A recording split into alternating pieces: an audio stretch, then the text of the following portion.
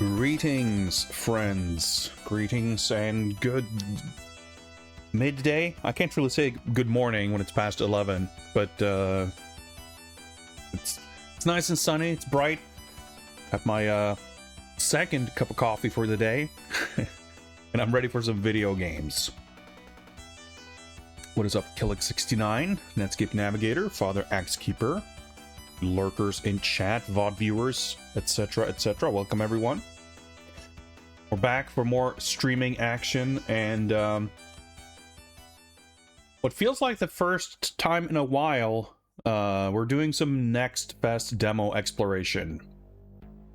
There is supposed to be chat on screen.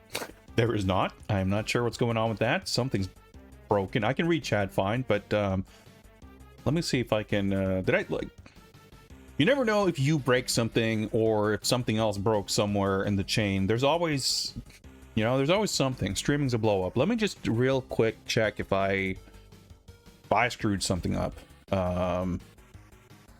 Chat box supposed to be there. Why don't I just refresh that and see if that helps? I don't know. We'll figure it out. Like I said, there's always something. In any case, I hope you're all doing well. I'm doing okay myself. I'm holding up.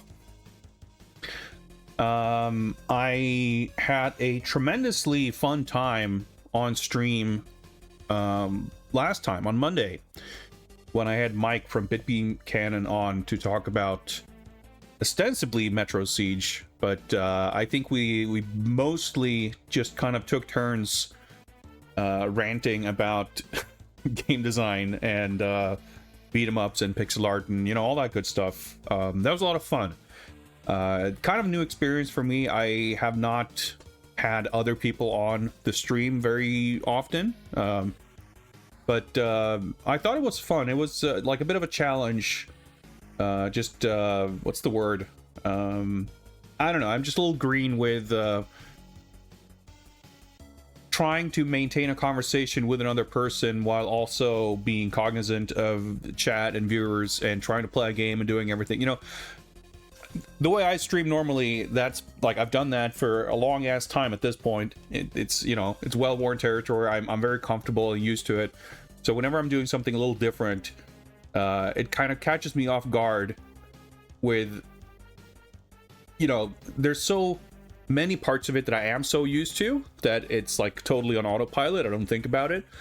That when I'm in a situation that feels like it should be familiar and comfortable, but it isn't because there's some other external factor, you get really kind of thrown for a loop. I'm sure many of you can relate to that in perhaps other contexts. But I had a good time, and seemed to me like Mike did as well, and I hope you did too. What's up, Bitoichi? Welcome. I'm glad to hear you guys enjoyed it. I would love to hear more feedback because, frankly, I enjoyed it so much that I would really like to try doing more of that kind of thing in the future. There's no specific plans. It hasn't gotten that far or gestated for long enough.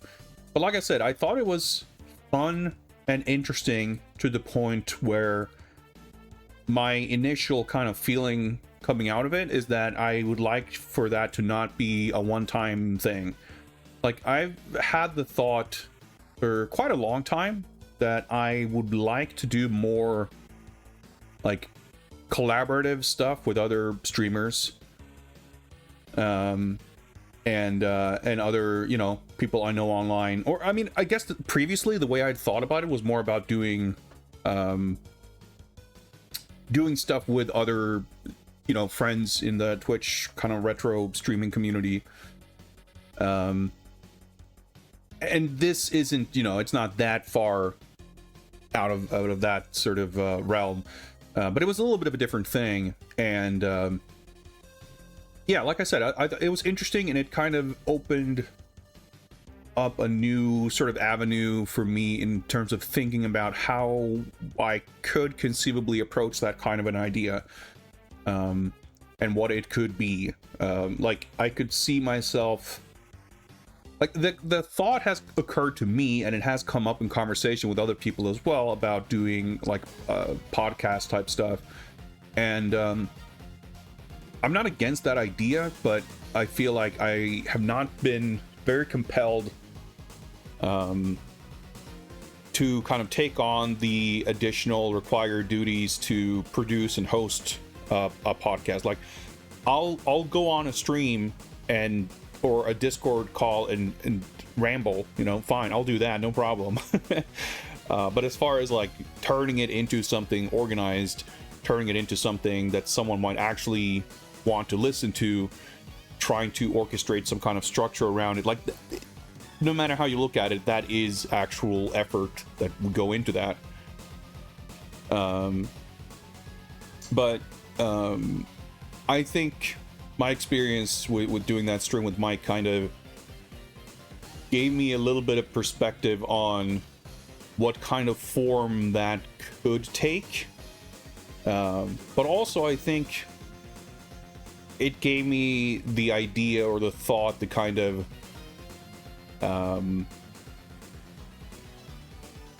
try to create a vessel, a kind of forum for having the kind of conversations I'm very interested in having, but doing so in a maybe slightly more permanent way versus, just chatting on Discord or whatever, and doing it in kind of a way that's more engaging for me, to actually have a proper conversation. And one thought that occurred to me, if you watch the stream, you may remember that I was talking a bit about how I first came across Bitbeam Canon, which was their kind of video discussion analysis videos talking about pixel art, and how I felt like pixel art as a craft and as an art form, and it's a kind of, in my opinion, very underserved niche in terms of analysis and kind of discussion around it, more so than like beginner level tutorials or kind of indie game devlogs and that kind of thing. And I don't know, I guess the thought hadn't really occurred to me previously, but it kind of came to me just reflecting on the conversation I had with Mike, that maybe that's not a half bad idea for a kind of, I don't know that I would maybe position it as a podcast, but like I can think of other people that I could bring on to have conversations about those topics with, and I think I would enjoy it. I think I would find it interesting to bounce ideas off of people I know who have similar interests. I would hope that, if not literally you people watching currently specifically, at least some people out there would also find it interesting. Like, I'm sure there's other people out there who agree with me that these are interesting topics that just aren't really covered to any great depth or in the way that I would like to see them covered.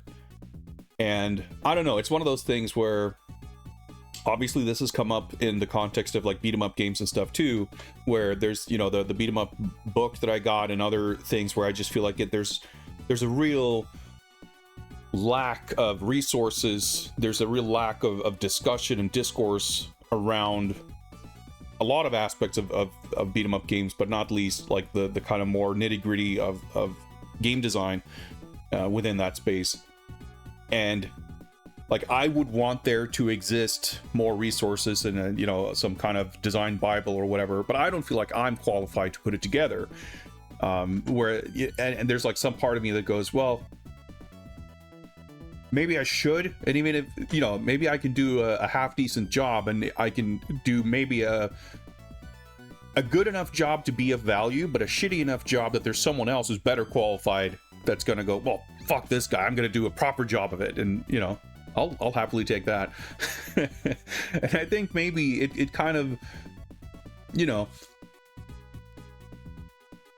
it occurred to me that maybe I'm in a similar position when it comes to pixel art and some other topics where it's like, maybe I don't have to wait. Like, maybe I could make this stuff or help put into the world the kind of stuff that I feel is lacking.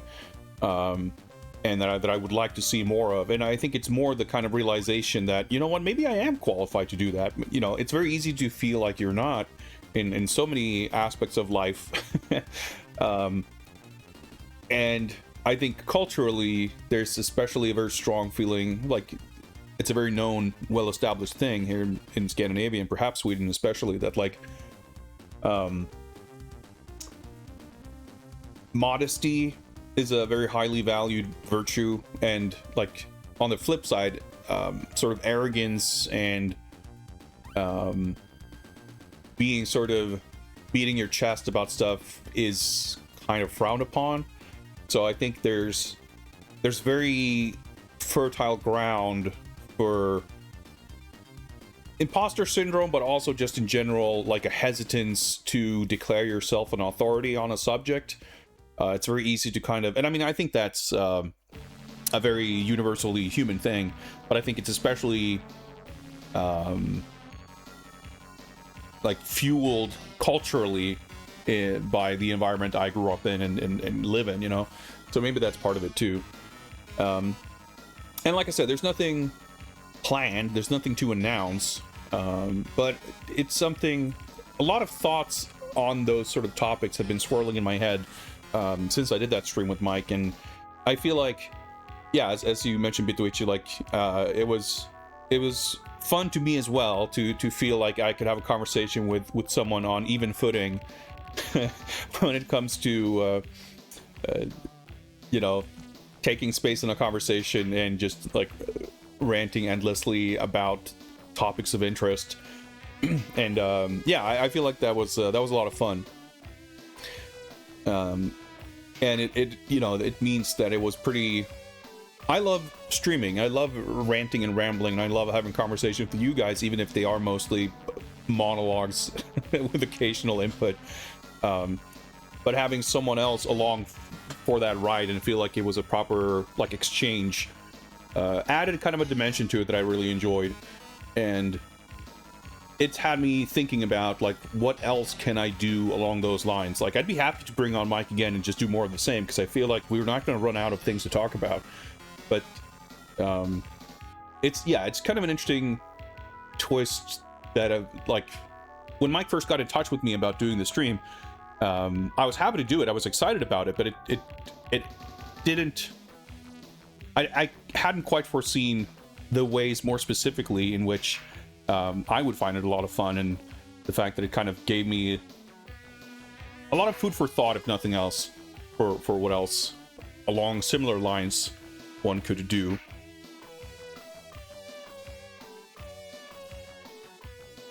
Let me try to catch up with chat. Like you guys are saying, nice to hear not only compliments but also constructive criticism. Sometimes all you hear is the dev getting their game glazed. Yeah, if there's anything I feel bad about about the stream, I had a lot of fun and people seem to enjoy it, but I feel like like both Mike and I had so many things that we just wanted to express and get out of our systems that like we didn't really get to. I didn't really get to maybe dissect and talk about a lot of the specifics of the Metro Siege demo. Now, I know that I talked a lot about it when I first played it, and I know that Mike watched the stream and enjoyed it and had sort of gone into it, so I'm not necessarily concerned that there's a lot of feedback that isn't, being communicated, but I think it would have been... I would have been very interested in having the opportunity to get a direct response from the developer sort of live to those kinds of questions. So we'll see. I mean, I obviously cannot make any kind of promises on anybody else's behalf, but I'd very much like to pick up the ball and discuss with Mike and maybe some of the other people from Bitbeam to see if they'd be interested in coming on again and maybe continuing the conversation, because I think there's definitely potential there for something that is, if nothing else, fun for me, but hopefully interesting and engaging for all parties. What's up, Macaw45? Did I ever catch wind much of the Japanese game Bloodstained Ogress? Yeah, I watched you play a bit of it. I don't get to watch a lot of your streams live due to time zone differences, but I try to catch up on your VODs whenever I have the opportunity to do so. And yeah, I saw some of that game. It looked really interesting. I kind of didn't want to, get too deep and look too closely at it. But it looked really sick, and it's yeah, definitely an interesting game. Red Fury on Steam. Yeah, because you had gotten like the DL site version or whatever, I guess. I don't know if the Steam version's any different, but yeah, it looked like an interesting game for sure. I don't know that I have the same patience as you, well, with a lot of things, but specifically with like hunting for secrets, especially if the games are really challenging. But it looked like a cool game to play regardless, so I'll definitely want to take a closer look at that. Video podcast on pixel art would be cool. Seeing examples of the art techniques, color palettes was good in the one forensic pixology video I watched after the stream. I'm glad you did, and I'm glad you enjoyed it, because yeah, I think those videos are really interesting. And that's one of the things that I've been kind of pondering, not put a lot of time into, trying to arrive at any conclusions or anything. But I think for sure, like in terms of what I enjoyed about doing on Monday's stream and what I think is like what would need developing if that's going to grow into something else is the the video production aspect of it.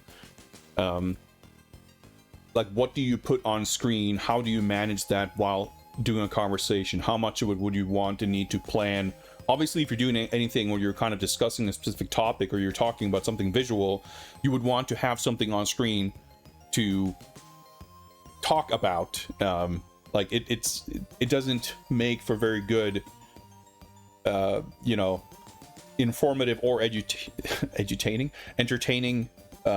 programming to just listen to people talk about something visual. I mean, it can be, but you're missing out on a lot of not having the visuals in front of you.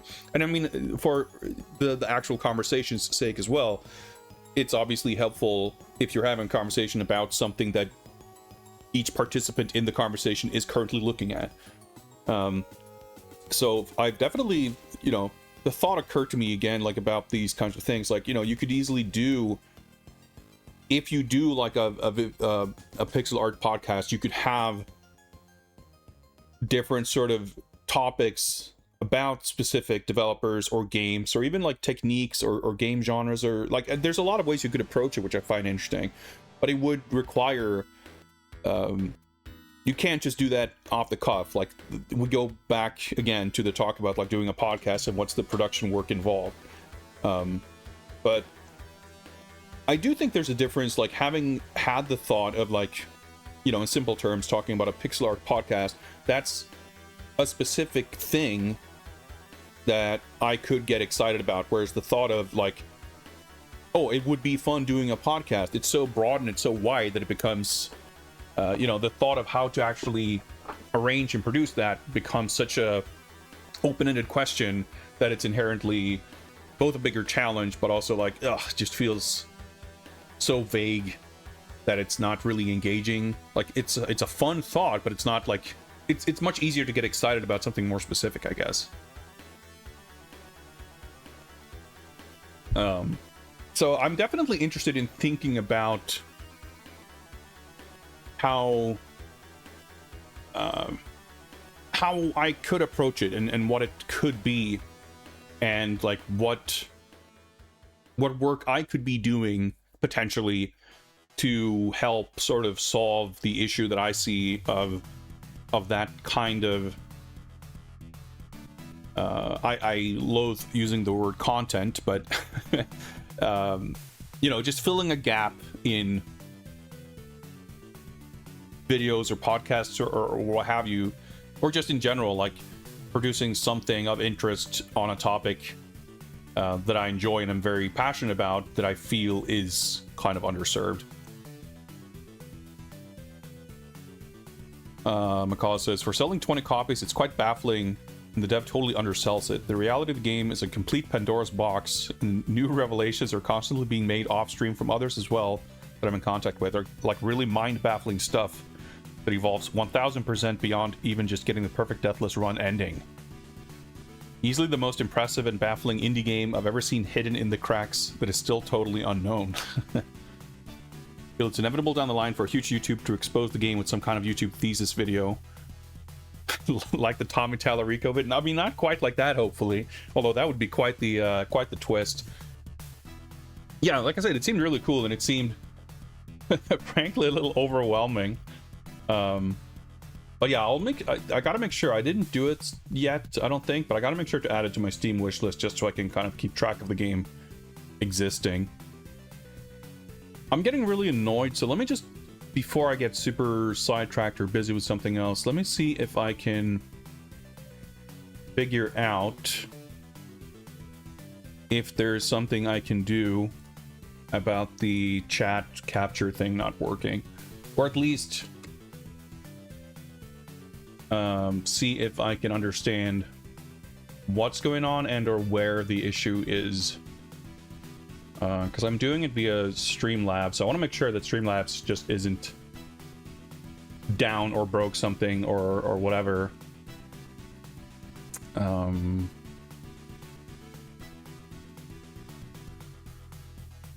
not sure if and how I can actually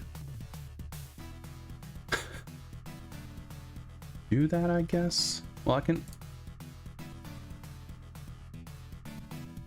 Okay, let me pop out this thing.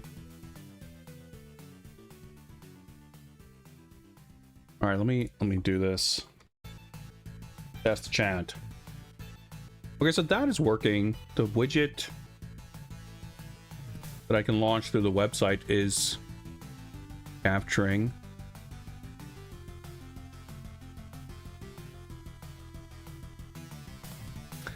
Okay, I think there's probably something going on with Streamlabs. Ian Oblivion, thank you very much for 64 bits of mega power. Because other alerts aren't playing, and I realized that Mr. Radon had the same issue on his stream earlier this morning.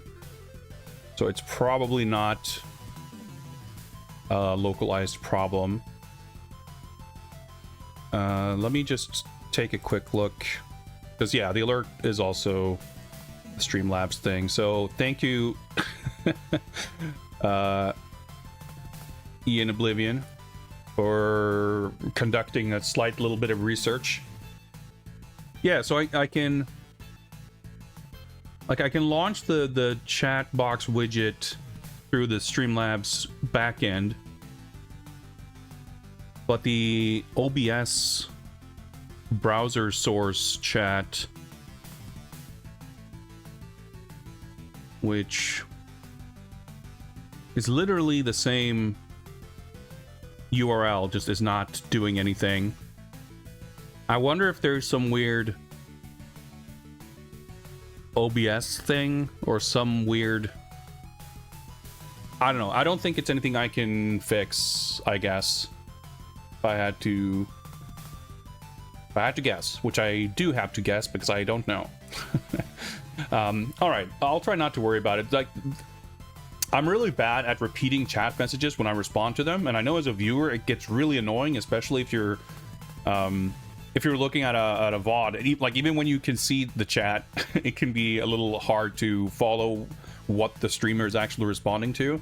But when the chat's not even on screen, and you know, you watch someone, they just go, yeah, I agree, or like trying to argue with something, and you have no idea what they're responding to. That's really confusing. So by having chat messages on screen, it at least becomes a little easier as a viewer to try to follow along in the conversation. That's why I like having it on there. But alas, there does not appear to be. I mean, it could be I change scenes and then it works. You never know. But I took a cursory look at it, and I think that's about the effort I will expend on that for today. And hopefully that's not going to cause too many issues.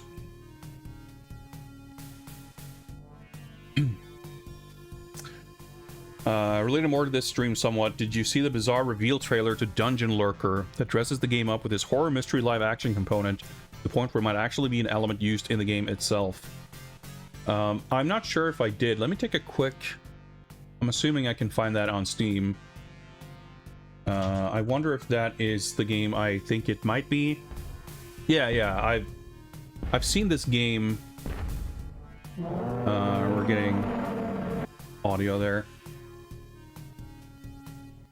It's like a action dungeon crawlery thing with this sort of pixel art 3D strange color crunching aesthetic. Let me check. It's developed by 13 AM Games. What did they do previously? Huh, I could have sworn that I saw that this game was from... There was some, like, existing pedigree. But when I look at their things on Steam...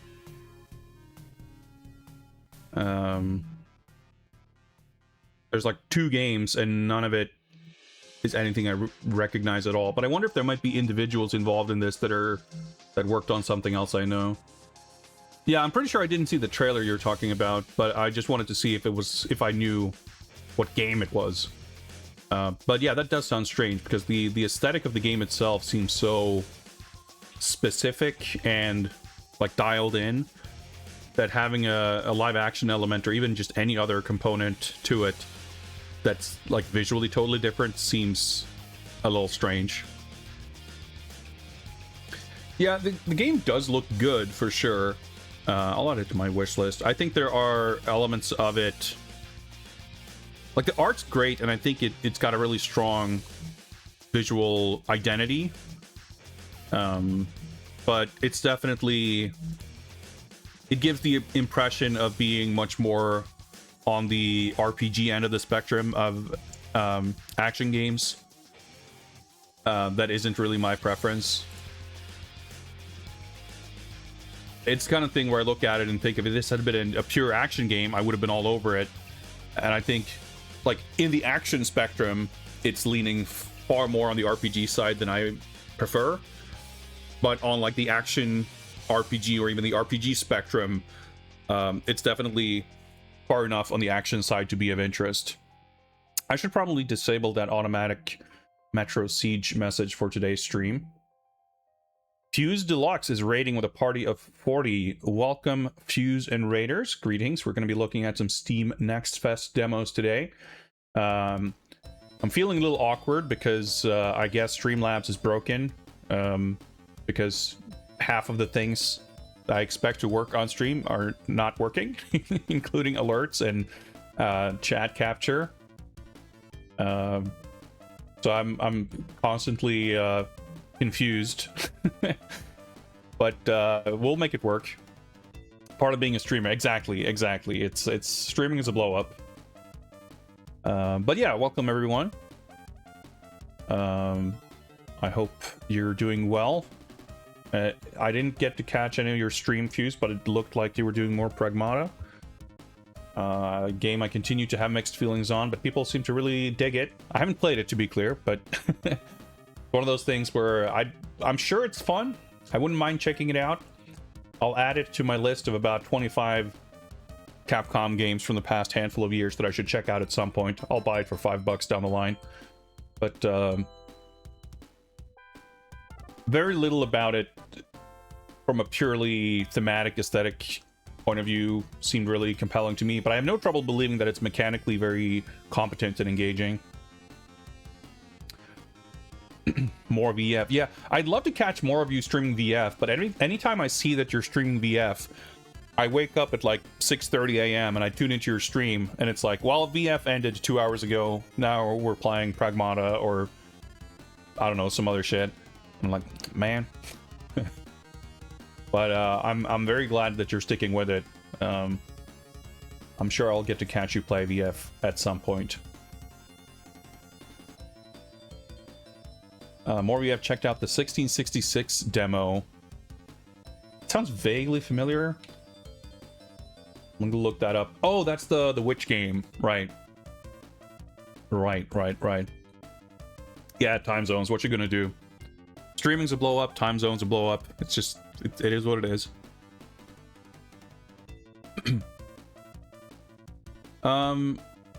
Yeah. So apologies if I'm a little I mean I have my OBS chat window, I can see chat, but because I'm a little flustered by things not working quite the way I expect, please be patient if I'm if I seem a little more confused than usual, and I might have a bit of trouble catching or responding to chat messages. Yeah, the 1666 doesn't really interest me too much. Just, I mean, mainly on account of being like a big budget 3D AAA looking thing. Like, it's not that a game in that space is incapable of engaging me, but it always feels like there's something about it that just has like a higher barrier to entry in terms of commitment, and like they're just any game like that just feels like it's sort of, it's like operating heavy machinery or something. It isn't as nimble as like an arcade game that you can boot up and get into within 25 seconds. Anything that feels like it's just big and heavy, and it's like there's going to be a, you know, a kind of a run up before you're fully into it, and I don't know, there's always like a just a little bit of friction with anything like that. And I wouldn't say that personally the theme or aesthetics of it are particularly compelling, but I can appreciate that it's something a little bit different, at least in the context of those kinds of games, from everything else. And I mean, I hope it's good, hope it does well, but it's not something I'm gonna make a priority to explore personally. Greetings, Mighty Cat, Mudusama, welcome. So what do I want to take a look at then, you might be asking? Well, as usual, there's beat 'em up and beat 'em up adjacent games on the horizon, as there always are, and those are inherently of interest to me.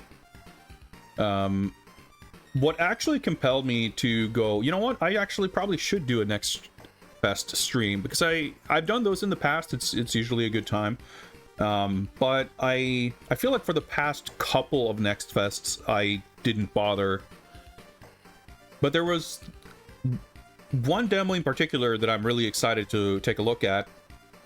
And there's a demo that actually came out a few weeks ago that I've been meaning to look at. In addition to the Takeover 2 demo having an update that I'm like vaguely curious about. It all kind of coalesced into, you know what, I might as well take a look at all these things, and while I'm at it, let me boot up Steam and just take a quick look and see if there's other stuff of interest. And all of the other stuff that I grabbed, I don't know that there's a lot that I'm like, holy shit, I gotta check this out. But enough stuff for sure that's of like moderate interest to make me go, you know, we can make a stream out of this. And then a full playthrough of Mad King Redemption, dear lord. Probably not, no. I played the demo of that a while back, and it's like the most bafflingly incompetent beat 'em up sort of adjacent game I can think of having played. And there's quite frankly pretty stiff competition when it comes to that on Steam. It was, you know what, I don't even really want to go into it. I don't know if you can find it still in my VODs. I don't think I would have bothered publishing it on YouTube, but we did play that on a previous stream. And yeah, I didn't think too highly of it. And that came out, I guess in like April or so, the early access release. I don't recall offhand, like I grabbed a bunch of stuff. Usually what I do during Steam Next Fest is I hover my mouse cursor over something and I watch about 1.75 seconds of the little video preview thing, and I decide then and there if I'm going to bother downloading it or not. So most of the stuff I grab, by the time I'm looking at it in my Steam library, I don't remember what 80% of them even are. So, well, those are the kind of premises for what we're going to be exploring here. But like I said, there's a handful of things I was actually excited about and interested in, and those things I do know what they are. We should just notice the my statue. Yeah, this I think it's, I guess it would have been KOF 15 branded. It took a long time to get here. It's a kind of a long story, but I had pre-ordered it, and then I wasn't sure where I pre-ordered it from, so I'd completely like there was no paper trail for the order. And I think what happened was, like, because the product page was no longer available, because you could no longer order it, even when I like logged in to the Hobby Japan site where I ordered it from, like, you could no longer, like, there was no evidence left of it having existed. And then it shipped like 9 months later to my Tensol like proxy warehouse thing, and I didn't get a notification, so it sat there for like 45 days before I, by complete happenstance, logged in to check something there. It's like, oh shit, there's a package here, what the heck's this? And then I was able to kind of piece together backwards that, like, oh, it wasn't that figure. I thought I'd had pre-ordered it, turns out I did.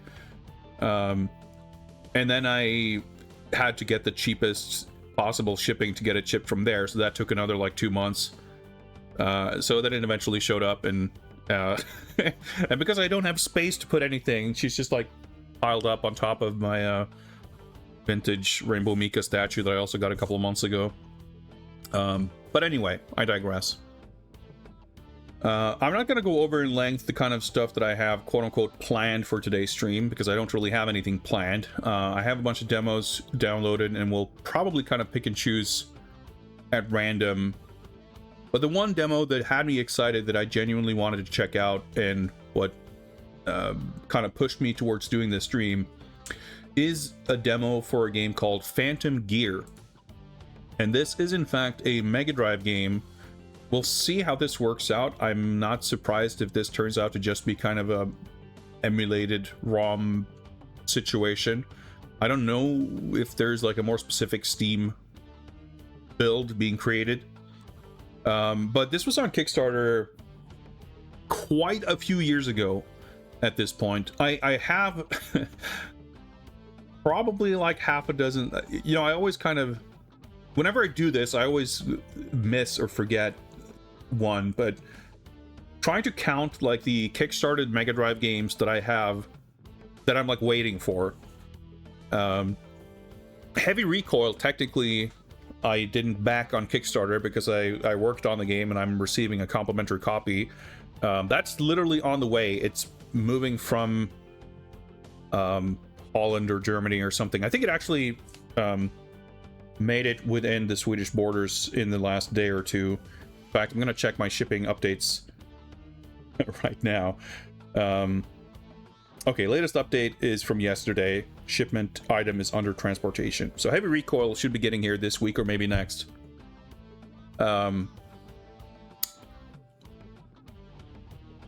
Irina Genesis, whatever it's called, that's one that's been in the works for several years at this point.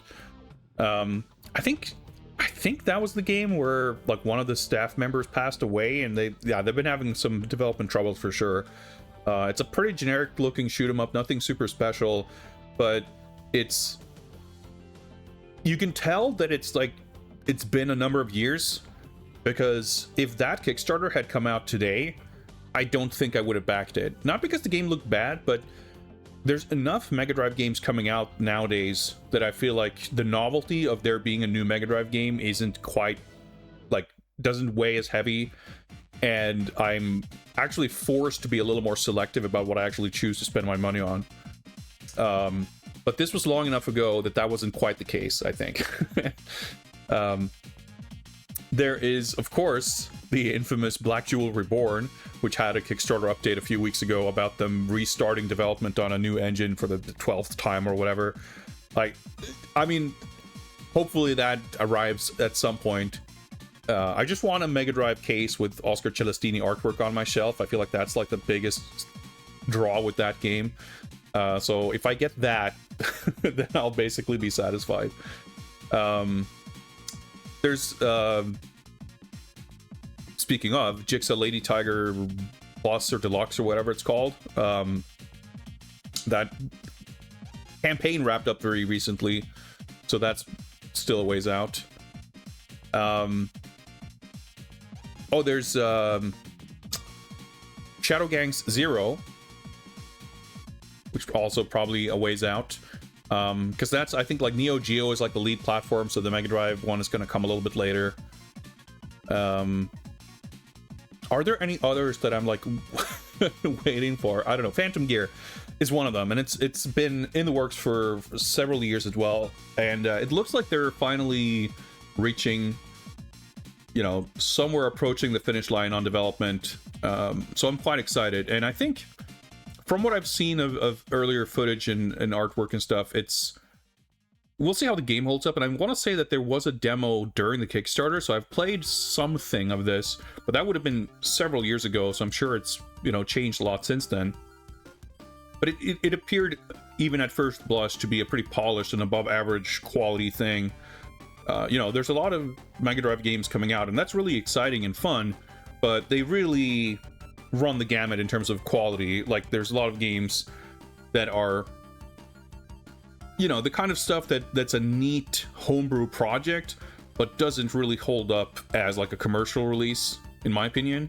And there's stuff that's like legitimately would, you know, be a strong competitor in the market if it had been released at the time. And Phantom Gear definitely looks like it's in the latter category. What's up, Coleman? Will I play Tifa in Street Fighter 6? I'll buy the next season pass when I can get it discounted through a key seller. I like Street Fighter 6. I don't play it very frequently or dedicatedly. I will say that Tifa is the character I'm the least excited for in Year 4 by a significant margin. I don't really care for guest characters. But I'm excited for the Yasmin trailer, which is supposed to come out today. Yasmin and Arjun are for sure the two characters I'm the most interested in this season. But I hope... I don't know, I could go on a lengthy rant about my hopes and dreams and likes and dislikes for Street Fighter 6, but we'll leave that for another time. I think there's going to be more than enough that I want to look at on today's stream. If I get caught in some kind of off-topic rant, we'll never get around to it. So without further ado, I'm going to hop on over here. And we'll have a big old chat box down here that'll probably just going to stay blank for the duration of today's stream, but that's just the way it is. That's a little bit outside of my control. And we'll check out... Let me get my volume mixer up here, because, as is usually the case, audio levels are going to be all over the place, and I'm going to need to preemptively dial things down lest they get too loud. I'm going to find a USB cable here somewhere and plug in my controller.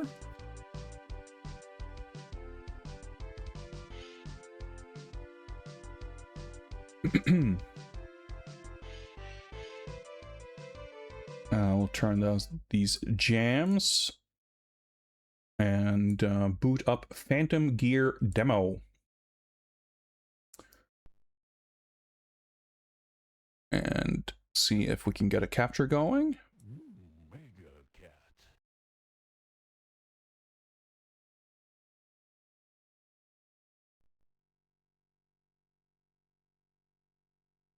I'm going to restart this. Oh yeah, this looks like a weird emulator wrapper. And try to boot it up again. Bits Rule is the developer. Can we capture that in time? Nope. Mega Cat Studios. There we go.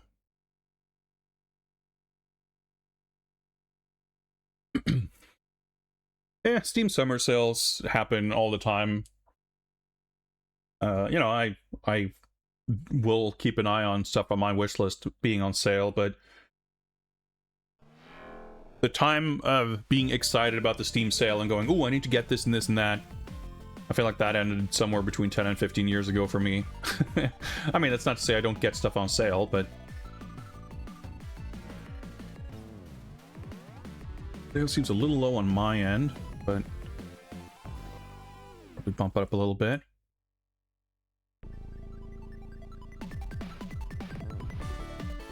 Very interesting, extremely heavy use of American-style vertical dithering. There was even some horizontal dithering, which is a little unusual. That's very interesting because that's a technique that's very specific in my mind to a certain like timing window and like geographically, culturally limited to American developers. Like if you look at American Genesis games from like circa 93 to 95, you see this all over the place. And I guess that's mostly because there's a specific sort of I mean, in general, you would see trends in visual and audio design that will help you kind of distinguish what's a European game versus an American game versus a Japanese game. I mean, with game design and stuff too, obviously. But I think that the vertical dithering is, to me, like a very specific hallmark of American developers on the Genesis. And basically, like, the way a video signal works on... I'm sure the effect would work just fine and be the sort of the same on RF, but more specifically, I guess, on with composite video, because the signal is a bit blurry, and specifically, I can't go into the technicalities of it, but basically, doing like alternating vertical lines versus just doing a checkerboard pattern, like there's a kind of a blur that occurs more horizontally than vertically, which means that like you can have this alternating line to create the effect of transparencies or just like smoother gradients. And partially, I would say, because it's a technique that like pretty specifically relies on a quirk of like kind of poor quality video signals that isn't really applicable to modern displays and modern games. It's not a technique you tend to see in modern pixel art. So it's very interesting just looking at, like, we're still in the attract mode, but for me it's still like really fascinating to see all this, because it's such a, like, that technique specifically feels very, like, you kind of don't really see, like, you don't really see it on in like NES games. You didn't really see it in Super Nintendo games because there was generally enough of like a color depth that you didn't really need tricks like that. So it's sort of a, and you didn't really see it on like PC Engine because there were like 5 US developed games on that platform. So it's a phenomenon that's like almost exclusively applied in American Genesis games. So it's like a pretty specific thing. Whereas aesthetically, aside from that technique, this game has a much more distinctly modern pixel art aesthetic to it. So it's like, it's a kind of an alien combination it's actually kind of neat, because it makes this immediately stand out from like every other modern Mega Drive game to me. Is this a platformer shooter like Contra? Not exactly. I think let's see if I can... And the controls aren't working. Let's see if I can I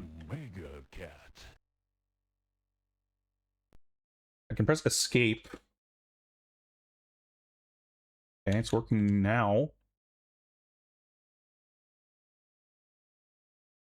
Okay, clearly the buttons are working here. See if we can figure it out. I would say from what I've seen, this game is closer to something like Pulse Man. It's like an action platformer. We'll see soon enough.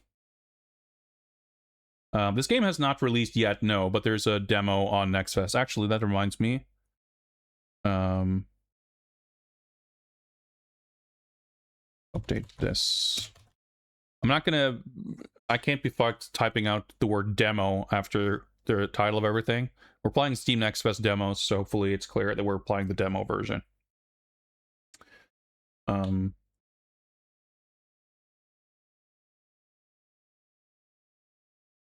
we have the pixel art border.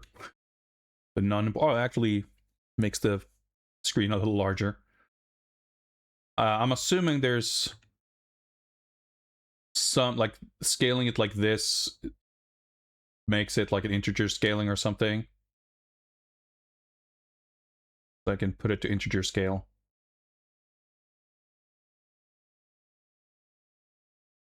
Yeah, I guess technically it's... Wait, so... Original aspect, I guess, means stretch it to 4x3. Yeah, because there was like some very slight sort of pillar boxing. Let's do it this way. We'll keep the border on. Okay, let's see if... Okay, I'm pressing A on save and return. It doesn't... Okay, I can navigate the menus, but I can't return to the game. Okay, if I press escape, that works, but can I... Yeah,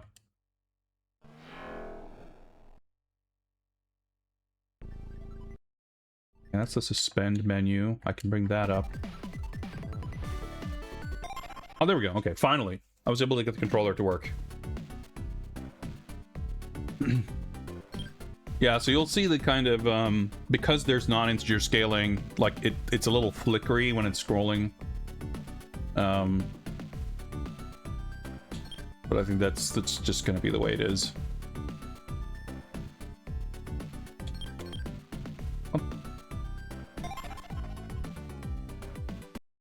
I'm confused. So this says that the A button is X on my controller, but I had to press the emulated B button to actually enter the menu. Alright, so here we do get the Xbox button prompt. Yeah, this is like, whenever you have these like emulator wrappers, it always gets weird with the button controller stuff, so it's going to be less confusing to play this on an actual Mega Drive later, at least. Thank you, Mighty Cat, for subscribing. Appreciate that. How are audio levels, by the way? Looks like it's maybe still a wee bit low, so I'm going to crank it up just ever so slightly.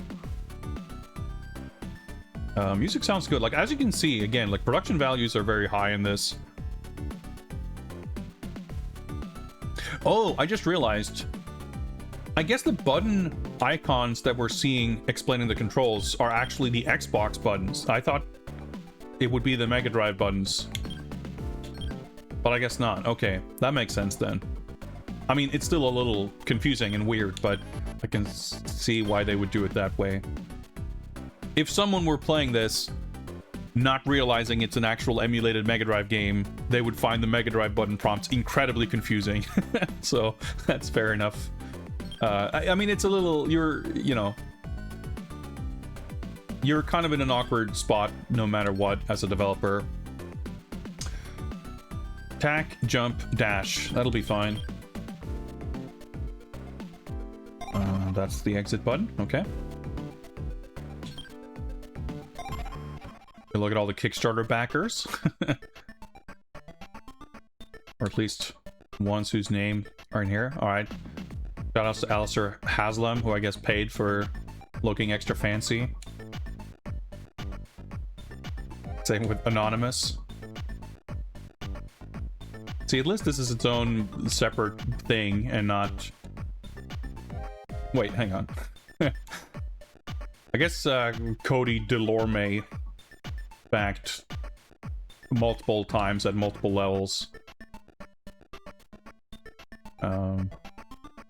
Hopefully this means that there's not... Well, you never know, I guess. Whoever paid for a big robot here, they might have paid for a big painting or something in the game too. Hey, I'm in there too. Cool. Just checking. Alright. Let's try story mode. Defaulting to hard? Sure.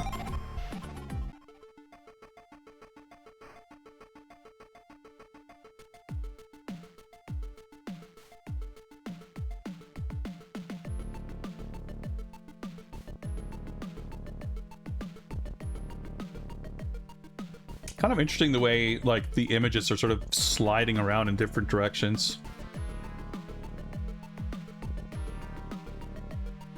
A very, very interesting choice to go with the vertical dither. I guess the evil guys kidnapped someone. I'm, like, not following the plot at all here.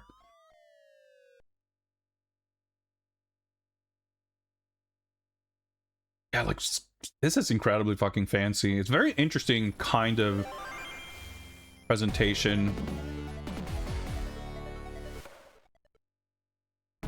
Yeah, this stuff's like very like Sonic, Ristar, Pulse Man kind of coded. Yeah, it's like it's so elaborate. Like the UI and like every element of it is highly elaborate.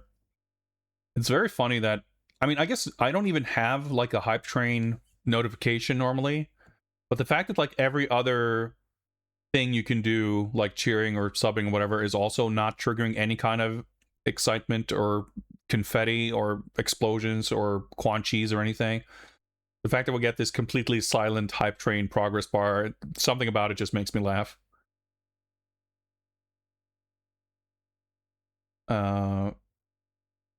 But yeah, thank you, I appreciate that. Bios Life G, greetings.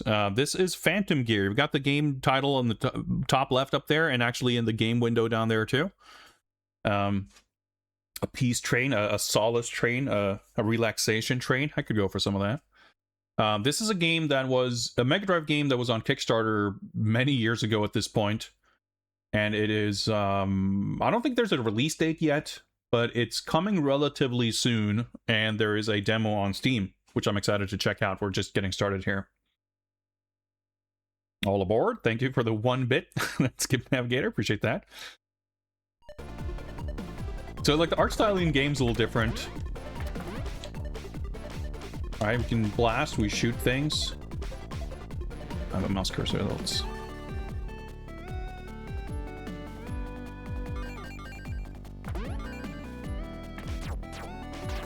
Interesting, the reaction on shooting enemies is a bit muted. Oh, there's a minion. Oh, we got, oh, that's good animation. Interesting, like the... She looks pretty... I mean, I like the sprite. Good run cycle. But like the artwork in the intro and the HUD and everything is very different from her, like just the way she looks. But then when you do like, I guess it's just her having a mouth and looking more expressive. She looks more like the character design. Oh shit! I forgot to disable the Metro Siege thing. Well, that's fine. I'll just continue to promote that. You should be checking out Metro Siege.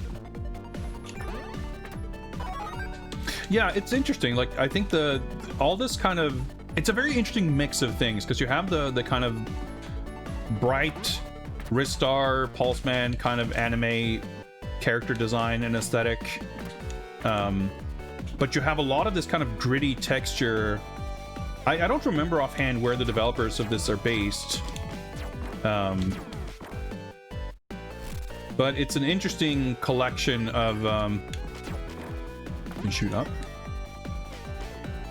of like aesthetic of double jumping.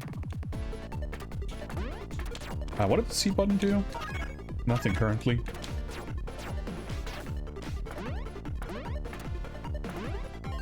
Like, it certainly doesn't look anything like an American game of the time. But there's enough things in it. Like, I wouldn't say that these, like the tiles here, give me like an extreme American game vibe per se. Nothing like the vertical tethering specifically. But it kind of looks more like the bright colors and the cutesy aesthetic definitely feels like a 94, 95 game. Like, you know, like Ristar, like Pulseman, like Monster World 4, that kind of thing. But these more like gritty, detailed tiles feels to me more like a 89, 90, 91 type game.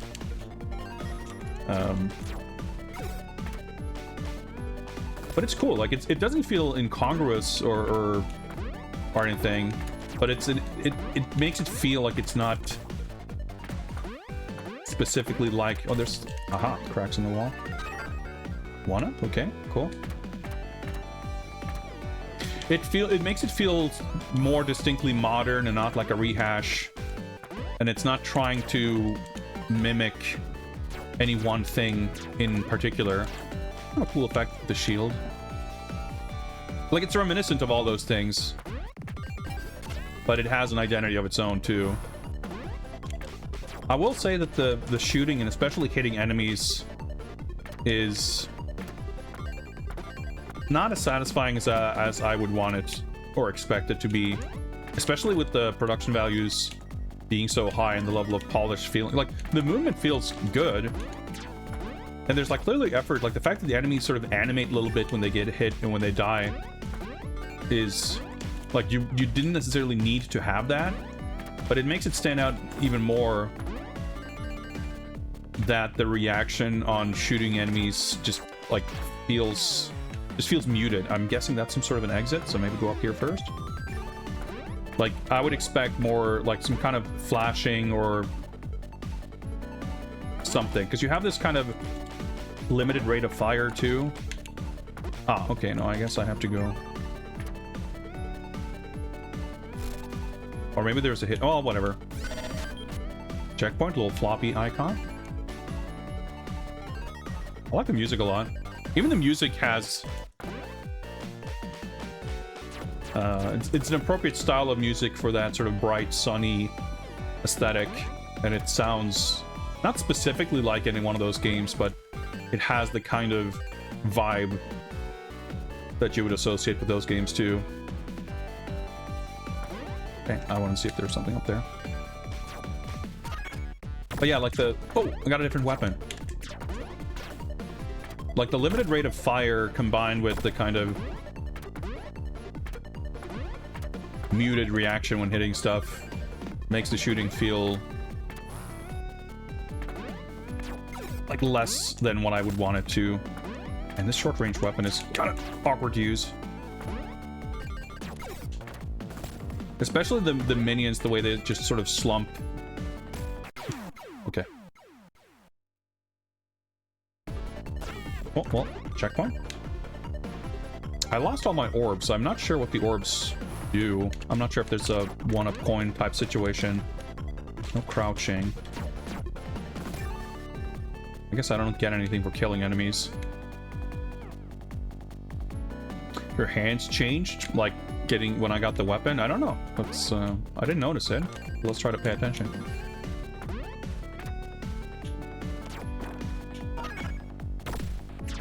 Doesn't look like it.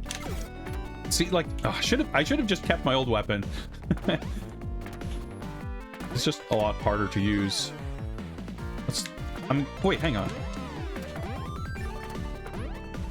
Ah, okay, I can't actually go this way, so we have to go left. There's certainly an implication here of there being a bit more exploratory. Yeah, see there, like, it didn't even... Oh man, this weapon is like even worse for the reaction, because the other gun at least had a little... Oh, see, that guy blinks. The turret, but... Like, with the regular gun, there was a little spark of some kind when the bullet collided, and here there's like nothing. Okay, got a little nut.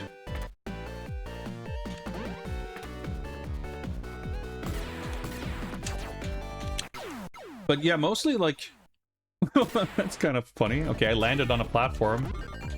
A bit of a bug there.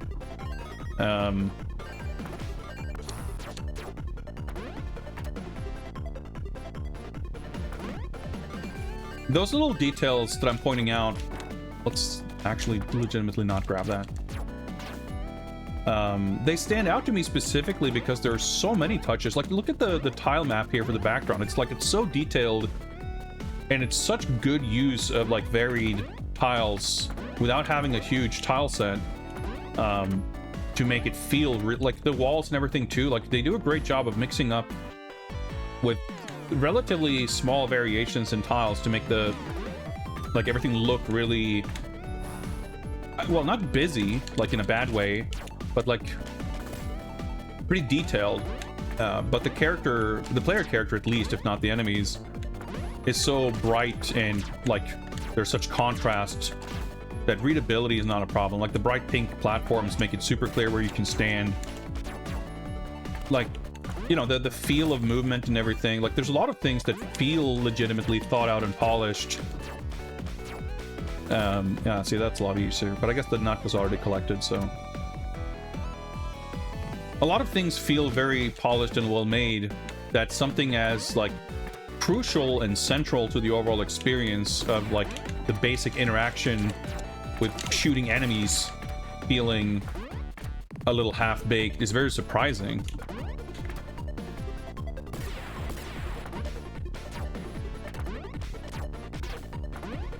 Let's move on.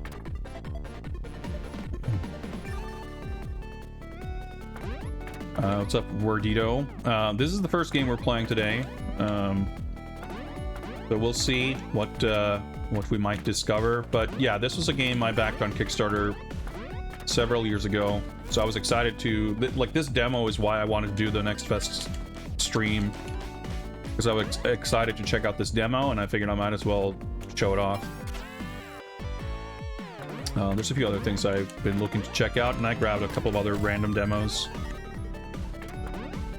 It's very interesting. Like, so far, every area has had stuff that seemed like a little unclear if and how we can access. I wonder if we were meant to replay levels with new abilities or something.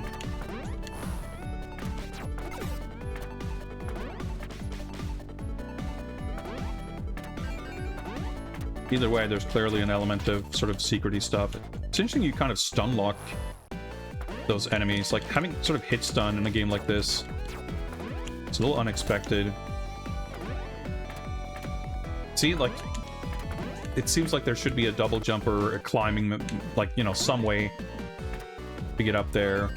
But it doesn't feel like I missed, you know, it feels for sure like we're supposed to get here with other abilities versus, like, missing a secret doorway. Well, here you go. The art is so absurdly polished. Like, it's so fucking cool. Like, I think the in-game stuff is... Oh, okay, so maybe we can only wall jump. Yeah, okay. So there's even, like, a degree of non-linearity. Right, so I probably can't use that... never mind. I was gonna say, I probably can't get up here, but I could. It's funny that, like, the character animation in game, and you see the like the details in the background with the scrolling clouds and stuff. Like, there's just so many great visual touches, but the in-game graphics are still like the weakest element. See, like this stuff, like this art's great, but just that little sliding entry animation adds like instant production value. And then you have like the little menus, like the UI stuff. Even for this, like everything is so like nothing was left at like, well, you know, it can look like this basic version of a shop menu is fine. Like, no, we're gonna make unique little art for the little panel that has everything. Like the little animated glint on the orb looks so great. Like everything is so super polished that, yeah, I'm finding it a little shocking that the kind of core interaction of shooting guys, you would think that people with this level of talent and taste for visual presentation would be clued into the fact that shooting guys doesn't feel as good as it should. So that's for sure a little disappointing, I think. Okay, interesting. So some things cost orbs and some things cost nuts or bolts or whatever. No, those are nuts, right? Bolts are the other thing. Spread shot, you can also launch like, oh, maybe when you have a different weapon you can use the C button to do something that I didn't test. 3-punch combo, well, I can't afford it. Electric shot, you can go forward and backward. If I lose orbs when dying, I might as well spend them.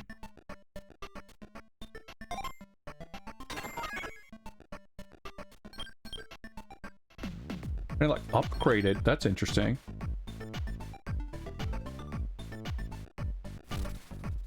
Whole animation when you leave too. Okay, so C button still doesn't do anything, I guess, but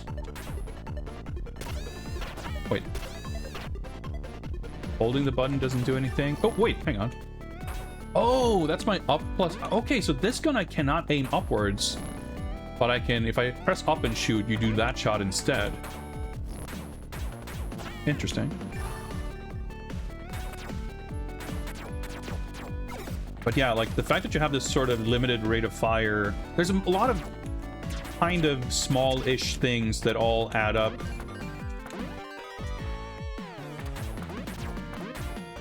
To make shooting less satisfying than it could and arguably should be.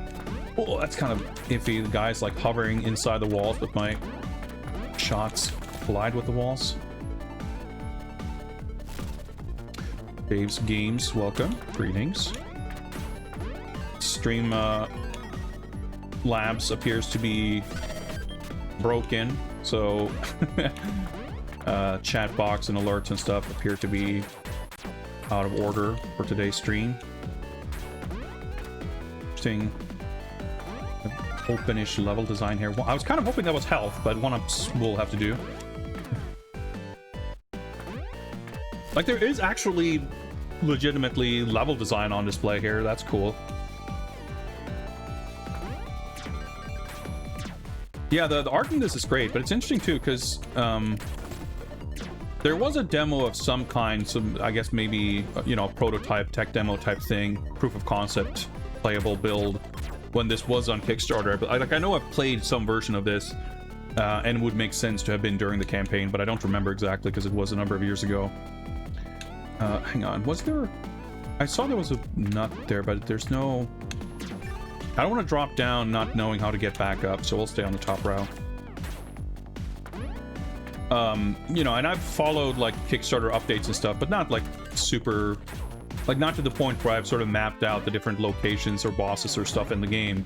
So I don't really know what to expect from the full game, but I'm pretty sure this was kind of the same area that was in that early demo. Like, it feels very familiar, even if it's fleshed out and polished here. Okay, I should definitely grab that health, so let's wait for this to go back up. But yeah, I mean, the art's super polished, and it makes me excited to see what else is in this game. And again, that's why I wanted to play this demo, because I have been looking forward to this game.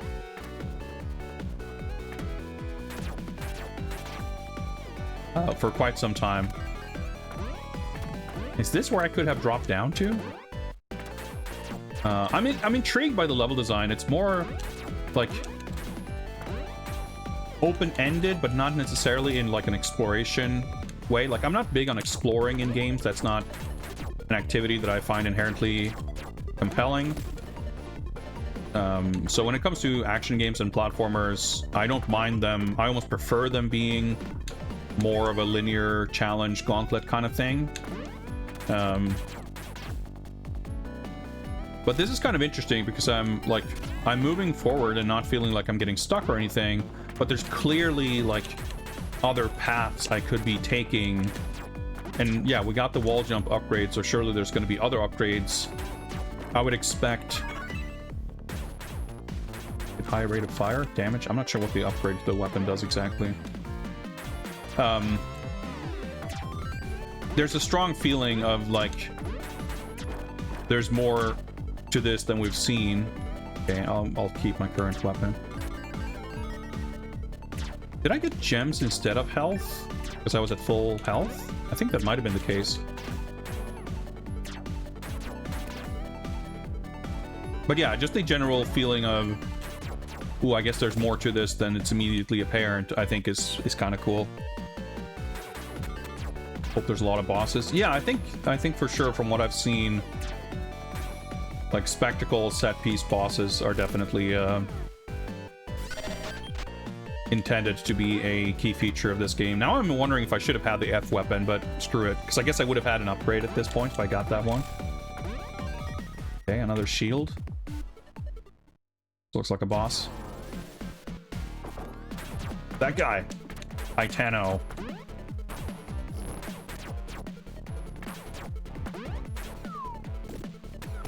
Shoot these. Ah! Explosion still hurt me. Ah!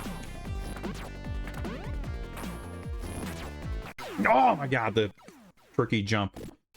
So yeah, we are playing on hard. There was hard and easy. I see. Yeah, this vertical shot might be helpful.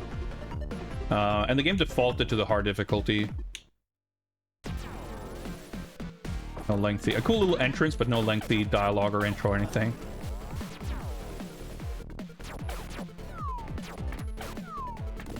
Oh, okay. Whoa. So the electro weapon took these out in one shot, I think.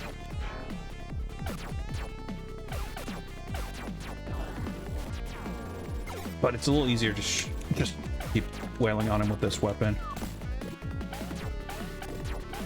Ah, okay.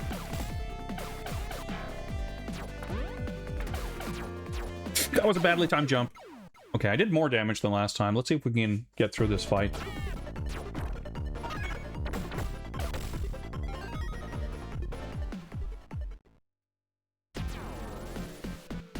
Yeah, I'm definitely liking this game.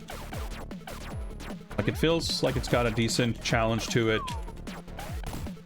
And it's got some ideas. Like, the art alone is enough to be excited for the game for me.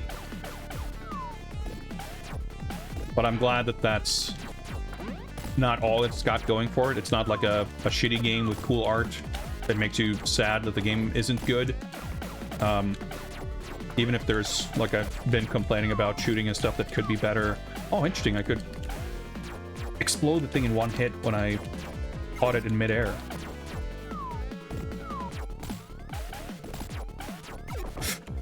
Okay, I'm not dead. I am now, though. Ah. I guess if I wait too long, he does the jump. So it's better to jump over him early.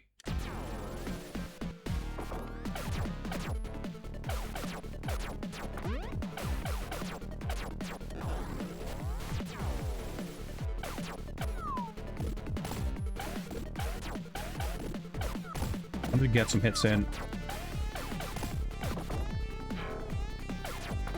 Oh, I got hit.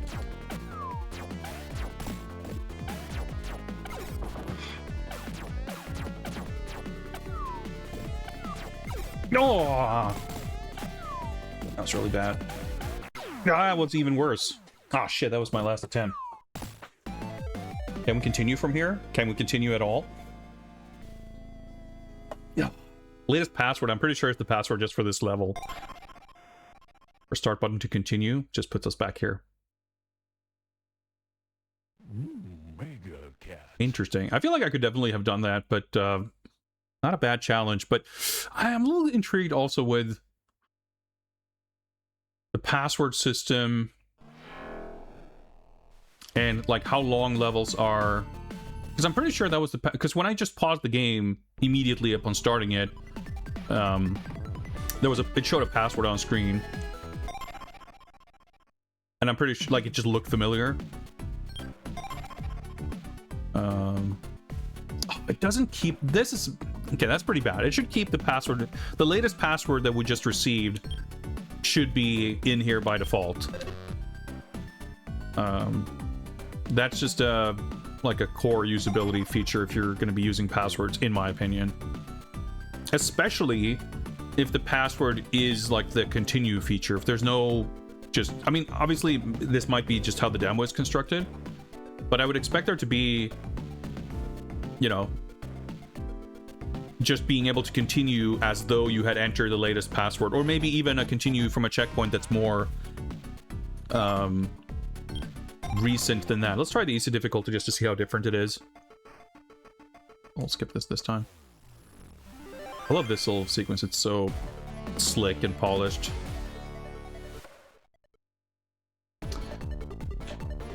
Like, and I'm thinking also, like, how long, as you can see, yeah, I guess there's a different password here because we're playing on easy. That makes sense. So I'm pretty sure we didn't get, like, we collected the double jump, we made it to the boss, but none of that was enough to, like, collect a new password. So I have 4 bits of health from the start. That's an immediate difference on easy. I guess just going through the level again, we'll see if we can find any secrets or do anything differently from last time.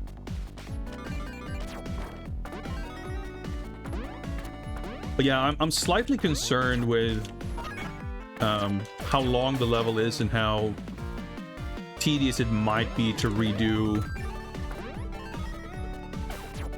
levels depending on how, like, what the challenge is like. I'm not saying it's a big problem for the game, but just like my initial first reaction is I'm a little surprised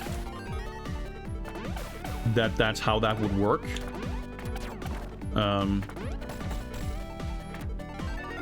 But I don't have a problem with it per se. Ultimately, it comes down to how compelling the game is. And I'm liking it.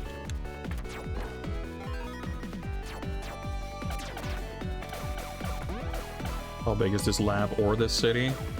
Pretty big. I mean, it's... I would say that I think that, again, like, the feeling of how long it took to get to the boss... I mean, we'll see if it's a little quicker now that I've played it once. But, and playing on easy, I guess. But the levels are pretty big, and they, like, feel big. Especially with the kind of exploration-y aspect. Ah, interesting. Yeah, that's right. I couldn't get in here before, but I can with this weapon. I thought I was supposed to come back, so this is a different route. We didn't see this last time. That's interesting. I mean, I guess it makes sense. It didn't occur to me because I don't think I had actually collected any alternate weapons yet at that point. But the fact that the different weapons can actually be used to gain access to other areas. Oh, fuck. I get so confused by that thing because the rocket blasting out makes it look like it's firing in the other direction.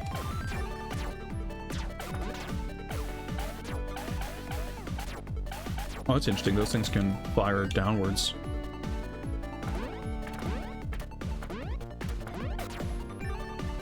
Let's stick with this. Well, actually, maybe there's something you need, like... Oh, you can stand on this thing. Interesting. I got hit. Maybe I can, like, electrify something with this weapon, and there's some secret that's... Like, maybe there's a reason why I got that weapon.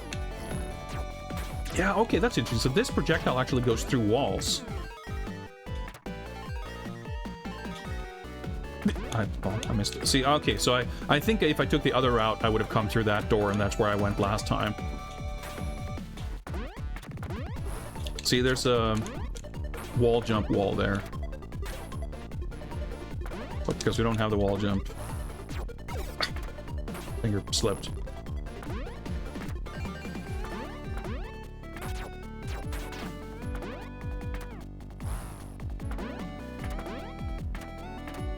Right, so this is where we get the wall jump. So let's double back and check out what was on the top left. I do like the level design. And it'll be interesting to see how that... this is just for the demonstrator, I guess. It'll be interesting to see how that gets extrapolated on, you know, over the course of the game.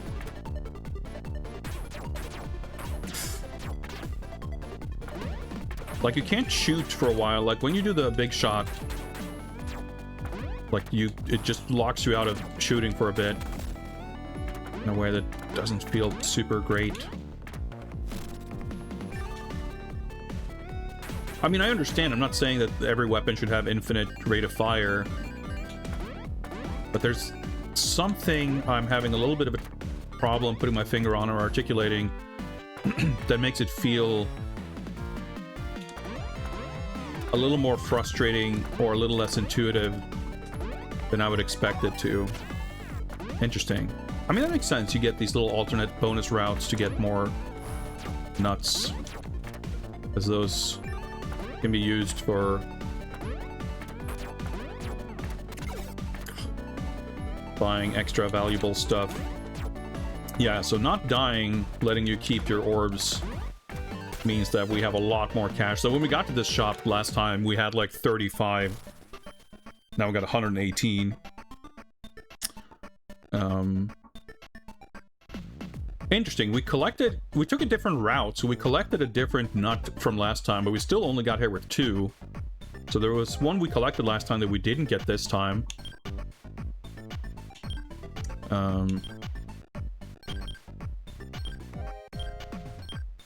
Interesting. So on hard mode... No, never mind. Okay. So... Oh, this is weird. Extra... Oh, I thought this was a health bar extension, but I guess this is the shield. which sort of technically is an extra hit point. And yeah, okay, I was thinking about the fact that when you lose the shield, you start flashing, but there's not a lot of other reactions, and it's like the feedback is a little limited. And I realize now that it says cancel knockback from an attack. You don't get knocked back when you lose the shield, which is obviously a convenience. It's a good thing. Knockback is dangerous and bad, but it is visually very clear. So the fact that there's no knockback means that, like, that's why it's less noticeable when you lose it. Interesting. Stock shot that can be shotted upward. Okay, I think we can at least conclude that the people making this game are not native English speakers. Fire shot that can be shotted on a parable. Yep. And go forward and back. So we have the electric shot. I guess we can spend another 35 to get it upgraded. Probably want the fire shot for the boss, but easy mode should make it a little easier regardless. But we are probably not doing it deathless, so... Oh, right, so this is the upgrade. Okay, right, okay, I was confused. Yeah, it's not shotted on a parable. It's not like, you know, you don't create, you know, fables or moral stories. It shoots in an arc, yeah. I guess I don't really want to spend money on weapons necessarily, because there's gonna be fire pickups before the boss, so I might as well get a 1-up and heal up.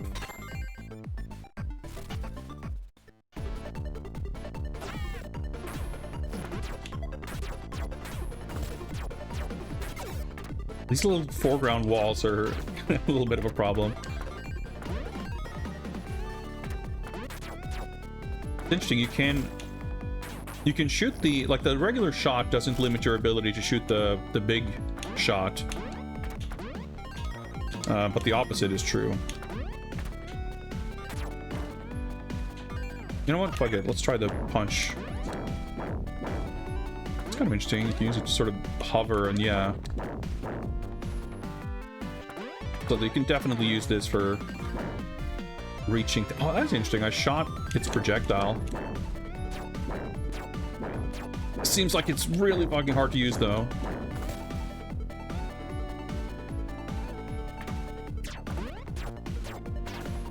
It's cool. Yeah, so I didn't really go down here. I deliberately kind of stayed on the upper route. So maybe we'll try to go low this time.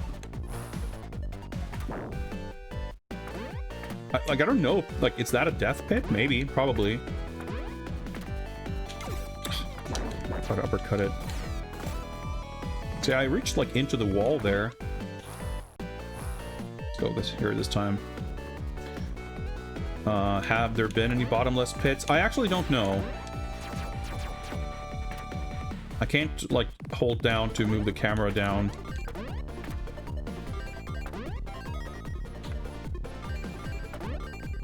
I feel like that's the kind of thing I'll leave to find out when I have no choice in the matter. Yeah, like...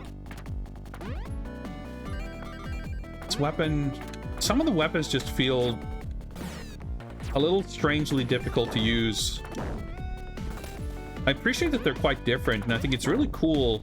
It's a pretty unusual thing that I can't think of it. Like, it doesn't feel like a standard feature necessarily that different weapons give you, like, different options in which route you can take in the stage and stuff like that. Greetings, Mr. Radon and Mr. Raiders. Welcome. We're having some Streamlabs issues today, it looks like. Dude, sniped. Well, there goes the weapon and the gems. So pardon the lack of fanfare, but welcome everyone. Whoa! Double shot. I think I'd like respawn it instantly. Ready for the future of games, are you, Mr. Redon? Yeah, let's see what we can learn and find out. Okay, collecting health at full health does not give you orbs like I thought it maybe did. That was just me being confused. Yeah, so this is Phantom Gear. This is a game that was on Kickstarter. It's a Mega Drive game. I backed this game what feels like a million years ago. I'm pretty sure it was before the pandemic. And I was very excited to see a demo on Steam. And it's not flawless. There's definitely some aspects to the shooting and combat that I find a little lacking, in particular in contrast to the phenomenally polished, I can't speak, visuals and like the overall presentation. Ooh, there's an extra nut. Like the graphics and sound and just general, I mean, like I said before, the in-game graphics are like the weakest part of the visual presentation. There's like an opening cutscene and a little animation when you enter those shops that look like absurdly great. Even though like the level start opening thing. I guess we'll find out if there's death pits. Yep, there are. That the combat seeming a little like sluggish in places, and like some of the feedback being a little unclear is like kind of surprising. You wouldn't expect it when everything else is so slick. Okay, there's something here. So one up, okay.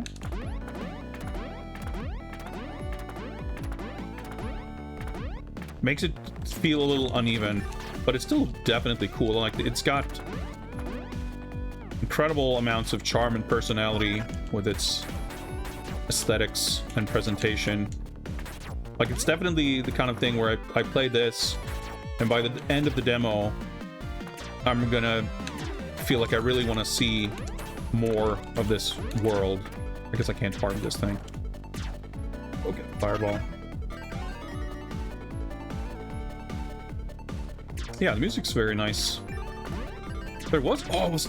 Hang on. Is that a shop up there? I can grab this wall, but can I... Like, I can see her go into the wall grab animation. I can't... Oh, there we go. Like, the timing to actually get that wall jump is weirdly tight. Alright, we made it. I can't afford anything, but I can show you this sick artwork. Actually, I have 3 nuts. That's enough to upgrade our HP bar. The whole HUD, like, extend. I thought for sure it would fill out, like, that empty space on that little circuit board, but I guess it just grew longer instead. But there's still a gap between my HUD and, like, the enemy health bar on the right, so I guess we can... There's still room to extend it by, like, 2 or 3 more chunks.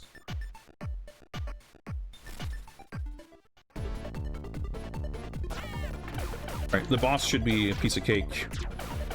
The game has 2 difficult... The demo, I should say, has 2 difficulty levels. Easy and hard, and it's defaulted to hard. We made it to the boss, and game overed.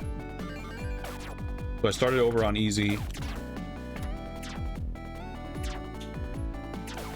So this should be not too much of a problem. Flame plus. Not super clear what the plus does, but higher rate of fire maybe? And shield. And more health than last time. Of course, I look over at chat and instantly get hit. Whoa, okay. Oh, whoa, he just dropped down instantly that time. But he's got a lot less health. And these things blow up in one. Oh, maybe that's because I have the flame plus. Yeah, see, I like... I barely tried, let alone managed to dodge anything. And I still cleared it first try. Oh, okay. More stages. Wasn't expecting that. Like, with the length of the stage, that's a pretty meaty demo anyway. Right, we got some funky lava caves. Can dig it. Okay, the scrolling combined with this wavy effect is kind of doing a little bit of a number on my eyeballs and my ability to perceive what's happening. But it looks incredibly polished. Oh yeah, I was gonna say, there's a sound test in the options. So we can see if there's more jams. So maybe just listen to it at isolation. So I can actually hear the music a little bit better than when I have to game at the same time. It's not unusual for modern Mega Drive games to have pretty good music and for the music to be one of the stronger elements. But I would say even in that context, this is pretty above average quality music. It's got a nice, fun vibe to it. And I don't know how to phrase it exactly. It's not like all modern Mega Drive game has music that fits into a very specific style or sound, and this is somehow totally unique from that. But there's something about it that at least feels to me. I can't really put it in words, but all right, interesting.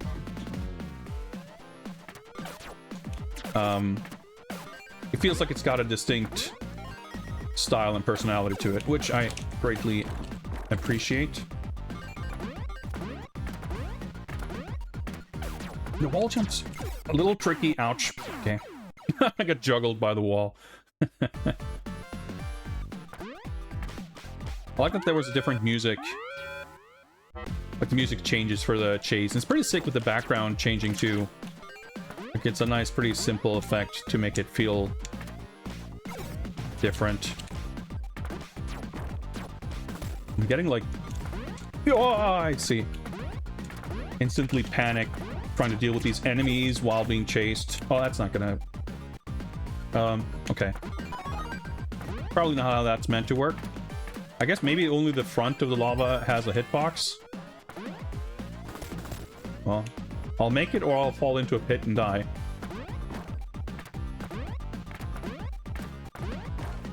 Or hit something else and die. Yeah, I got knocked... I got hit by an enemy or something, and it knocked me past the front of the lava into it. I should I should send this VOD to the developers of this game, because I ran into like a couple of interesting bugs.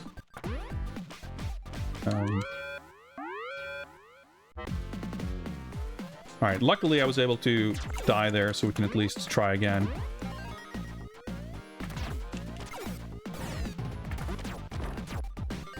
Like, the fact that your rate of fire is a little bit limited, enemies all take, like, quite a number of hits. Oh, I see, I kind of dropped down.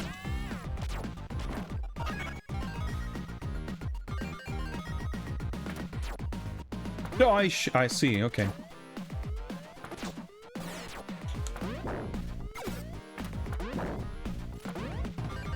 Like, it makes it a bit of a struggle to try to deal with enemies while you're being chased. Oh, I can do this. I don't exactly understand what this sign is telling me. Because it looks like there's a switch on this side, but it's like not active. So it's like, it doesn't look like the door's supposed to open from the other side. And the sign there appears to be trying to tell me something.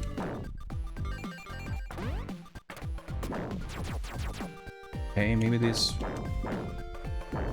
generators has something to do with it. The game has many mysteries.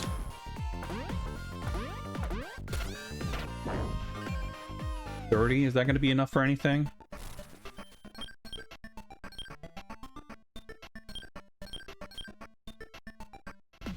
It's interesting. I can spend 1 orb to get the default weapon.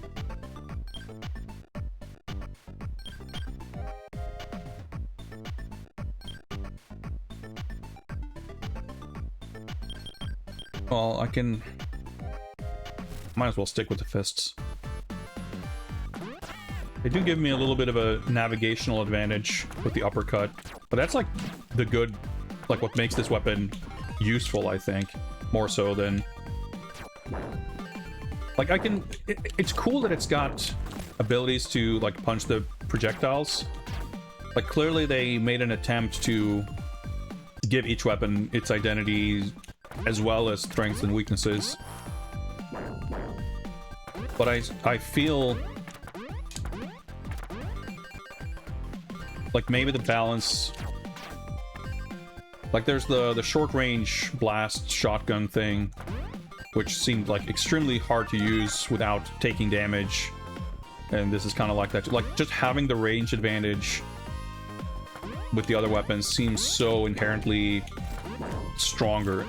Situations like that just happen. It's just hard to deal with.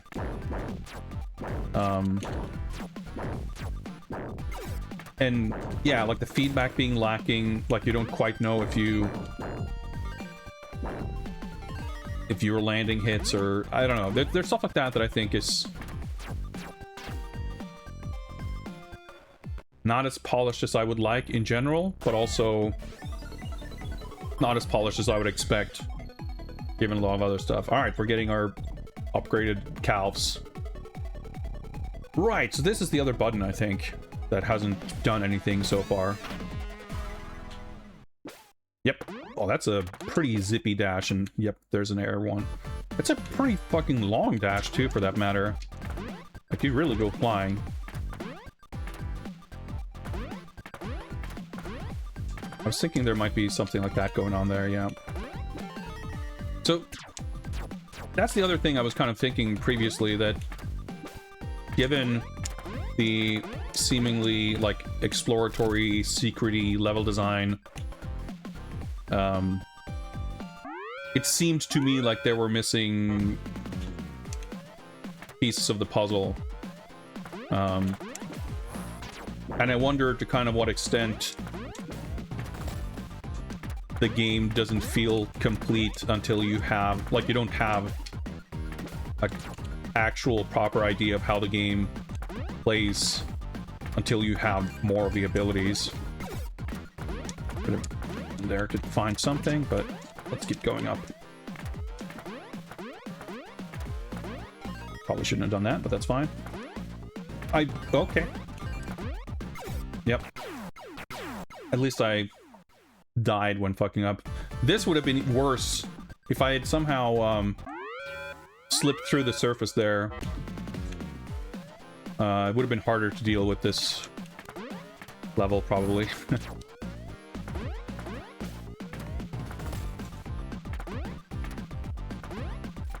So the fact that you have this air dive dash thing now, it kind of makes me wonder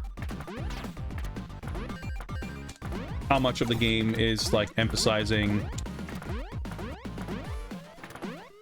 navigating, traversal versus, yeah, oh, speaking of,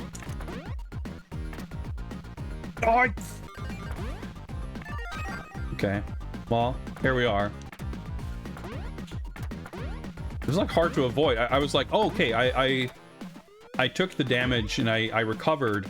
I didn't take damage and fall through the lava surface, and then I did, and here we are. Well, we're not gonna blindly navigate our way out of this, so it's fine. We'll just do this. Well, I at least have faith that if that bug was like the biggest hurdle for me to get through that section, then I trust that this is not an isolated issue, and as such, that they would be very likely to have caught it and be able to address it. Because if you ship a cartridge that has that kind of bug, that's going to be a real fucking nuisance to try to deal with. But yeah, fucking look at this production value. Very, very cool. Yeah, I would be curious just in general to see how much, like which aspect of this are representative and which aren't, so to speak. Because I would certainly hope some of those like more egregious bugs would be fixed. I wouldn't expect the combat to feel any different in the final game. But I would be happy to be wrong. Well, about the combat, I would not be happy to be wrong about the egregious bugs being fixed. But yeah, cool game. And like, even if it were to ship in this exact state, like, it would be unfortunate, but it would still, like, the art and polish would still make it cool in that regard. But I would certainly hope for something like this to not just have cool art, but actually be a game and an experience that is as polished in the other aspects as well. Looks great. Hope they finish strong. Yeah, I agree. So let me hop in here real quick. Okay, interesting. So I guess there's more music tracks here than are in the demo.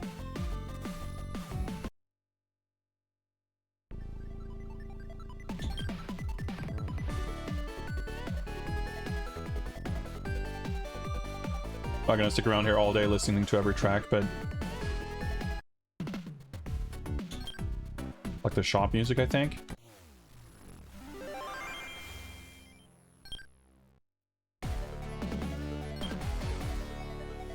Can't keep these like interstitial jingles apart from one another, but Lava Cave Funk. Probably the Chase song next then. Yeah, sounds like it.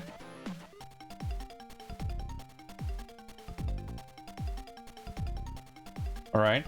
Guess this is a jungle stage, or maybe watery stage or something. I don't know. Probably a chase action boss sort of theme for that level. Oh shit, okay. It goes up to 19, but it's in hexadecimal, so it's not just... That's not 20 tracks, that's even more.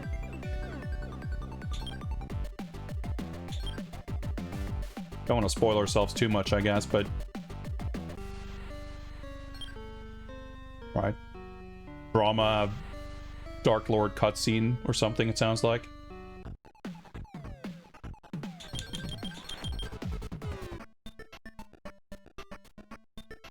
Lots of cool music.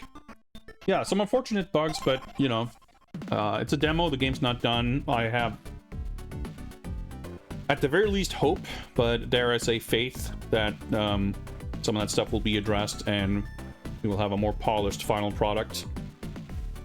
So, yeah, excited to add this to my Mega Drive shelf once it's finished and ships. And I'm glad it has a sound test so you can at least enjoy the music. But yeah, I'd happily add this game's soundtrack to the stream background music rotation. Yeah, cool. I'm glad, like, this demo did its job for me. Obviously, I paid for my copy of this game years and years ago, so, you know, it's not gonna sell me on the game in a literal sense. But it has me excited to get my hands on the full game. It doesn't, you know, you don't play this and go, oh, okay, whatever. I play this and go, man, okay, cool. I'm excited. I'm more excited than I already was, which I already was. Of course, strictly prohibited to use any of these assets to train any type of generative IA. So I guess these are French-speaking developers. Cool. I have been live for approximately 2 hours somehow. That's how it goes. So that's my cue to take a short break before we return with more demos. I have like 20-something demos lined up. If we get through more than like 3 or 4, I'm gonna be impressed and satisfied. But I have a few candidates for what we might be checking out after the break. I think we're gonna go somewhere a little more beat 'em up flavored. And that leaves us with a handful of options, actually. But I'll figure that out when I get back. Until then, enjoy some more jams, and I'll see you guys in a little bit.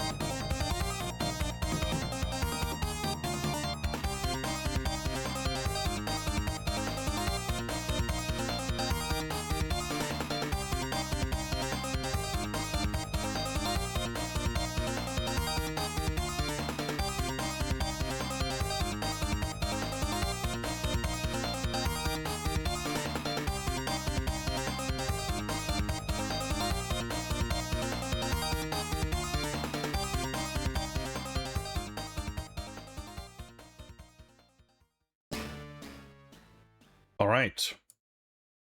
I have returned.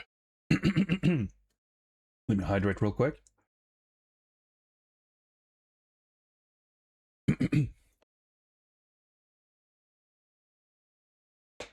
Sabletooth, greetings. I will let you leave it to your imagination who or what some of my character designs are specifically riffing on or referencing. Anywho, we will continue, and we will continue with a beat 'em up that was, I want to say, announced recently. Maybe I think the demo came out before Next Fest. I remember this was like on my radar a while back, but I didn't take a super close look at it. I guess maybe the demo came out now, because I guess if the demo had been out, I might have tried it out. I can't remember. It doesn't really matter. We're playing it for the first time. I think this is going to be pretty janky, but it might be sick. Who knows? The game is called Send in the Vampires, and it's got a pretty dodgy looking, well, I shouldn't say dodgy, I was gonna say like dodgy looking header on Steam. It's a little rough looking. I think that's probably representative of what the art in the game looks like, but we shall find out together. Let me try to get everything sorted here, booted up, and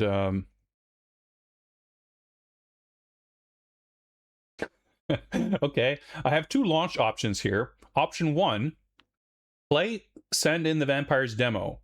Option 2, DirectX 12. I guess I'll choose play the demo. Let's see if I need to preemptively curb some audio here. Not showing up in the Windows volume mixer. That's, oh, there we go. Yeah, this looks like it's going to be a little more louder than as expected. Okay, let me do a capture. That appears to be not working properly. Let me switch to the game window. Still doesn't work properly. Okay, it's one of those. We have to finagle the capture methodology. In the meantime, let me update the title.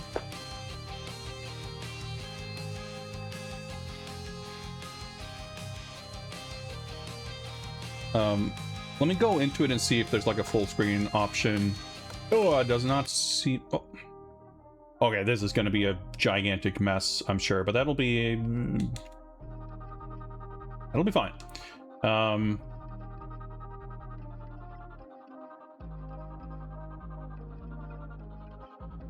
Okay, I mean, I'll try to get this on screen and I'll walk you through it.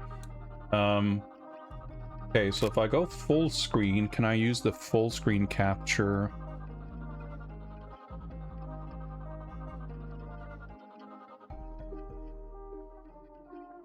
Okay, does this actually... Okay, it works. Okay, cool.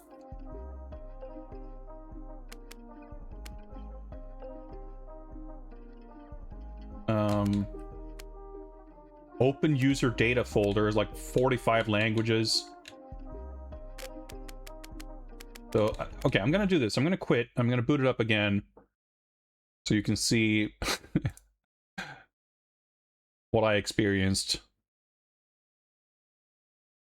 Okay, well, whatever. So we just show up here, and you press a button, and it's like, oh, it's a character select, I guess. So then I pressed start, and on the character select, we go to this screen. And like, I don't know, it just kind of made me laugh. Like, it sure is a Steam game. Like, it's a bit of a confusing mess. Like, what's this on the left? Why are there numbers cut off at the bottom? Cheat menu F1. Okay, like shadows, post-process I, hair and cloth P. Do I want to set it to... well, keep... 240 hertz esports frame rate and see how that works. Okay, gamepad controls. Red? What? What? What did I just do? I'm gonna reset all controls to default, which has no confirmation or feedback.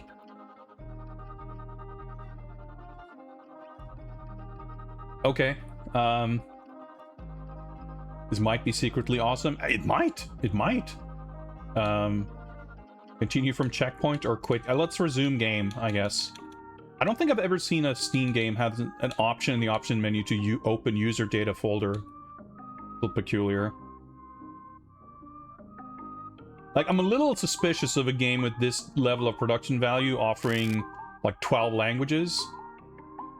It makes me suspect that there's very questionable machine translations of a bunch of languages.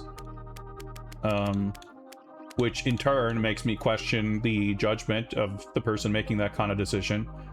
I could be wrong, but this game doesn't immediately strike me as a game that's going to spend the budget to pay professionals to translate the game's text to this many languages.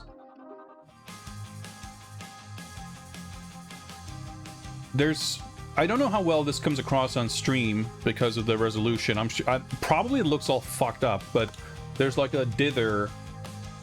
Like, you can obviously see that there's like a... Obviously, I don't know what you can see exactly, but to me, you can clearly tell that there's a... the colors are like crushed. So it's like 3D models, and there's like a post-processing filter to like reduce the number of colors, and then there's like dithering on top of that. It's like a bit of a peculiar effect. Yeah, so we got like skinny goth man in bike shorts. I guess he's got either a belt or a leather loincloth or like a grunge flannel tied around his waist or something, but it's all black. Like the texture didn't load properly. It sure feels like it's not quite like... I think this is the cool, like the way they have this, like the sort of vague silhouettes and the glowing eyes on the other characters. I think that's an awesome effect. It's a little inconsistent. I don't know why Drusilla's hair is glowing. That seems like there seems to be some visual stuff going on that is definitely not intentional.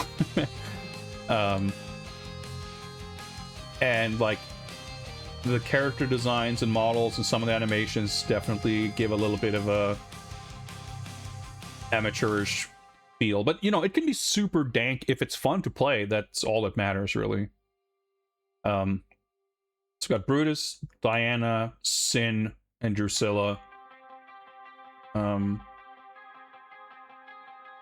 think Brutus looks like a complete dork. I think it's a cool thing that we got like 3 female characters and 1 male character. That's a bit of an unusual balance. I like that. I don't know that any of these character designs super speak to me. But I guess Sin looks the coolest, so let's go with her. 3, 2, 1, go! Okay. So now we get an option. Arcade easy. Okay, so there's survival, arcade. Play as all 4 characters at once for those who crave chaos. Okay, that's a little peculiar. We got options here. It's interesting. It's interesting. Yeah, high score is 0. I'm assuming that's just my highest score. This demo has 2 achievements, I noticed. One for completing the demo and one for getting, I think it was 100,000. Maybe it's 1 million. I'm not sure. So there's like built-in a score incentive in the demo. That is interesting, but it doesn't necessarily translate to a well-executed or even thought-out scoring system. So I'm kind of curious how that's going to work. Easy, hard, okay. Arcade easy. Death is only a minor setback for those who just want to have a good time. Hard. Death returns the player to the last checkpoint for those who wish to face a great challenge and triumph over it. That's actually quite interesting, because that's very rare in beat-em-ups to have like a checkpoint system in general. And it's, I think, almost even more interesting as like a delineation between difficulties. There's some interesting things here that like could have promise, but it's all down to how it's actually executed. There's obviously a lot of kind of red flags too in terms of polish and quality so far, but we'll see how the game actually handles. Survival. Death ends the game. Rooms and enemies are randomized. For those who love only suffering, type in a different randomized seed. Neat. Let's try arcade easy, because I guess that's like the default. Start game.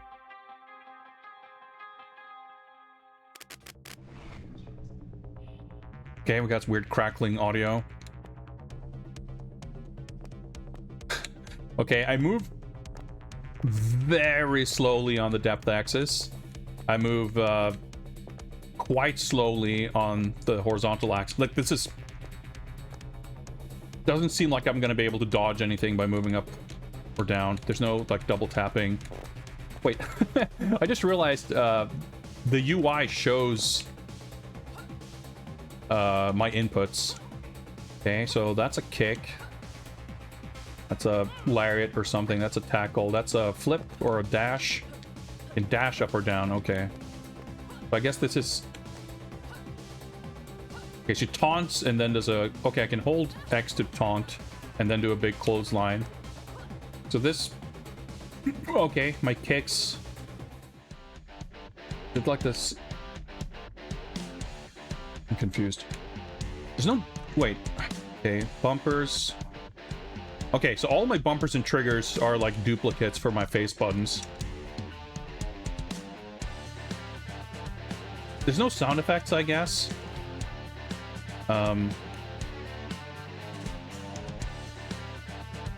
Lose health. I lose percent. Is that my health? Probably, I guess. Like, it's extremely confusing to try to parse what state any character is in at any one time. The floaty hit reactions are a little weird, but could feel good. Big ass lariat's pretty sick. It feels like there should be a kick. Yeah, thank you, Beatwitch. You've posterized. That's the where I was looking around for before, with the color crunching.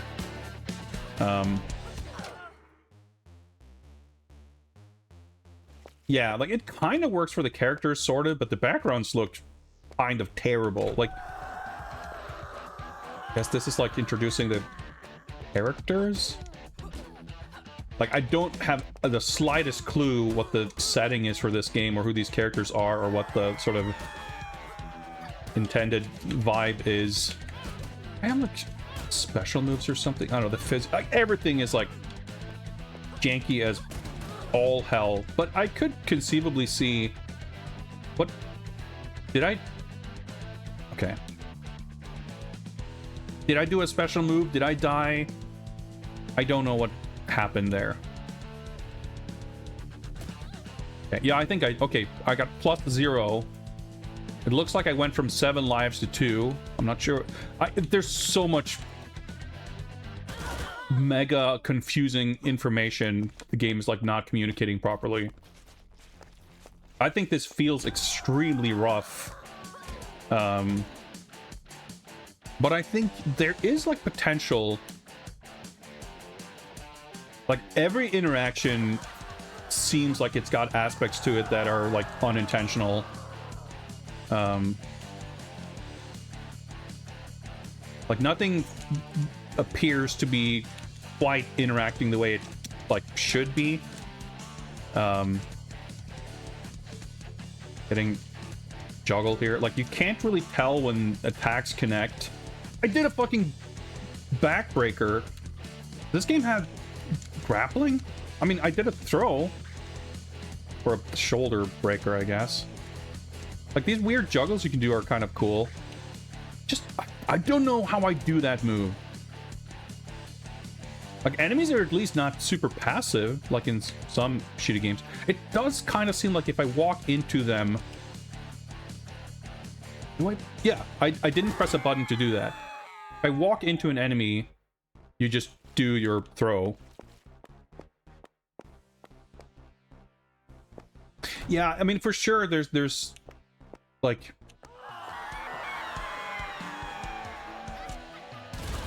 a lot of questions I feel being raised here about why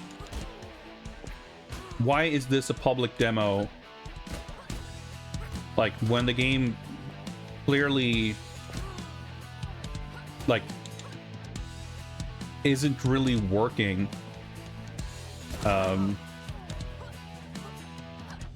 You know, it's like one or the other. Like, either it's too early to put out a demo, which shows kind of questionable judgment, or the person thinks this game is good, which also, you know, shows some questionable judgment.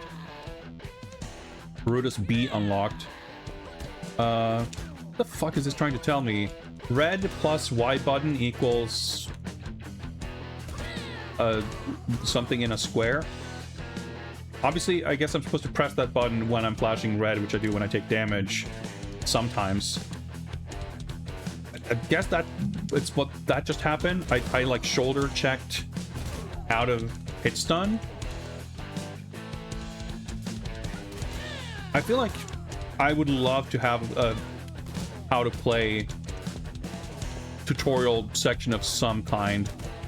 Like, I feel strongly that the person or persons making this game have not done playtesting, because it feels like I'm not necessarily thinking of any specifics, although I could list any number of them, but the overall feeling is of having like very idiosyncratic things happening and a bunch of like text on screen, and like the person making it knows what everything is and what everything does, so didn't consider or didn't have the means to assess whether the information is being communicated in a way that like actually works and conveys the information. Because my feeling playing this for the first time is that it absolutely does not. There's like 1, 2, 3, 4, 5, 6 numbers on screen.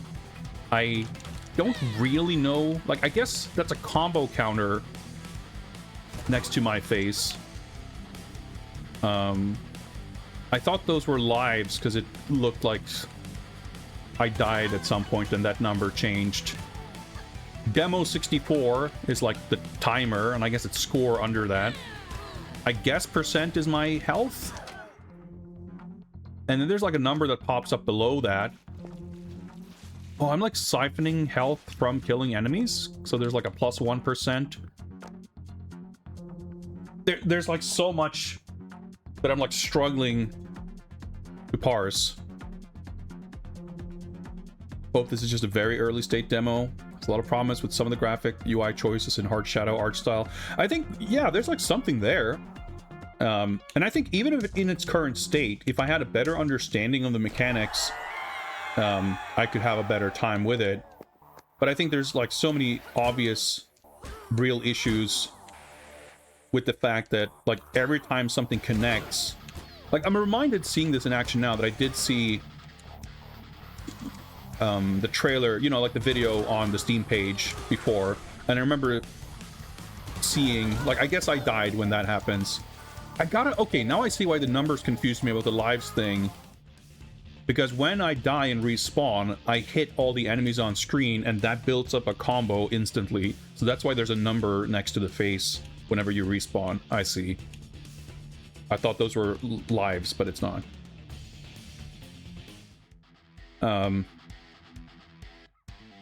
But yeah, like there's so many, like, what I would consider basic fundamental things that are so weird and confusing. But yeah, like this, the way enemies sort of float in the air when they get hit, that was something I remember seeing and thinking like, wow, that's whack and weird. yeah, you don't know, like, I guess the percent is my life, but you never like see it go down to 0 because it's always like interpolating. It's always like, you know, it doesn't jump to the exact number. It always like counts up or down. And whenever it would have reached 0, it never reaches 0. It just starts counting back up to 100. So it's just like... The way characters move on screen is quite baffling. Okay, Diana B unlocked. So if there were like proper reactions to hits connecting, if enemies didn't slide across the screen constantly, if there were sound effects, like these kind of weird juggle combos can be a lot of fun.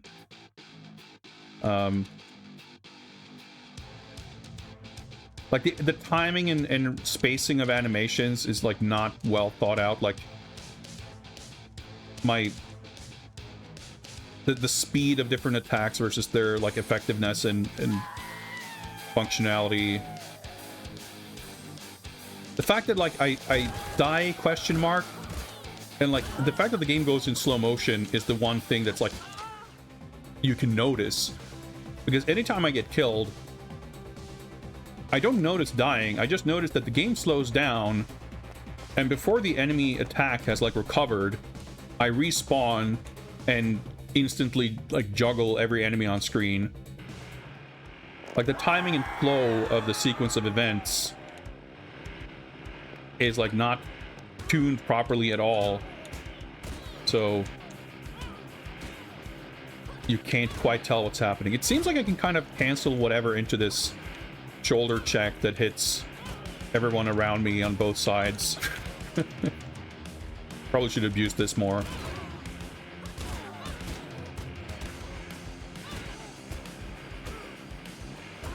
Like, oh yeah, see, I died. So you like, I look up and it's like, wait, did I die? And my health bar is counting up from 56 to 70 something percent. I'm like, what's going on? It's like, oh right, it's filling back up to 100.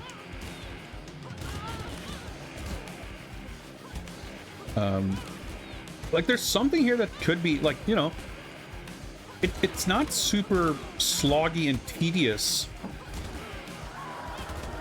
Like, I feel like there's a version of this game that is still janky and weird and unconventional, but not as confusing and weird in its, like... You know, weird isn't a bad thing necessarily, but there's clearly a lot of aspects to the design of this that don't feel particularly thought out. And yeah, it's a bit sloppy. I'm a little curious how... Look at the combo counter just flipping out. I just died. Okay. I literally have never noticed when I'm low on health. Not a single time. So I'm a little curious how, like, playing on hard mode. Like, this easy mode, like it says, like, death, whatever, it doesn't matter. Just mash buttons and turn your brain off and enjoy. I have a feeling that this game is going to struggle to hold up on modes and difficulty levels where taking damage and getting hit actually matters. I died. Like, the UI in the HUD is not by any stretch designed to actually be like readable in real time. It's just visual noise up in the corner that's completely impossible to notice. Blood from enemies for healing mechanic is cool if that's what's happening here. Yeah, like, I think that is what's happening. You see some little red things float towards your character, and it seemed like my health number went up when that happened. So I believe that is a mechanic. But you kind of captured my overall feeling with this, which is like, oh, that seems interesting. Maybe? Is that what's happening? I'm not sure. Like, that's my general impression of this game. Like, everything that happens on screen is like, is that what's happening? I can't be sure. What's up, Goji? Yeah, we just played the demo for Phantom Gear, which I would recommend you check out if you haven't.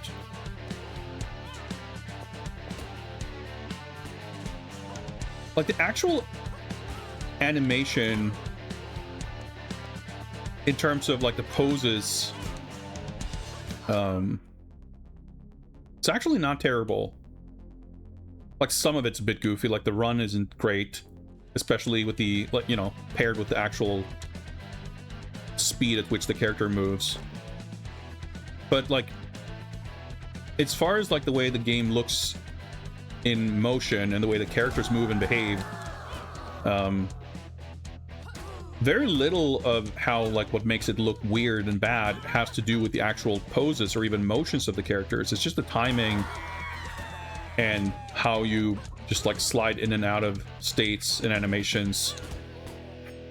Like I feel like the same exact assets that are being used here could be implemented or organized in a slightly different way, and like everything would look fine and it would be like way better.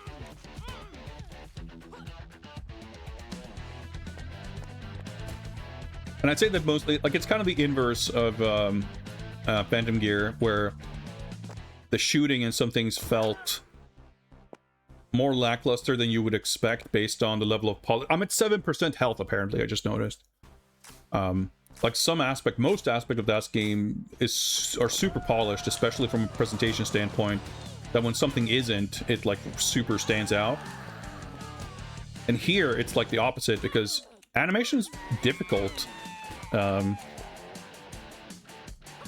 So you wouldn't expect a game with this level of production value necessarily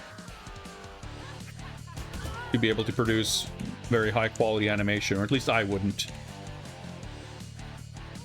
I died, okay. So it's interesting to me that my fucking corpse hasn't even started disappearing and I already respawn. It's kind of interesting when things are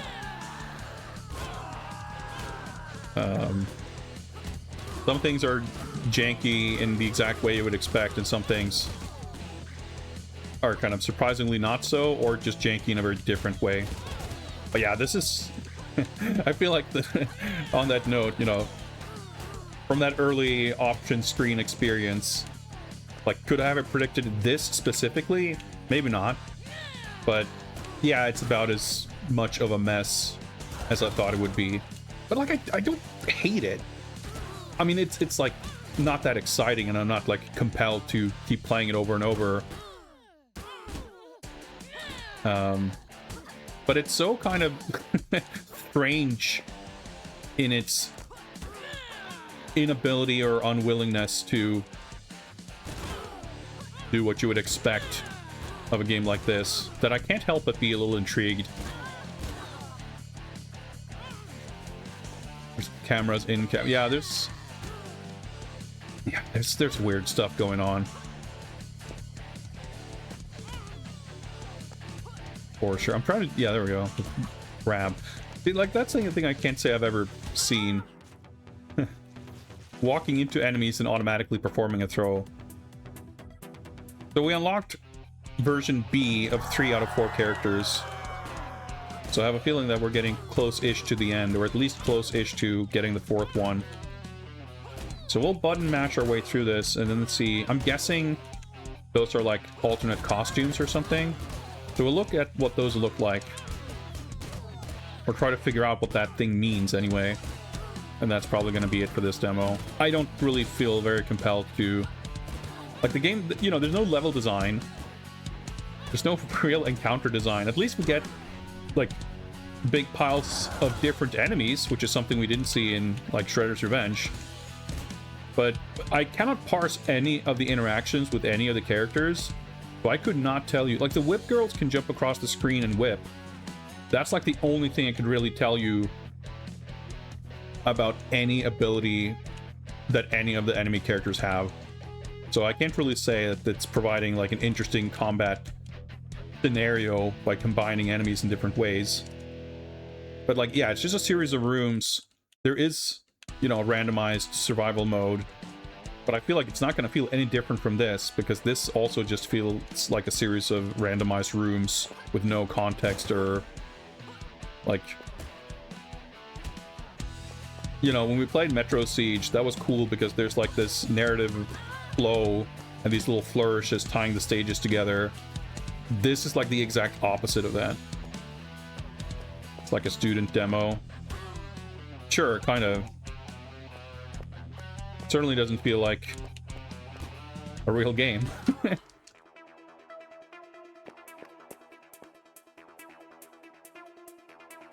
Alright, getting some blood juice. Okay, I guess this is a bathroom.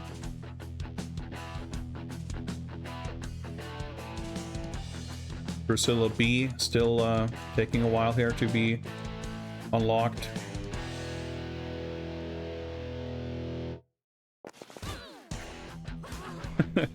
Like the music stops for a second and you realize, oh, Drusilla B unlocked. I wonder if that was based on enemy kills or something, because it's not for clearing a room. And I guess, I don't know, does my score reset when I die? I haven't been looking at the score meter, but it seems kind of low for like all the grinding we've done here. I have no clue about what the scoring system is like. But if I get like 100 something per enemy, I would expect to have collected more than 5,000 points by the... But who knows? Anyway, I was going to say, when the music cuts out, it's like, oh, the game does have sound effects, because I wouldn't have noticed otherwise. Now I'm just curious to see if what's happening with my score. Well, I just died, and my score didn't reset. In fact, it's... Wait, is it? It's counting downwards. I'm like reversed cash registering my score, and it's just my score is draining. Oh, it finished draining. I guess it costs a certain amount of points to respawn. One of like million things in this game that's impossible to parse and comprehend from just playing it.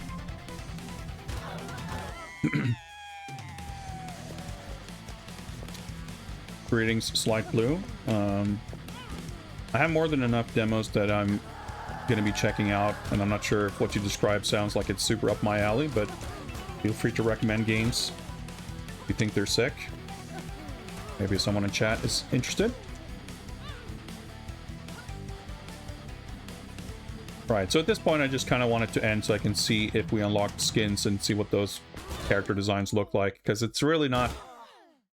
It's not really changing from room to room. Okay, I think it said minus 892 or something at the score when I respawned. That seems like an extremely arbitrary number. So I guess I'm losing a percentage of my score whenever I die. I mean, that's not a terrible idea. Lost minus 1,000. Minus 673. I just lost score twice. Maybe the minus thing has a max, like it can't show me more than 1,000. So if I lose 1,500, I have to lose score in 2 increments.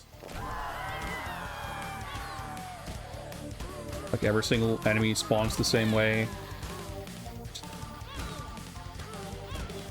There's a lot of very strange and questionable elements to this. Now I should just or can't speak. Should just mash. What does it? Okay, so I'm at 1% health again. Maybe I can kill someone and suck some blood and get health back. Maybe this attack does shit damage. Oh, there we go. I died. Plus 99 health. So I went from 1 to 100.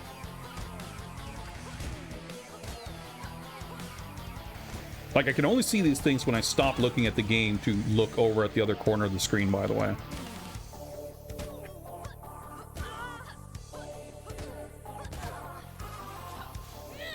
But yeah, I think it's interesting, like, if you're gonna have score, obviously, I don't expect the scoring mechanics of this to be, like, super fleshed out. I'm assuming there's some kind of multiplier thing with the combo happening.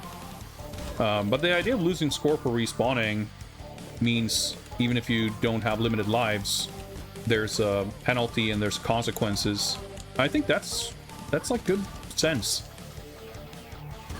Wonder if it goes to the negative if you're at 0 and die. I was kind of curious. Once I noticed that that was happening, it did make me curious how that works. Like, presumably you're not prevented from continuing if you run out of score. But also, if you lose a percentage, then I guess you'll never lose more than you have.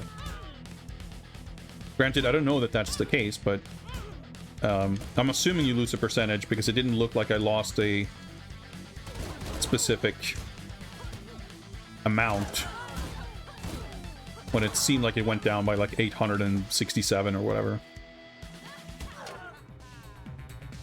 Characters' moves just insane. Looks like a game you'd see someone playing in a 90s cyber/internet movie. It's got a little bit of fake game energy. Arcade +4 mode unlocked. I didn't realize I didn't have it unlocked. It was available in the menu, but I guess I maybe would not have been able to pick it. Can you pick up the gigantic chainsaws that are occasionally on the beds in the background? Does not appear that you can pick up items. Well, I guess I can't say for sure. Okay. Oh, okay, interesting. There's like something sort of different, I guess. It's kind of weird, like you hold the X button and like there's no visual, like nothing happens, and then you let go and then she does a taunt and then she does the clothesline. But if you've held the X, oh, okay, but sometimes she, yeah, okay. When I try to demonstrate it, it did not work like that. So now she's doing the taunt while I'm holding the button. But other times, it doesn't. Yeah, so that's what I...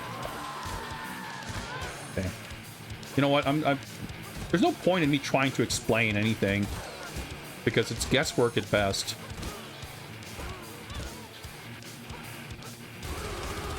Oh! That's... Someone has a chainsaw. Is that like a... I guess it's like a devil demon or something. I thought it was like a medieval knight in a helmet, but no, it's not just a person with horns who kept comboing me. Like the idea of having this, like there's no desperation attack, but you can do this shoulder check out of, like when you're red, so it's sort of like out of hit stun, like combo prevention thing. Even when you're being juggled, it's so fucking funny that you respawn before your dead body lands on the ground.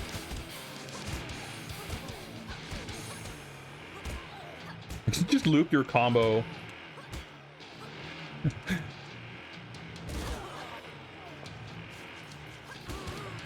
No iframes on the tackle or clothesline startup though.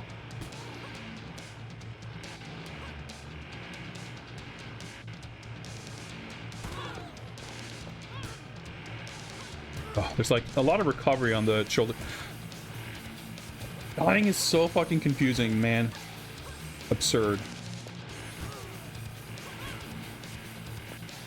See if I can... Ah, the screen scrolling prevented the lariat from connecting. I want to get rid of this whip lady. She keeps hitting me from like off screen. And yeah, like it wouldn't make sense if the get off me hit stun shoulder doesn't deal much or even any damage, because you use it like to get out of being comboed. But it's a little peculiar if it's literally the same attack as just doing the shoulder check. I mean, being a little peculiar is basically this game's brand, but okay, that seemed like a boss. I thought maybe the demo would be over. Oh, there we go. Whew. Murders. 184 minutes, 31:55, 21 rooms, 24 deaths, 2,929 C rank. Wishless now or forever live in ignorance. I don't know, man. Sounds like a threat. 31:55? I guess that might check out because yeah, I came back from break about 40 minutes ago. Fuck, that was a...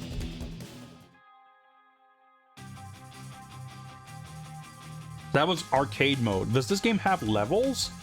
I don't know. Like, how representative is the structure of this to what the game would actually be? Alright, so we have alternate costumes here. We can play with Brutus clothed. Diana, Office Diana with the alien arm instead of the Witchblade arm, I guess.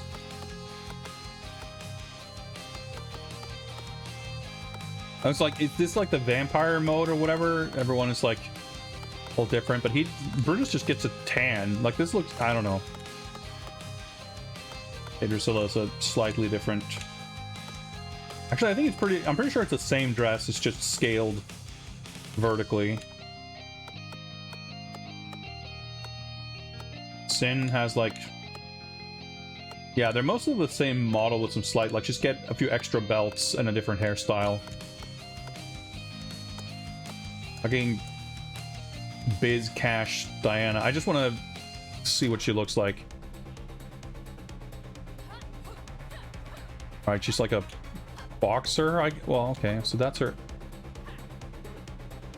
Okay. Oh my god, the dodge has like 4 seconds of recovery. Okay, we're done.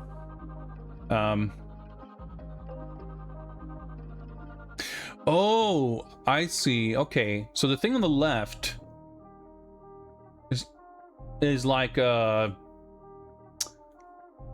progression. That's why it had like zeros at the bottom, because I had 0 points. It says 26,929. I wonder if that's like a lifetime score or something, because that looks like it's a ladder we're climbing to eventually unlock other things. So there's actually 4 costumes per character, and eventually you get a Steam achievement. Like, that's the most compelling, cool thing so far. Like, the promise of seeing other costume designs. But the actual act of playing the game in that journey towards those things does not seem particularly compelling.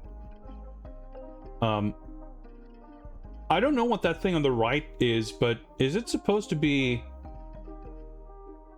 It's supposed to tell me something. So, like the B button, the right button, shows a symbol with a gray character leaning backwards and then a cross. Like, nope, you can't do that. And that's like the dodge button. So I guess that the image is like a backdashing character. So that's not okay. Backdash forbidden. The Y button, the top button, does like the... Well, with the other characters, at least the shoulder check. And that's check mark. That's allowed. Red. So I guess that's trying to tell me that you can press the Y button when your character is red. A very strange way of communicating that. Pressing button to button being pressed is illegal. Like, pressing button repeatedly is a no-go. Is that trying to tell me? Is it like some kind of poetic illustration of don't mash buttons? In which case, I don't understand or agree with that, because that seems to be the only thing that's actually working. Like I said, like, someone had an idea for how to communicate things, and they must not have put this in front of any other human being to confirm whether any of that information was being communicated, because I'm finding this incredibly confusing.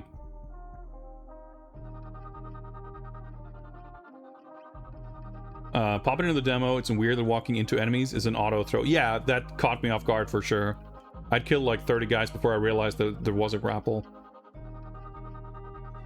Any updates from the secretly god tier looking Spark Hunt? That game has great art and some other things that are a little more questionable, but definitely a completely different stratosphere of polish compared to something like this.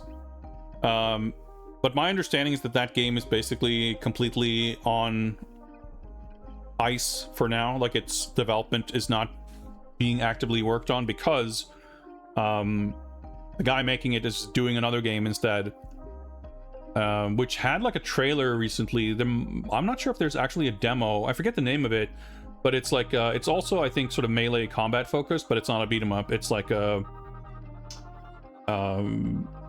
some kind of a like more. It's like a popular Steam game, like some kind of rogue random survival something.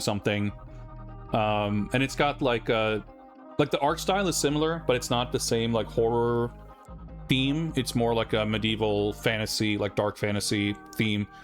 Like, it seemed to me that he, like, I wouldn't expect Spark Hunt to be dead, but it seems to me like he pivoted to something that actually has a chance to make a profit. So maybe he will release that game and it will fund the development of Spark Hunt. I'm not sure. I want to try to look it up because I don't remember the name of the other game at all. I just remember looking at a quick trailer and kind of whatever. And then I heard after the fact that it's made from the Spark Hunt, made by the Spark Hunt guy.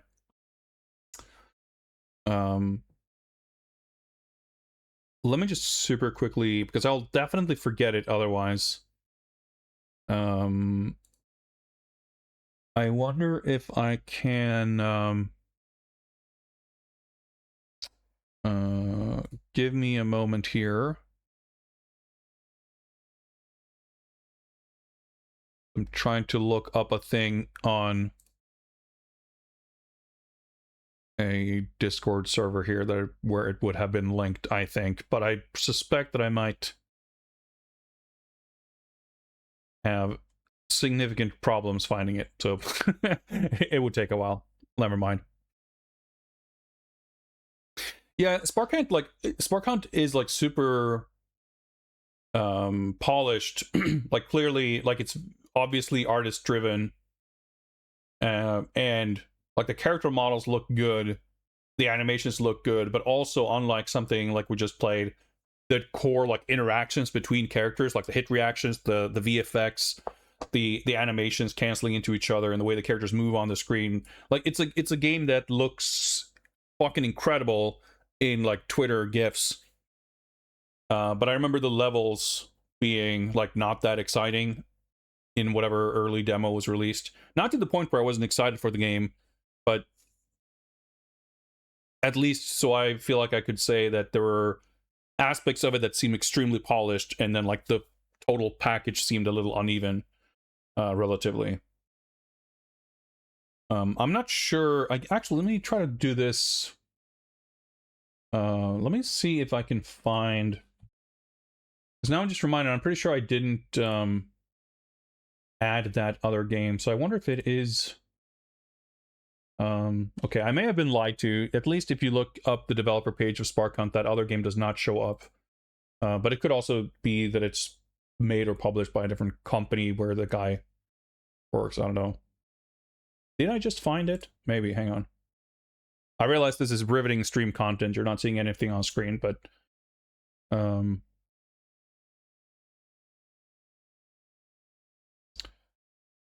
okay, I think this is the game Seal Breakers. I'm gonna post a link here. There's no demo. Part of the Baltic showcase, which sounds about right, and there's definitely you'll see similarities to Spark Hunt for sure. This could be a sick game, but if you look at it, you'll see that it is very much not. Like it looks more like Hades. Which again makes sense if you want to make something that you want to actually sell on Steam. So it looks promising for what it is, but maybe not as exciting as Spark Hunt, or at least Spark Hunt being put on hold for this is maybe not the most positive news if you were looking forward to that game. But this looks extremely polished too. It looks pretty cool actually. But there's no demo of this, so we will be coming back to this some other time. Send in the Vampires was something, all right. Let's try to find my way back to my library here and see what do we check out next. Send in the game designer, yeah.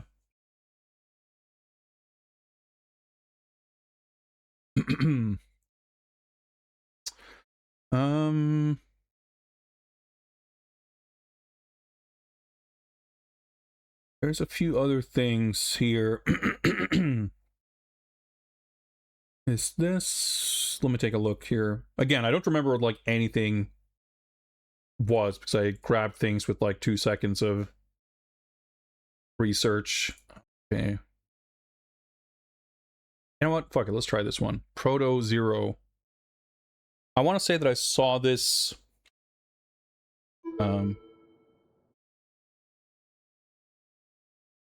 promoted in kind of a beat 'em up-esque context, but I think it's a kind of a different kind of game. But I looked at 2 screenshots just now, and I think some people might be into this. So let's give it a look.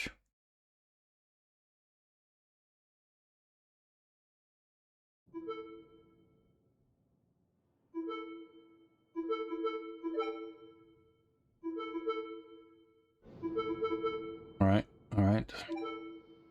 I'm dangerous. I'm afraid to hit button remap because who knows what busted interface there'll be for that. So we'll just boot into the demo and hope the controls are sensible.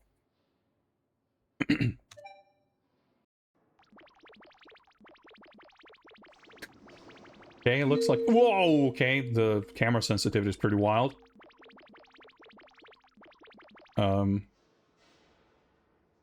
Everything's like mega super stretched for some reason.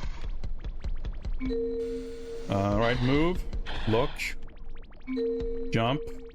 Big ass floaty jump. Dash.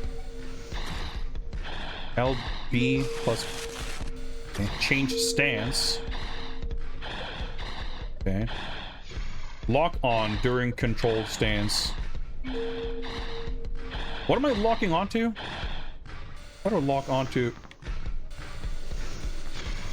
I don't feel particularly locked on.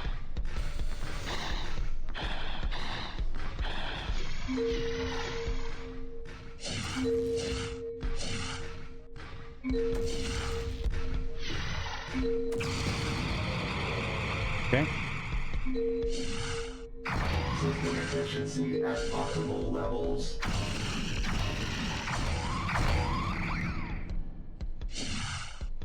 The camera's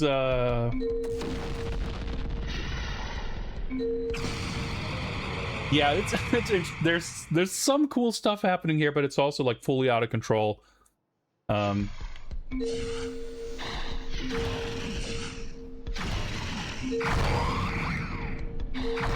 that's a very uncomfortable, weird button combination. Sealburgers looks cool, but why does every game need to be a roguelite?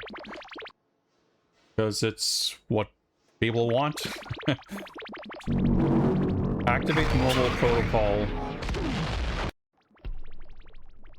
Attack protocol. Yeah, like this game is also just like full on someone just messing around with the cool like visual effects and stuff, and everything is just completely insane. Okay, speed protocol.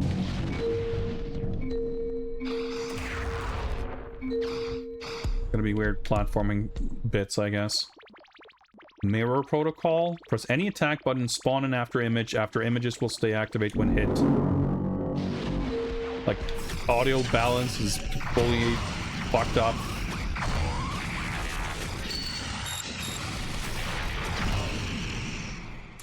It's interesting because I feel like in a lot of ways this is quite similar to what we just played, in that it's like some elements are cool, there's some vision, there's some legitimately good stuff here, but it's all like in this massively incomprehensive soup of overwhelming just bafflingness.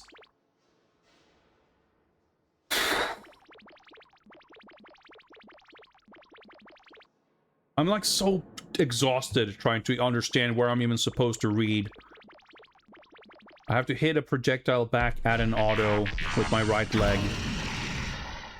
Can't see.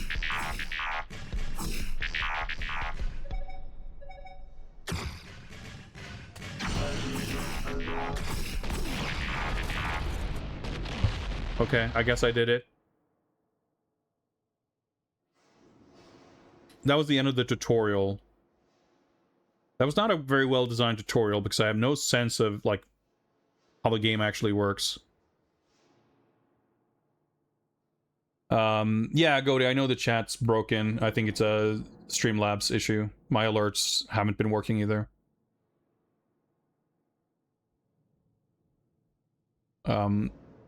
Trek to Yomi, that was on Game Pass, I think, because I remember booting it up and trying it. I wasn't a big fan of it. It was pretty...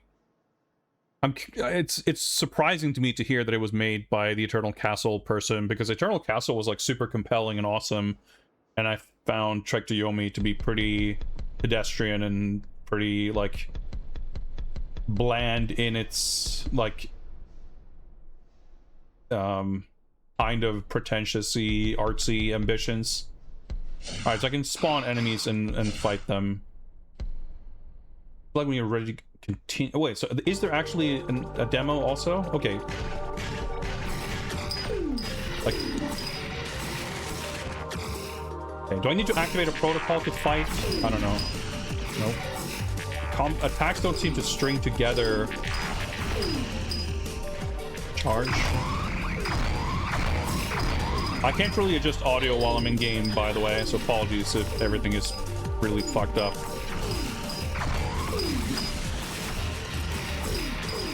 This is like such a mess. Did I just die? I think so. Okay, yeah, we're good. That was so confusing and overwhelming and did not feel very good. Like everything was either way too fast or really slow and sluggish. So there you go, that's Proto Zero.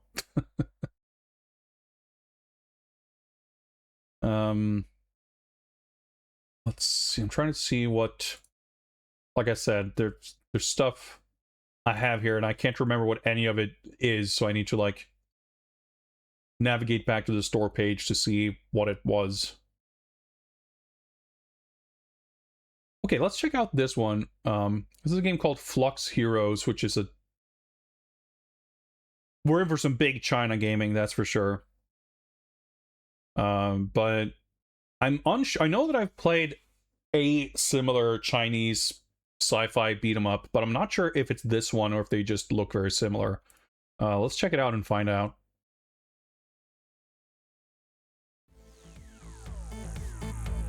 The character designs don't look familiar, so I think it's actually different.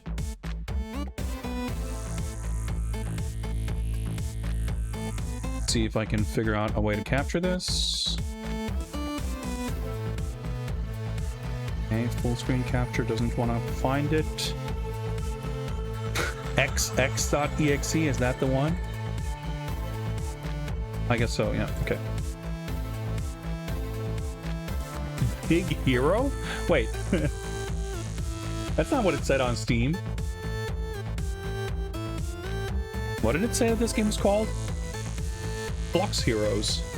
Okay, I don't know if it's Flux Heroes or Big Hero.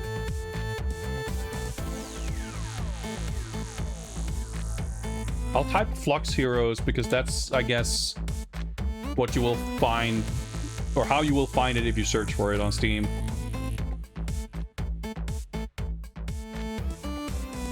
Stuff Marty.zone. Yeah, a little bit like the Wild West of PS1 demos for sure. But I guess Steam demos have its own flavor of confusing, overwhelming bafflingness.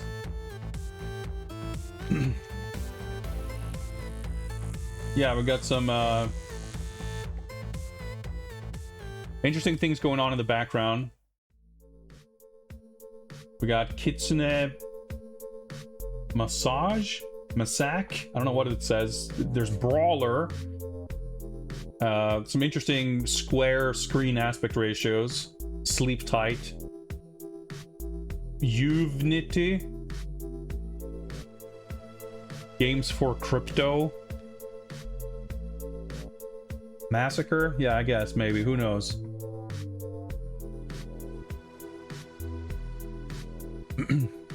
Yeah, Setting the Vampires is like for sure something I'd like to keep my eye on because who knows how it may develop. Probably not going to be great, but even if it turns out a mess, the same person might make another game. You never know. It's got a little bit of an X factor to it that's intriguing for sure. All right.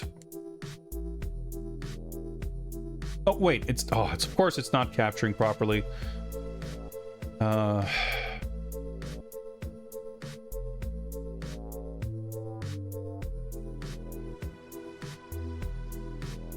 It's gonna work. Yeah, obviously nothing is moving on screen, so I don't know. We'll see. I went to this screen and the other capture just stayed frozen. Basic attack, skill, jump, invincibility skill, basic combo, skill cancel, special attack, post. So it's not using like 13 buttons. It is using 6 buttons, which is more than necessary probably, but all right, Fiona, Ronan, or Balthasar, who do not really look like they're from the same game slash asset store character pack. I'm player 2 apparently, but that's fine. Player 1 probably is on keyboard. We're gonna go with the warrior bathe elf, obviously. Stage 1. Okay, we got a little final fight map, which promises dinosaur skeletons. Like a real beat 'em up, sort of, already. We got some questionable car PNGs. You can run with... There's no double tap to run. Yeah, like... It's obviously far more, like, civilized looking than Send in the Vampires. It's got sound effects and hit stun and stuff. But it's like kind of weird too. There's like some things about it that's like weirdly, like the timing and spacing of the animations look kind of weird. But you know, there could be game balance reasons for some of that. Okay, that's my running attack. Juggle. The screen shake on like every hit's a little excessive. But this is definitely like the other game I was thinking of. The other Chinese cyberpunk beat 'em up was like this kind of Kunio-like open world-ish RPG thing. This is immediately way more appealing because it's like actually a beat 'em up. Okay, we got different fake AI screenshots on these arcade cabinets here. That's obviously immediately very off-putting. The Y button does this flip kick.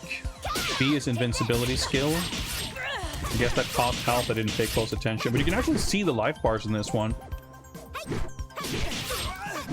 Like, I think this game is going to turn out to be pretty damn bland and like kind of whatever. But there's like the visual polish to the hit reactions, the feel of pressing buttons, the fact that you can kind of flow from one attack into another, the solid sound effects. Like, there's so many things that immediately put it like significantly above average in like basic competency over average like Steam beat 'em ups.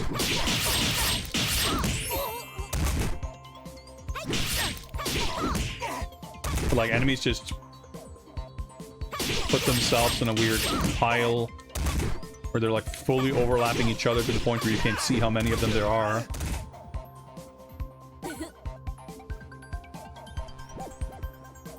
The music's extremely whatever. Alright, there's people just hanging out, clipping their elbows into this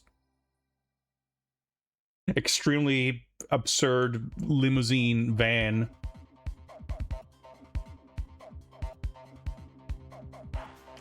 Pre-generated slop gaming with solid copy-pasted beat-em-up engine with satisfying hit stun and clumpage. More or less, yeah. Like, Now die. it definitely has this, like,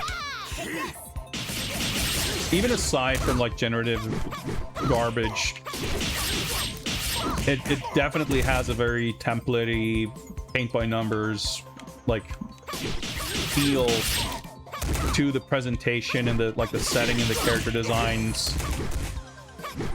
Like, it doesn't feel... Yeah, I just want to try to figure out if there was like grappling. Look at that burger stock image there.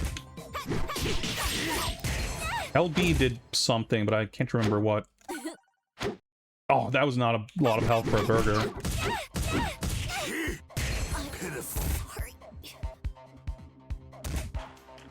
Do it again. Like, you know, pressing buttons doesn't feel horrible, but there's not a lot of personality to it. Like, and it's not even because strictly it's so generic and like everything else, but there's like something about this to me that doesn't feel like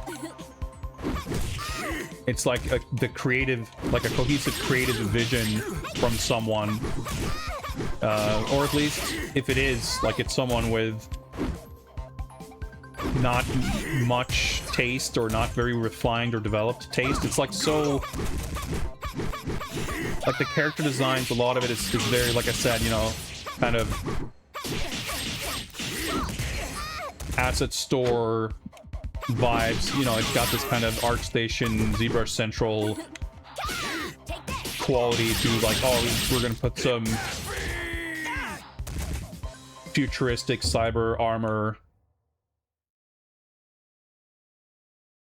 Like the flow of the level, the theming, like what is, like there's no context for anything. Like it's not as tedious with like endless rooms that are indistinguishable from one another and you can't tell what anything is supposed to be, like in Send in the Vampires. But it's also about as exciting of a stage progression as like your average ZX Spectrum beat 'em up.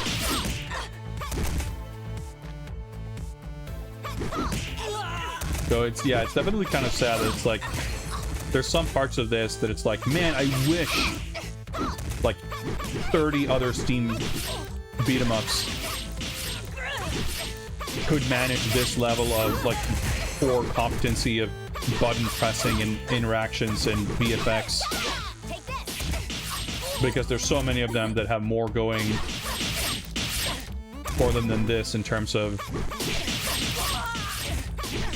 identity and style and personality. Like there's, I think, plenty of things in this that aren't, like, when presented in a vacuum, I could appreciate how they look, both from a technical execution level and from like a character design level. Like Fiona, the character I'm playing, I think she looks cool, but like she, like, it doesn't feel like a character inhabiting this world. She doesn't have any personality. There's no, nothing feels like it's a cohesive, you know, sum of individual parts. It's just like a big old mess. And as such, like, I kind of struggle to give a shit.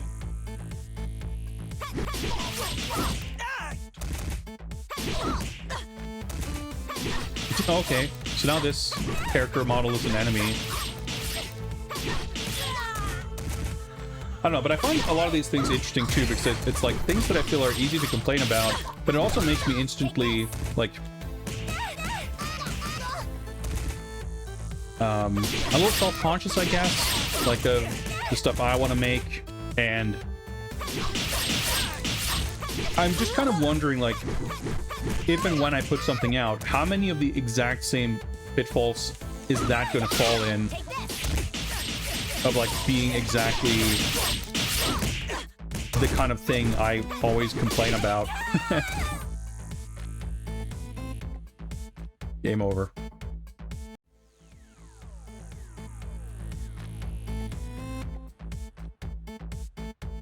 I want to see... Okay, skill cancel LB. I remember there was something with LB that I didn't figure out. Let's try Ronin, I guess.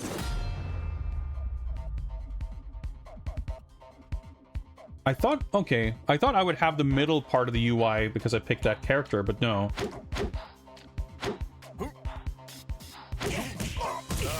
Okay, so that little lightning flash, that was the skill cancel.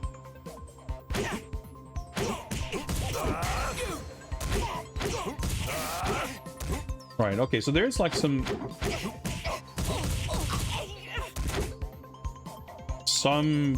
thought going into this like fancy combo canceled system, which is funny because even with the just literally doing the basic attacks, like the punching guys aspect was like the part of the game that seemed actually competent and pretty good. It's everything else that's kind of whatever. Okay, that's kind of funny. Pause and animations just keep going. Oh, actually, the old game just continues. I see. Juggling seems pretty cool, but I mean, it's fine, but it's also very, very boilerplate. Yeah, that's unfortunate because like when I first started playing, I was like, oh, okay, cool. This isn't that same Chinese cyberpunk thing that I thought it was. This is like more arcadey. This isn't that RPG open city thing. And then you play it for like 5 minutes and you go, oh, okay, I see. This is what it is, huh? And it feels like there's just not anything to it. So yeah, that's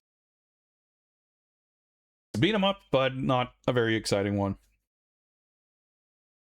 Let me do a quick tiny amount of off-screen research here to figure out what some of those things on my list here are. You could probably find the exact Unity template in like 5 minutes and reskin it in an hour or so. Yeah, it's definitely like I've seen other games that are like quite literally like if you go on the Unity asset store or whatever and you look for like beat 'em up template, like there is something like that has been sold as is as a game like by multiple people. It wouldn't surprise me if there's a lot of stuff like that's like, you know, China is kind of its own scene in a way, so it wouldn't surprise me if there's like a separate ecosystem with a lot of that kind of stuff that I'm just not very familiar with. Because playing that, it to me, like I've played other games in other contexts where I can go like, oh yeah, I recognize what this is built from. Like there's a Unity fighting game template that was used for Fight of Gods, might be the most well-known game that used it, but it's like you can find a million things that used that same engine because you can kind of it's recognizable in how it feels and behaves. And this game we just played wasn't recognizable as anything specific to me in that way, but it felt very believable that it would be something like that because it just seemed there wasn't a lot of identity or anything specific to it. It was kind of just it felt like something that could be and probably would be reskinned with anything. Father Axekeeper reminding me to hydrate. Appreciate that. And in fact, I'll do you one better and take another very short break. I'm getting quite hungry, so I'm going to just grab a quick snack. And we'll continue looking at a few other demos in just a few moments. See you guys then.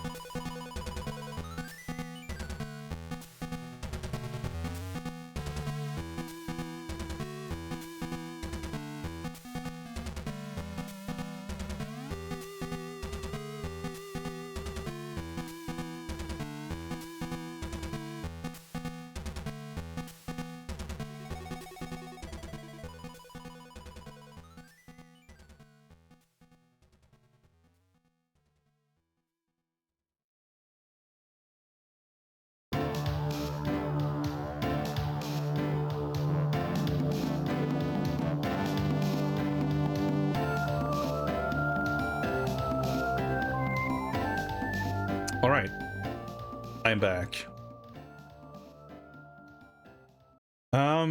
Okay, let's see. I have one candidate here, but let me just double check one more thing before we jump into the next game. We're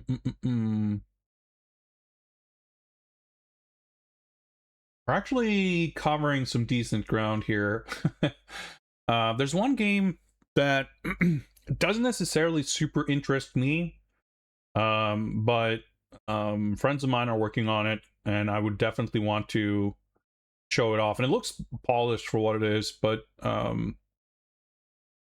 don't know if we want to do that because it's kind of a different thing. Let me just double check what a few things are here so I have some idea of what I'm doing.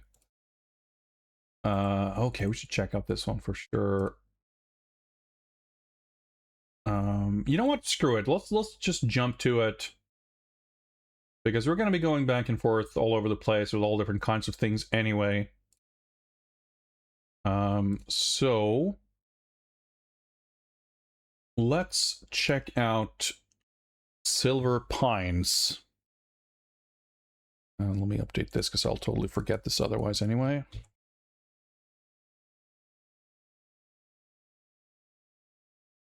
Boot it up and see if I can get the capture configured.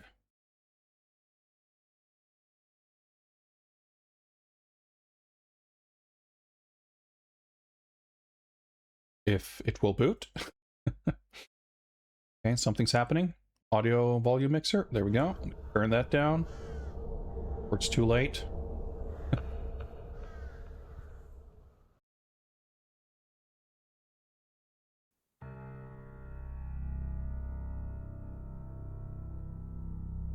See if I can find a window to capture.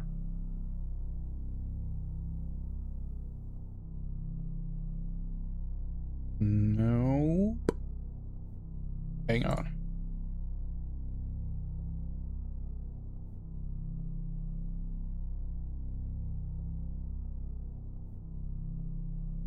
Oh, let me... Mouse cursor.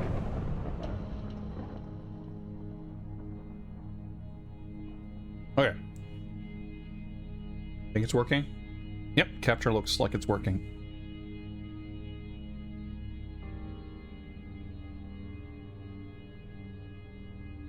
This game was announced sometime last year, I think.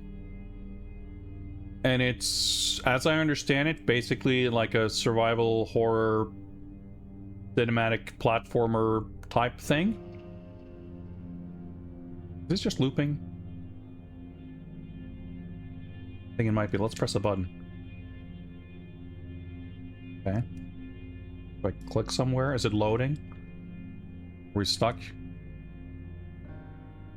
Get the mouse cursor to show up. Let me try restarting this. This is why I always have misgivings about streaming PC games. Let's try this again without alt-tabbing. Which Elm are the developers? So the what's that controller button? Because it just went, yeah, okay, it went into that weird attract thing when I alt-tabbed, and then I was stuck in that, I guess. Hello, Franken. 2D Silent Hill. Yeah, it's definitely got those sort of vibes to it. So that's a little outside of my wheelhouse, typically. But the core, like, staff, I guess, of this game are the people who made Yoku's Island Express, if I get the title right. It was the kind of pinball Metroid game that came out a couple years ago, which was quite good. Very, very different in tone from this.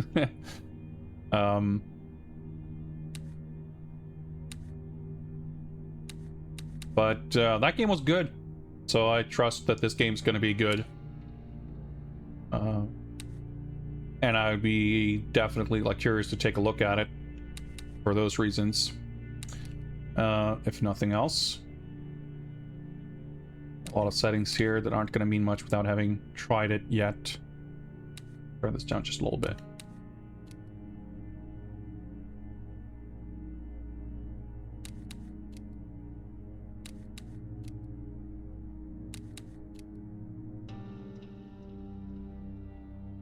Left stick movement, clicking to crouch.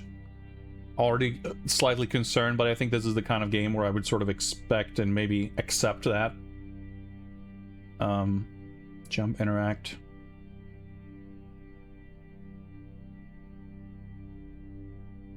Map, flashlight, items. I think it'll make sense while we're in game. So let's give it a shot.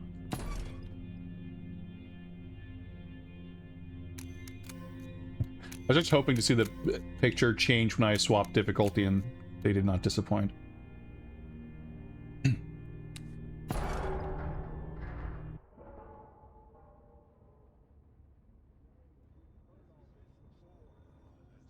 Yeah, so this is big Swedish gaming, or pretty small, modest Swedish gaming, but...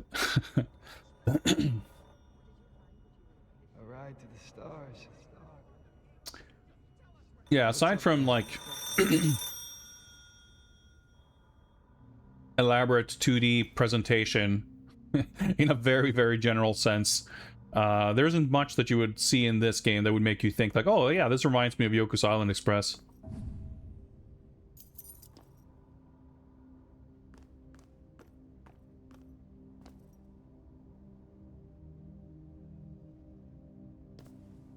Yeah, it's already pretty cool. It's very funny, like, the way it's animated.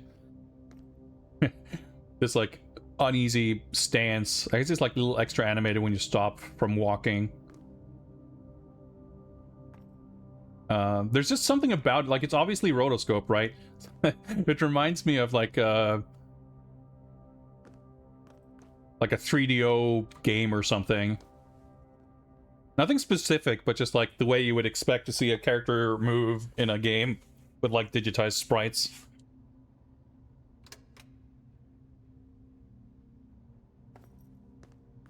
But yeah, it's pretty cool already. Like, there's obviously going to be action and combat.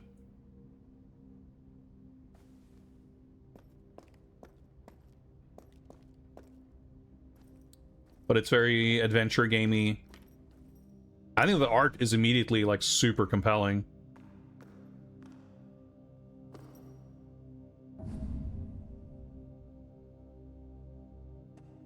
Alright, we got fucking Resident Evil puzzle boxes.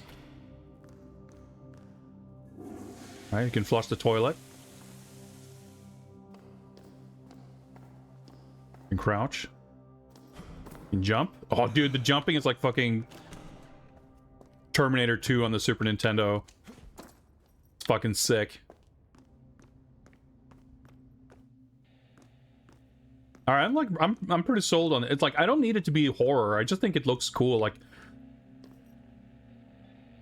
this is pretty fucking cool. I'm very into this. Like, again, the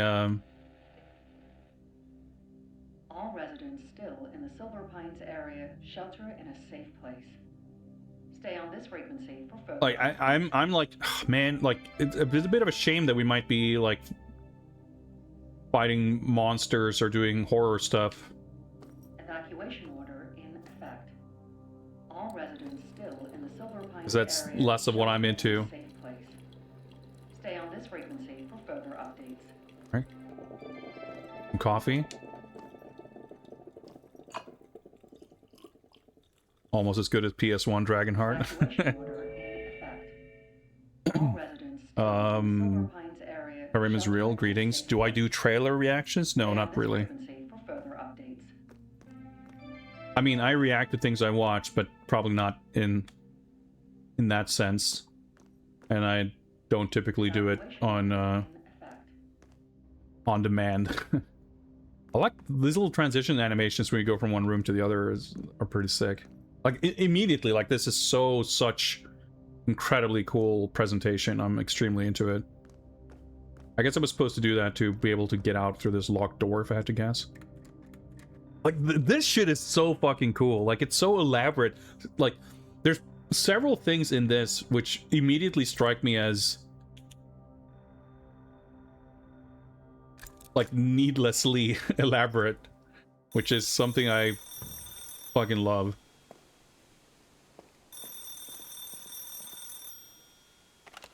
Did you find him, Detective? Did you find Eddie Velvet? Eddie Velvet.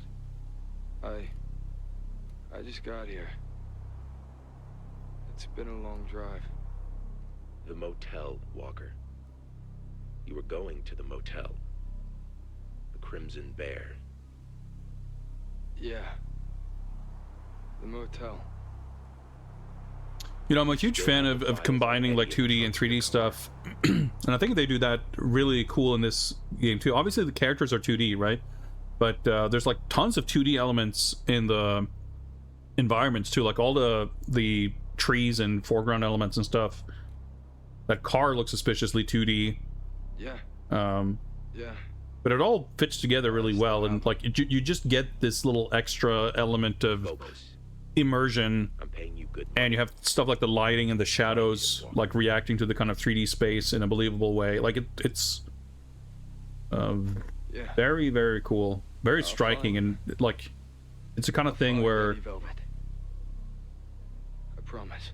there isn't necessarily groundbreaking techniques being used here, but they're used very well, and it's like a cohesive, like, again, you know, speaking of Flux Heroes and the lack of, you know, perceptible cohesive vision, this is like the exact opposite, where clearly there was an intention of what they wanted to achieve, and it's like, let's use these elements in this way to get that across. And I think the rotoscope character animation is a really cool vibe. Like, it reminds me a fair bit, which I'm sure that's partially just due to the character design itself, but it reminds me of Hotel Dusk.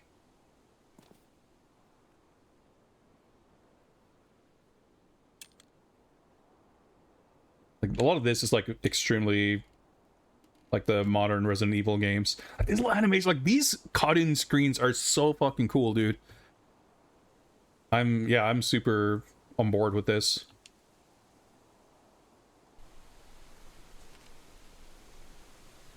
Red Walker. It's me, I guess.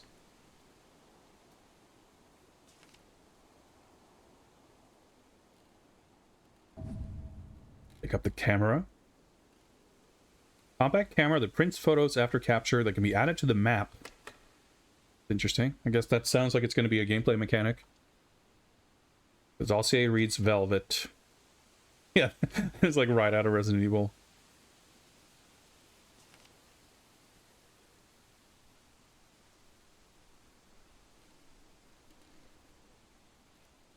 Alright. Okay, do I close the trunk? I'll just stay open, I guess. Okay, travel to the motel.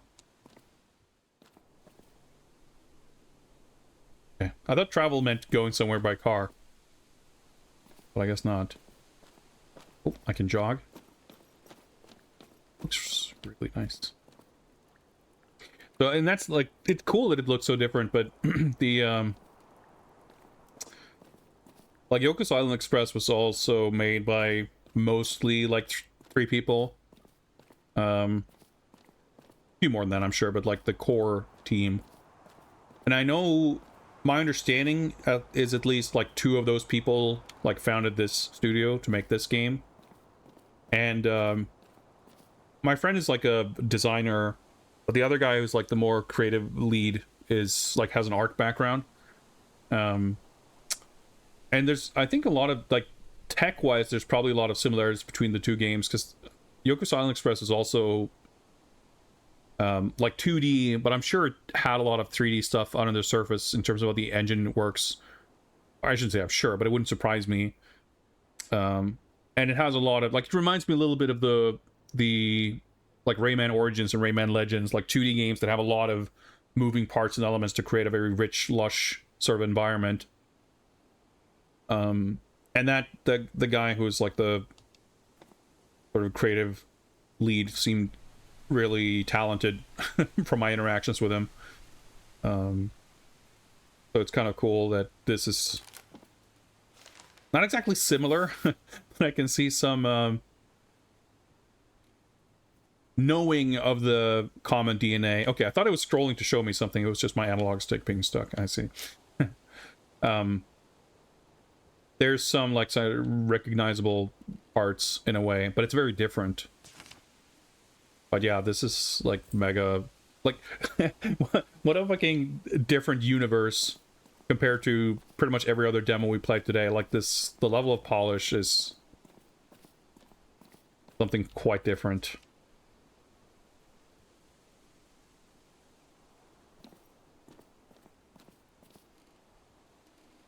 But yeah, this is like really compelling. Again, if this had been like I guess it's my impression anyway that it's, you know, supernatural horror stuff. I feel like if it had been more of a detective thing, I'd be more on board. But I mean, it might be, or it might have enough of that to hook me. I mean, at this point, I'm wishlisting this, and we'll want to support it for sure because it seems really cool. But I feel like it might go in directions which aren't my jam, so to speak. What's up, Oldemars? Yeah, very, like... The inspirations for this game are not exactly... Well, I mean, some might be, but they're not very well hidden. And I'm sure they're not trying to be. Very Twin Peaks. Very... I mean, you know, the name, like the detective show. Like, you know, it's... Definitely Twin Peaks. Definitely a bit of Silent Hill. And I think the UI and a lot of the elements we've seen around the presentation are extremely Resident Evil coded.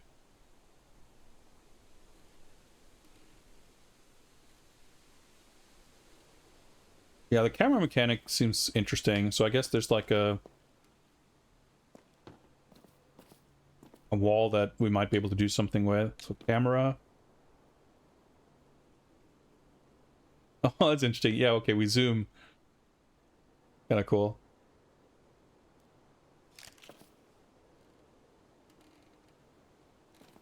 Oh shit, I'm moving. I thought I was like moving a cursor, but I'm walking. It's just like, oh, okay, so it's like a Doom auto map thing, and he's like holding it in his hand, I think. It's hard to see. Then you can move to this. See the picture. Oh, okay, that's pretty cool. I mean, it's very cool. Alright, let's travel.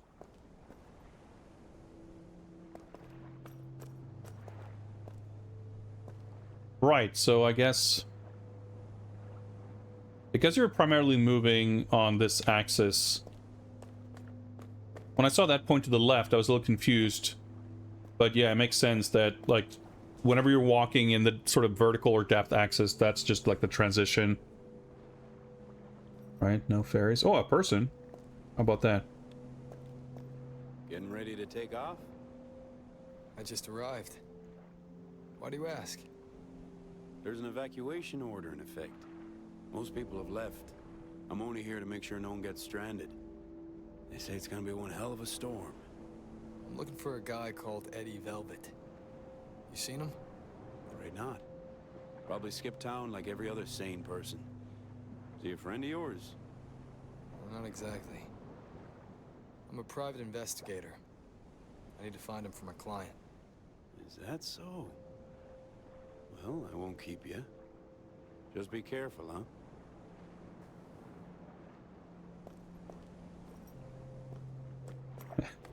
Keep thinking right bumper is run.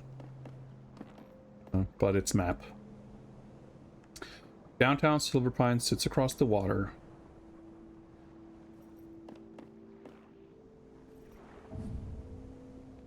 Cash money, I'll take it.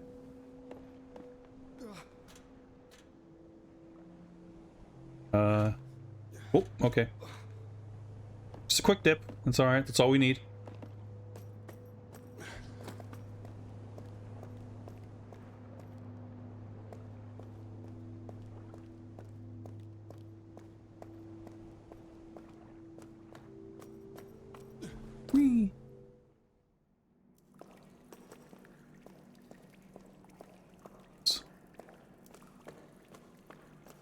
Make our way over to the motel.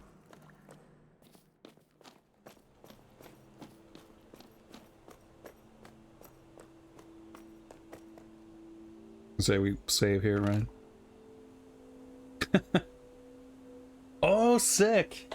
Okay, so the money is like ink ribbons, but I'm sure we can use it for other things too.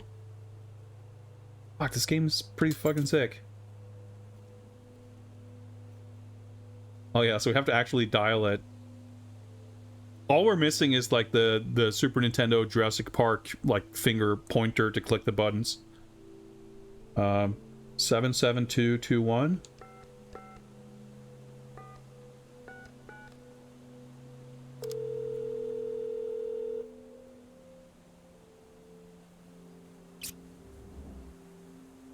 All signs point to the Crimson Bear Motel as Eddie Velvet's last location. I'm heading over there. I'll update you when I find something. No free phone credits. So far, anyway. Keypad! Your guest number to unlock the gate. Have a nice day. Okay. So presumably...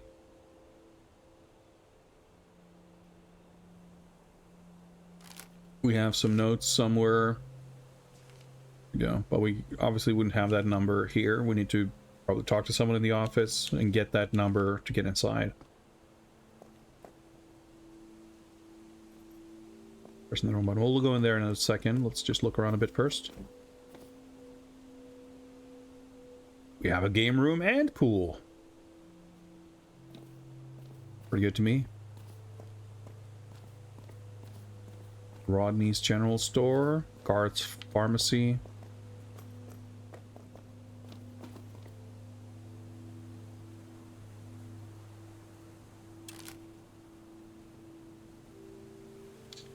Skirts. Whoa, switch floors. I meant to zoom. There we go. This, like the ferry, I guess. Okay. Interesting. This looks like it's going to be a lot more dense, which I guess makes sense, right? That's pretty cool. It's a nice sort of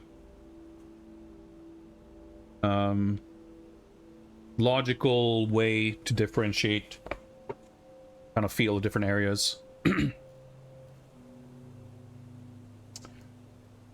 Blades in Battle has a new demo. Interesting. I did not know that. I'll make sure to check it out. I remember playing that demo being like very unimpressed, and then I played like two other...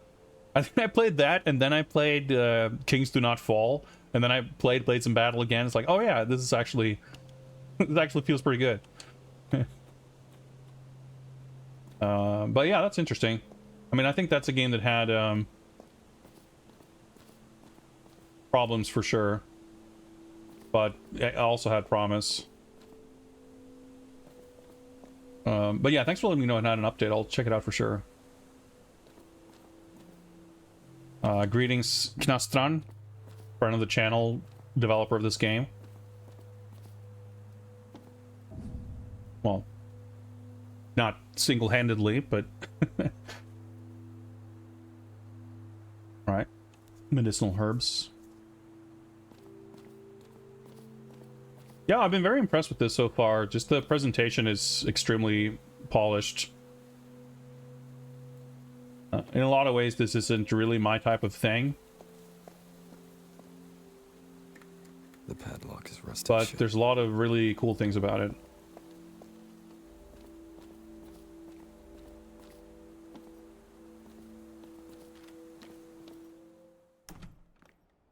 Everyone skipped town but didn't lock the doors, I guess.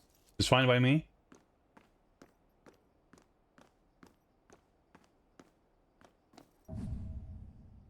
Bottle.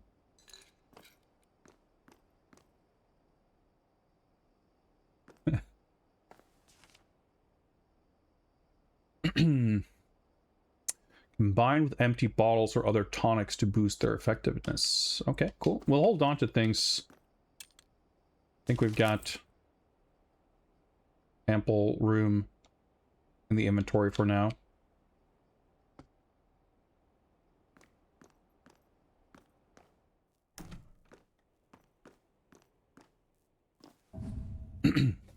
Underpass key. Okay, that seems useful. Oh, interesting. Okay, makes sense, I guess. You have a vertical leap, not just the T2 Arnold jump, which I'm a big fan of. Oh, that was... Okay, I thought I was looking at the desk. The padlock is rusted shut. So I guess I gotta force these padlocks open. Makes sense, I suppose. Waiting for the Jiggy Easter egg cameo in this game. Tonight on Well, you never know. Drive, the mysterious driver pushes his V8 through unknown lands. Dark clouds at his heels with darker motives still. Who is he? What's his mission? Who or what is he chasing? See the exhilarating new show tonight at 9. Yeah, I'd watched like the trailer footage of this, and I wasn't expecting it to be this much of like an adventure game. I'm sure it'll change more and it'll like get into that, or at least partially. But I was expecting more jumpy, climby, actiony type stuff. Dude, fucking peppermint gingerbread. You're almost, just barely almost making me look forward to winter. Although I'm sure there's going to be new flavors this year, so that one's not going to be available anymore, and I'm going to be pissed.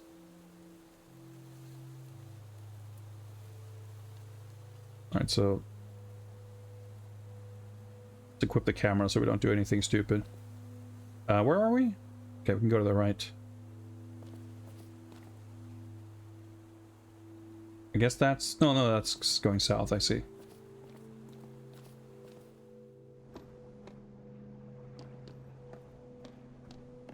But yeah, everything about the visual presentation and like the... Oh, I see. Well, this is what the jump's for.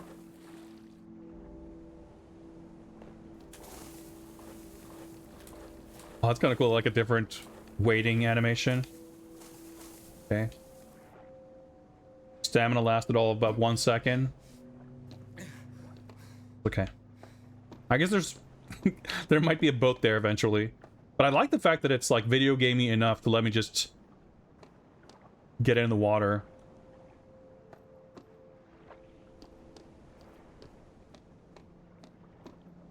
It reminds me a little bit of another game that I've been meaning to play for a couple of years, called Lacuna. I think I played the demo on stream. It's like a... it doesn't look like this, but it's like a cyberpunk detective adventure that also has this like side-scrolling 2D side view, with like the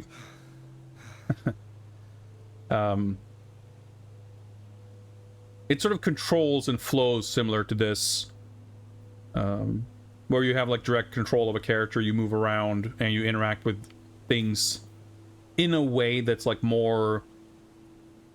you might sort of associate more with a 3D adventure or a point-and-click kind of thing.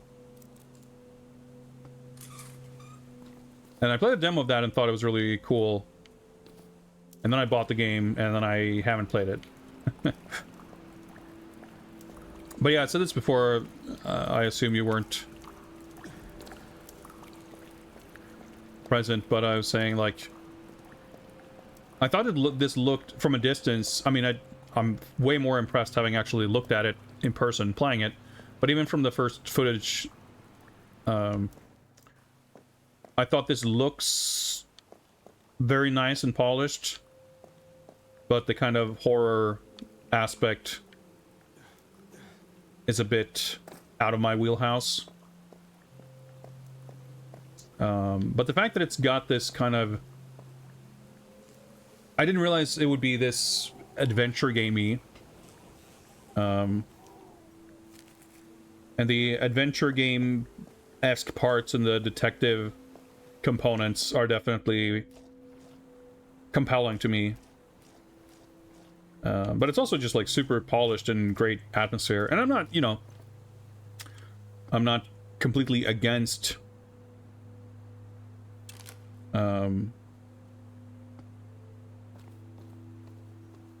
the concept of playing something horror or horror adjacent. I mean, I was a huge fan of Deadly Premonition, which obviously has a lot of shared,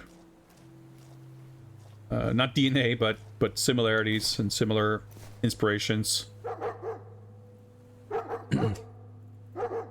More of an atmospheric thriller than full-on horror. Yeah, that makes sense.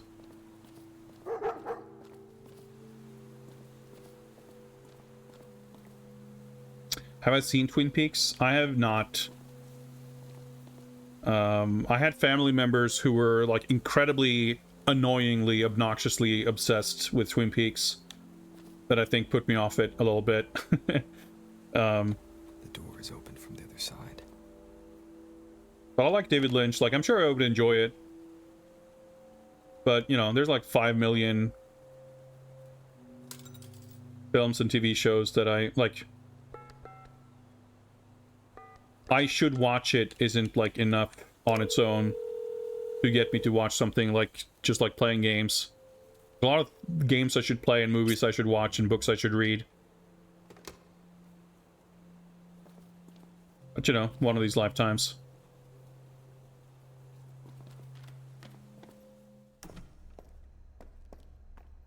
I'm sure I would enjoy it a lot more now than if I had watched it when I was like 10. So yeah, the cutaways when you're like interacting with stuff is like super sick. Hello? Is anyone here?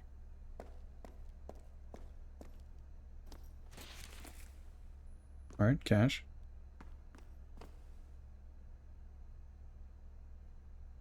Real power. Okay. October 11th, 1993.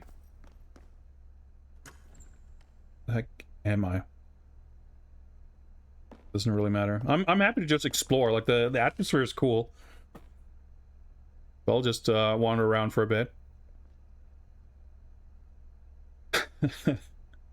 Classic. All right, code locker, or meat locker code 23 plus current day of the month.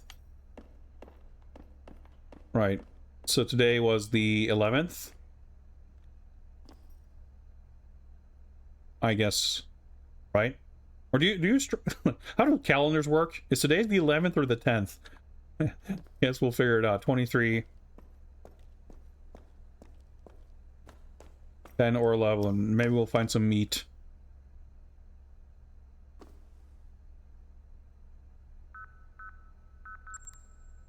Oh, it's green? Okay. Yeah, the little animations when you transition between scenes. I said this before, but there's a lot of... Oh shit. Sweet. There's a lot of, like, needlessly elaborate visual flourishes in this game, and that's something I'm a big fan of. And I say needless as a bit of a... Not a joke, but like... Yeah, this, like the little perspective shift, like it's such a cool thing. Because those things have an impact. They add up.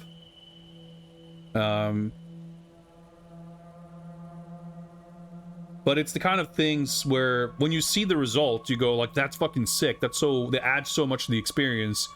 But when you're trying to sort of plan it out and you write it down on a spreadsheet, it's very easy to dismiss as like, well, we don't need that, right? Like if the game doesn't have that, the game's still gonna be the game. But if you have all those things, yeah,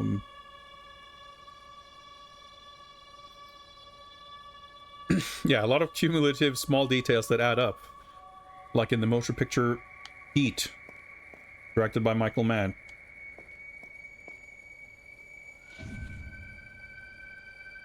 Check-in key, okay. It's probably useful. We're gonna learn combat, I guess. Well, we know how to dodge. Whoa! I'm leaving.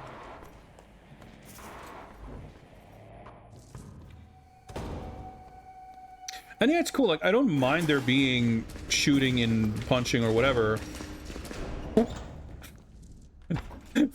Just very calmly leave. Let's hope that locks behind What the hell us. is going on? Um, What's that? but if encounters are sort of more limited to something like another world, and it's more about exploring and figuring out, you know, soaking in the atmosphere and moving the narrative forward. Yeah, I could absolutely get really into that. I mean, I said it before, but from actually playing this a little bit, I'm definitely on board with this game.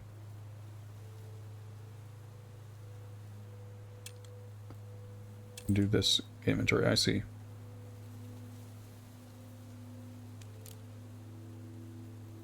Alright, so equipped, ranged, and melee. Triangle mementos. We'll figure out what that is eventually. And it's funny, I mentioned before too that this reminds me of like a 3DO game or something. Like the rotoscoped animation is really sick. Like, and even this, like, it makes me think of fucking Harvester and shit like that. There's a game that I watched someone stream. I think it was probably Dino a couple of weeks, maybe months ago. I don't remember if it was on 3DO or if it just seemed like a very 3DO coded game, but it was like a sci-fi action platformer with digitized character sprites. Like, there aren't really necessarily a huge amount of those, but there just has a certain sort of feel to it. And I think this is incredibly cool because I've always been a huge fan of that. But I think this manages to capture like a lot of the appeal of that, especially when we have these like animations. But you know, the filtering of the visuals, like the rotoscoping, allows the character art to, I think, gel a little bit better with the atmosphere. Like the fact that it's got this specific look to it helps give it a all right, so I have the box cutter, which means I can probably cut this open. Like if the characters had been just digitized photography, I would have thought this was fucking awesome. Like, I would have loved that, but I think for a lot of people it would have been distracting, and it would have been like, it would have added a kind of comical layer to the experience, which probably, you know, doesn't really benefit the intended. Okay. The padlock is rusted shut. The intended experience, right? So by having this, oh, that looks so sick with the shadow. So by having this stylization, I feel like it's a little bit of a trick where you kind of get to have your cake and eat it too.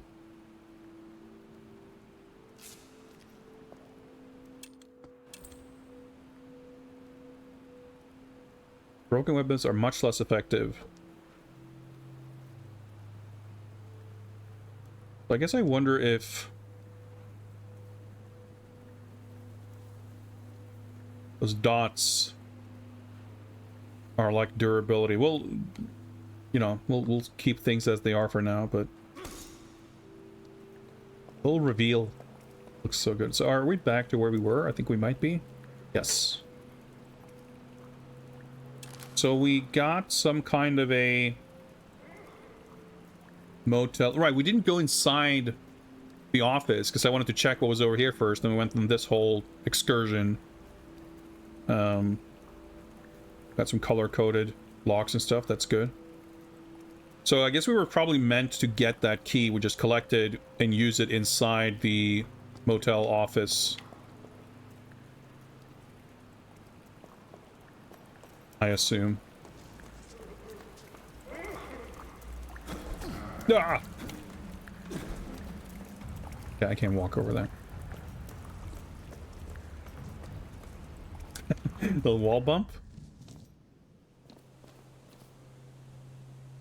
I see. Oh, let's... Close it from this side.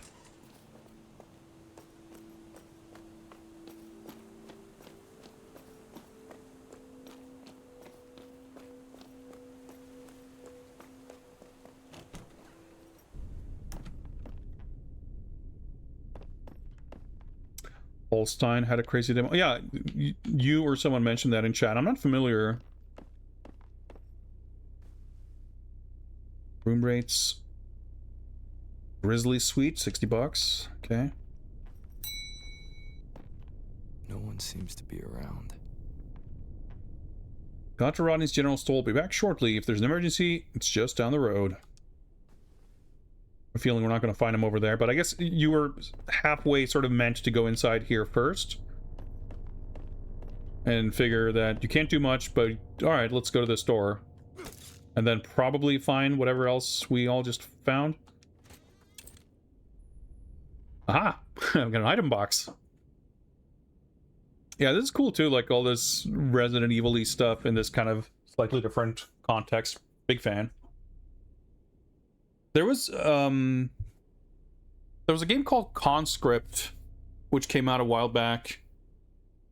That was kind of a different thing, but it's like a 2D game. It's a very Resident Evil inspired game, but it's like 2D top down. It's like set during World War I think. I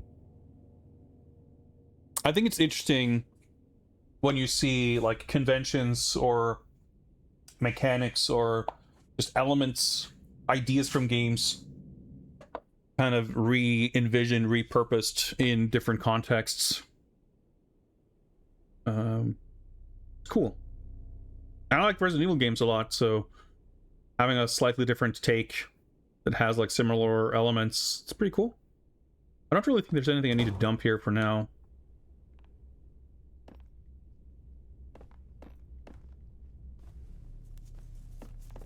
Right, so this is where we use our key.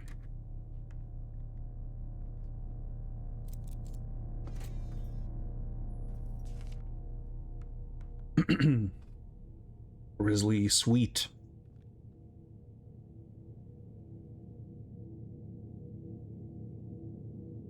$57570. Yeah, I remember being pretty impressed with the Conscript demo and liking it enough to be like, oh, I should pay attention to this, but I don't think I ever ended up buying it.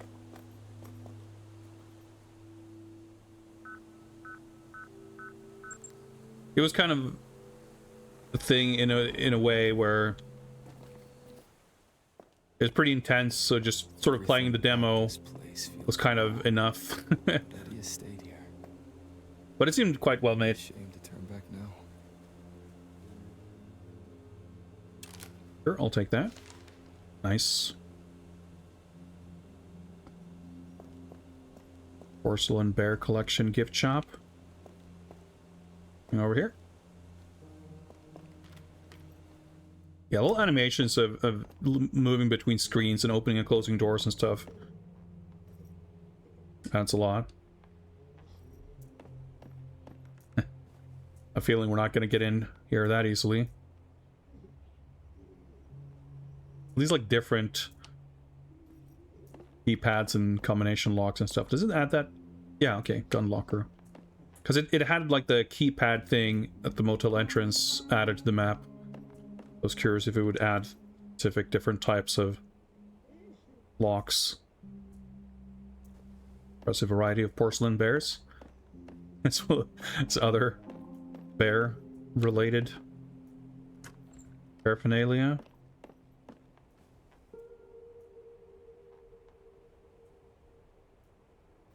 The damaged staff photo. Note.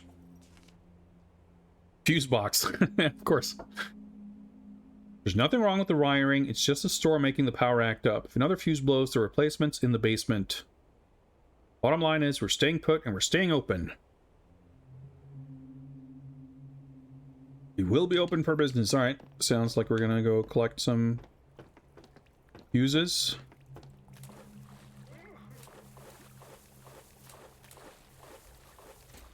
know a bright red box when I see one from a slight distance.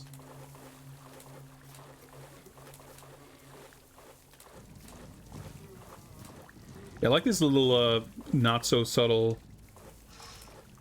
light shafts like shining on interactable things. I like this little palm tree doorway. Okay. We want to try combat? I bust this door open on him? Probably not.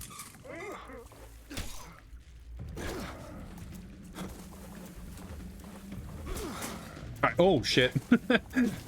Little dodge roll. Okay, nope, that does not pause. I see. Okay.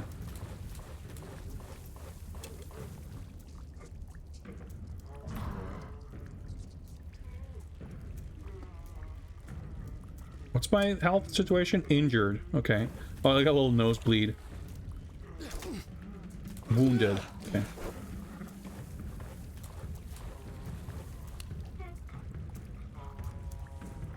Oh shit, I'm still injured. I see. Okay.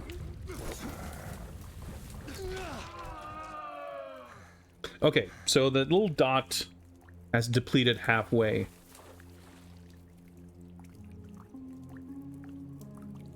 Let's chew some herbs. Oh, interesting. So that's... like the tonic is instant, but this takes some time. That's an interesting little difference.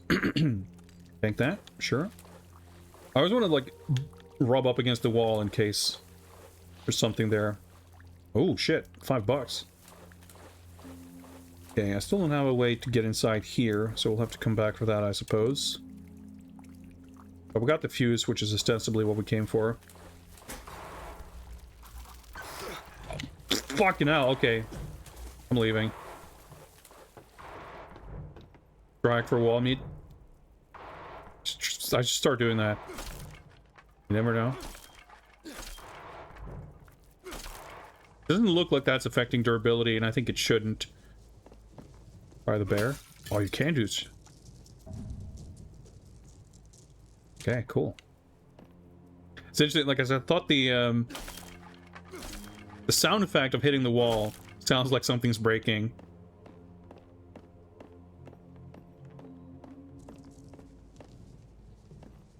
Yeah, I do kind of like the video gaminess of stuff, but I still feel like I wouldn't have thought to try and attacking things, partially because of the durability aspect, but also because it feels like I have to push my suspension of disbelief a little bit further than I would naturally to kind of accept this guy just slashing things. But that's cool. I mean, it essentially amounts to like secret-y type stuff that's actually pretty easy to miss, but it's also not, it's like hidden in plain sight. I like this little glint effects. Grizzly building pool area.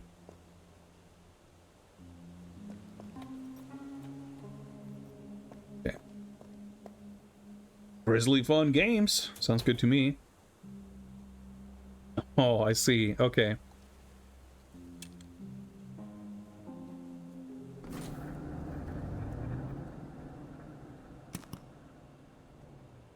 So is it gonna like blow if we try to activate more than one or something?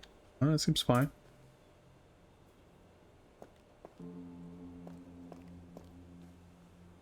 Keep wanting to run on RB. Probably because I've been playing First Light. Some cool shooting gallery. Collect BB pellets from the bar if you dare. Oh, my field of vision is increasing as I'm squatting. Maybe just because I'm standing still. Nope, it's because I'm crouching, I guess. Cool. Well, we should try that, obviously. More pocket change. See, these fake arcade cabinets look way sicker and perhaps more believable than the Chinese generated slop ones that we saw in the other game. I'm still a little unconvinced by a game called Cutie Ball having big 6 to 8 button layout, but I'll give it a pass. I'm good, thank you.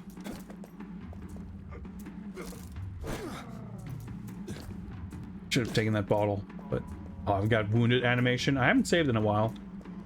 I mean, not that I've done much. Oh my... Okay.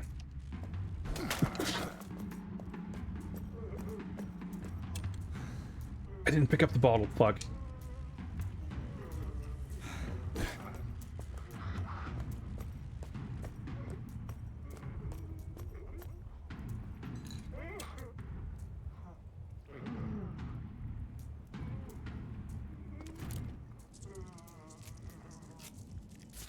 That's a pretty cool mechanic.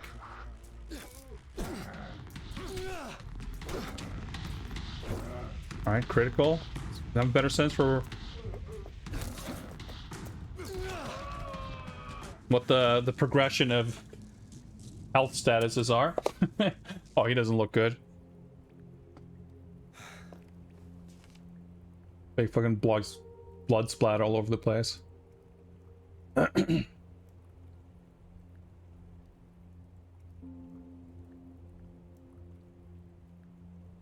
Alright, Grizzly Sweet Guest is overdue with his payment, huh? The padlock is rusted shut.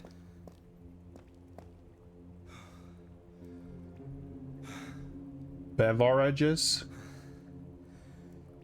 Questionable spelling. I thought it said burgers with E, but I think that's correctly spelled. Barbecue Steve. Double up cheese. Classic burger. For once, it's not Father Axe Keeper's fault that I'm craving hamburgers.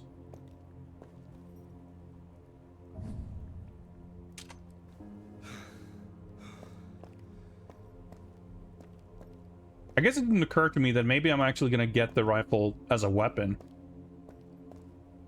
I figured this was just a shooting gallery, but, well, I'm fine with either.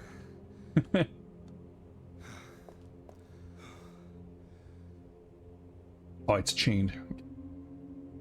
How do I... Okay.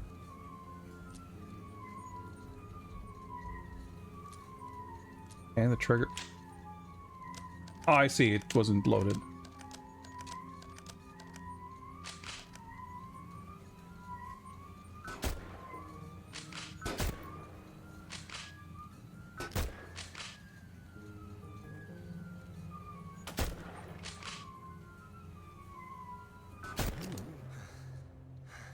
Yeah, interesting. Poolside keep. Alright, sure. Pretty goofy, but it's alright, not inappropriate. The bottle like doesn't do any good on its own, right? No. I mean, not as far as healing goes anyway.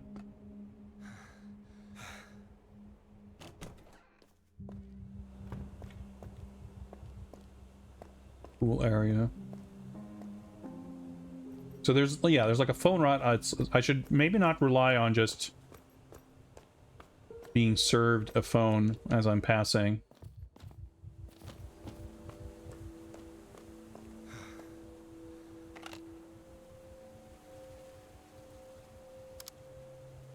Should probably do this first, right?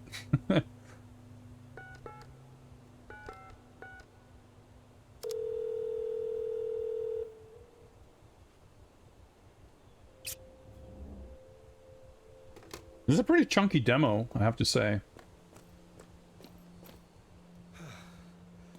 We didn't get anything else that's...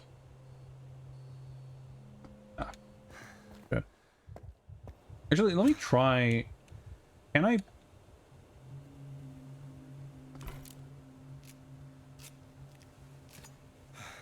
Yeah, okay, so that does fill up the gauge more. The 3 dots, I guess, indicates the max. So question mark thing. I'm assuming that's... The gun locker.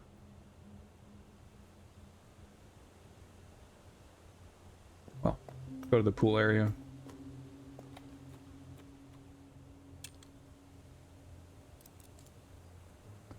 All these little animations.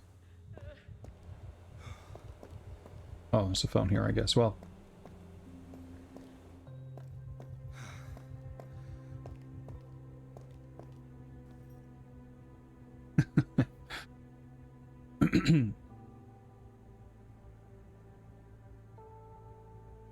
$10. I mean, that's not unreasonable, I guess, but maybe we find something here first. All right, this is a storage box. Okay. Well, let's see. I'm a little bit tired of walking like this. I guess I can't buy herbs, but we'll buy a tonic. Right, insert coins. D2. This is fun. I like these. Like tactile mechanics. It's very satisfying. So did that? Yeah, okay. Went to my inventory. Ah. Still injured, but... Oh, there's a herb up there. Is that a voice? Hello? You okay? They can't seem to hear me. Okay, well that's unsettling. Okay, we can go down the pool. Really, there's some reason for that. Oh. Cash money.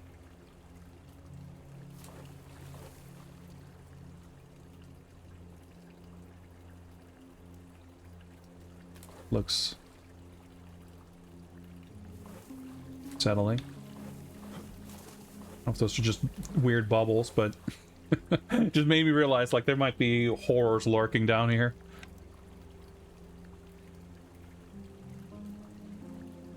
Reach, sure, stick my arm in there. What's the worst that could happen?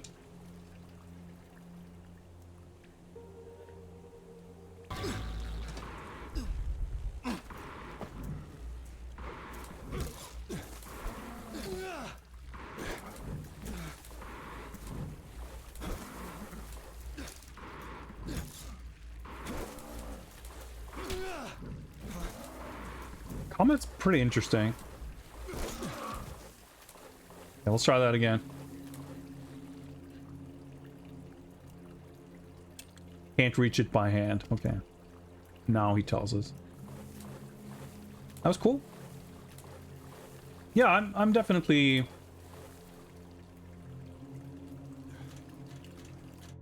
very intrigued with this game, and I'm so far at least. I mean, I don't know how things will develop. The door is open from the other side. But this far into it, I'm definitely on board with the general kind of balance of detective mystery, spooky exploration, and monster stuff, what have you.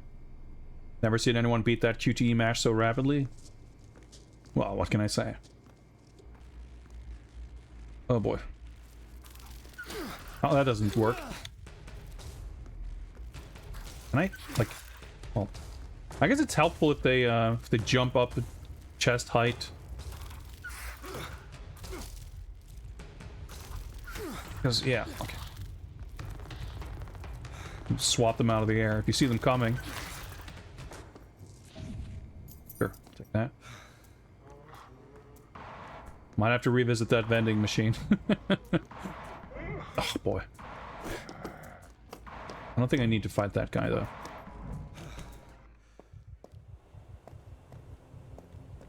Okay, that's the wrong button.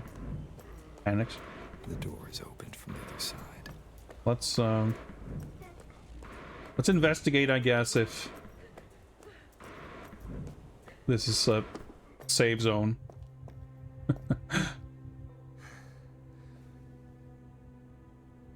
It's such a waste of money, but wait.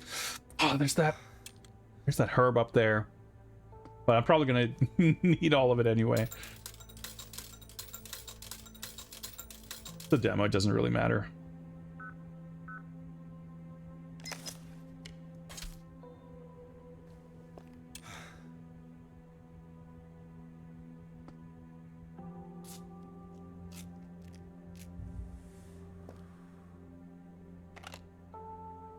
Do this, why not?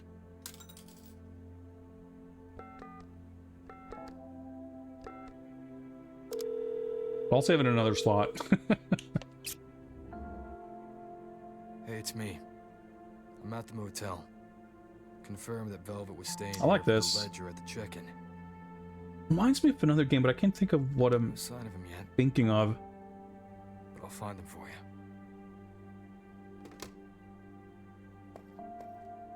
Some other... Maybe I'm thinking of Locomotive, I'm not sure, but there's some other game that I played not super long ago. There was some sort of detective thing where there was some kind of a similar mechanic of calling. Like, I know that game has, like, using phones as, like, a kind of universal hint mechanic. But I don't think that's what I'm thinking of. It might be, but I'm thinking more about, like, the way it's used here for something...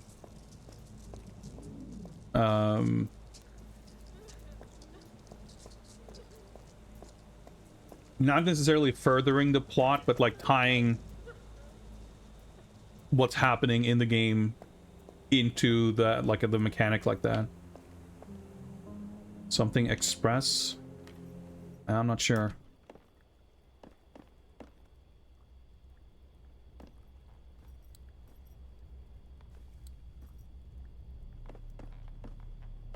Bottle, I'll take it. Started playing Earthbound, find out that that game uses the same save mechanic as this. Slightly different games otherwise. But maybe not so much, depending on how you look at it. I'm not very well versed in those games either. It's not my my type of game, really.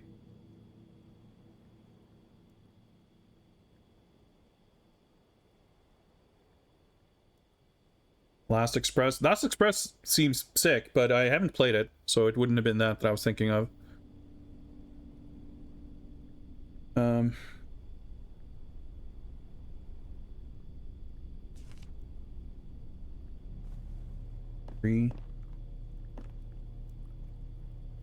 I do this? Sure I did. May serve a purpose, may not. Who knows?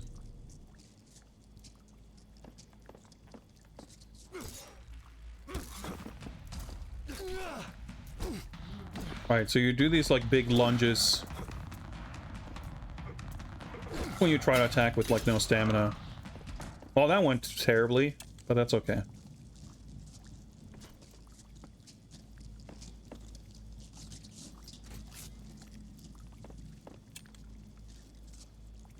I don't doubt that I would enjoy Earthbound or aspects of it if I played it.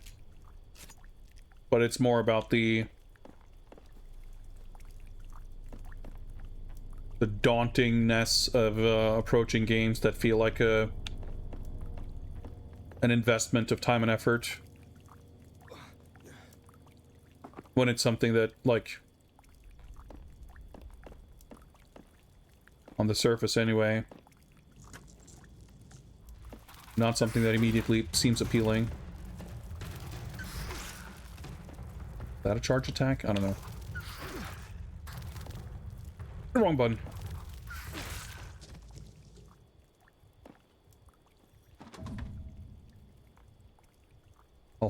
I'll quick use some soda. Alright, we're Shenmue now.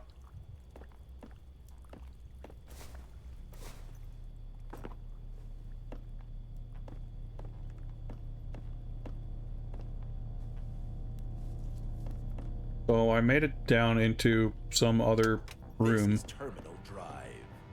We'll figure out when we get out what room we're in.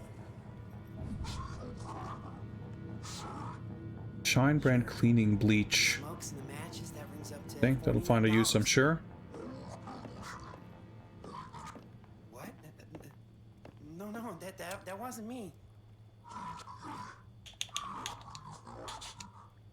No, hey, So I can listen, combine I have nothing to multiple do with that. herbs I'm telling you, you got the wrong guy. in one bottle. Cool. That's a cool mechanic. I like that.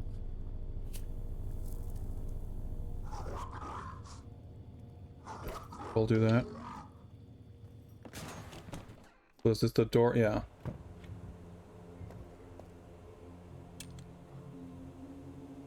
I'm trying to remember. So there's a little font size decrease to fit the text. There was that thing in the pipe in the pool, but I can't reach it by hand. Doubt swatting a bottle at it's gonna help. I already did grab this. Okay. Card.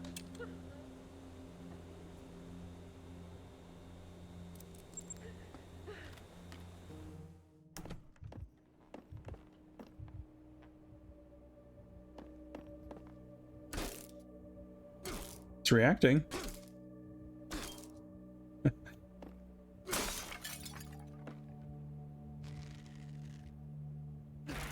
Okay, so it's like...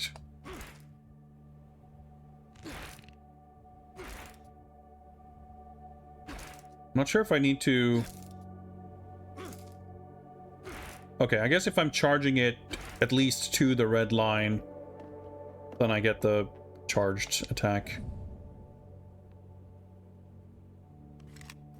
Take a revolver, thank you.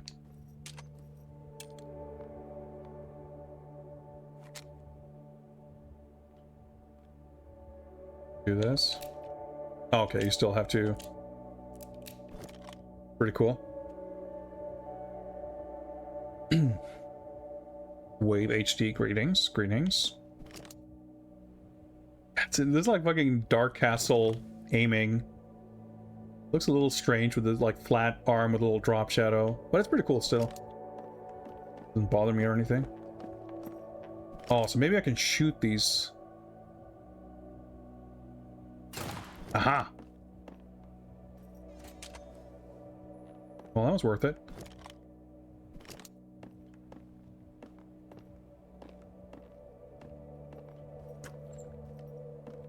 So basically we found a bunch of keys.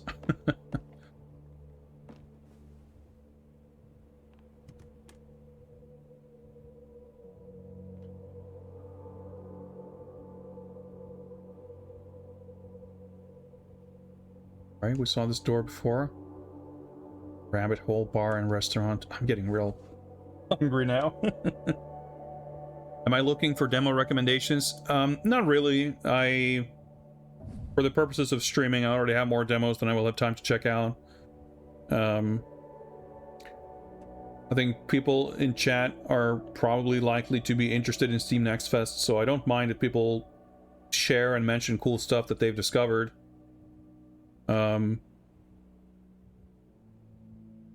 But if you're looking to promote something or something you think is good and you don't really know my tastes, like chances are it's not going to interest me and I'm not really going to care. I'm not upset if you link or mention anything, but it's a like recurring thing when I do Next Fest streams for non-regular viewers to show up and go, oh, you should play this, and I'm like, well, that's not interesting to me at all. The door is open from the other side. I don't mind the enthusiasm, but... Ah. Oh, the dodge. Get some stamina back.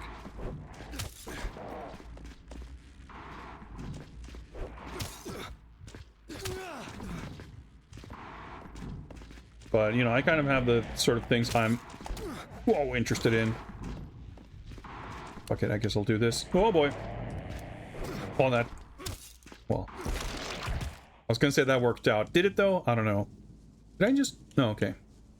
I thought for a second I drank half the bottle and it turned into the weaker kind of tonic, but no, I just took damage. Oh, interesting. Not enough space because the thing actually takes up a bunch of inventory space. Makes sense. 5888. 3, then I guess to call room 3. It's a dragon suplex. I mean, every game, there is not a game on this earth that is not improved by the presence of sick wrestling moves. That's just scientific fact. That worked for Resident Evil, you know. X2 move. Can you rotate things? Yes, you can.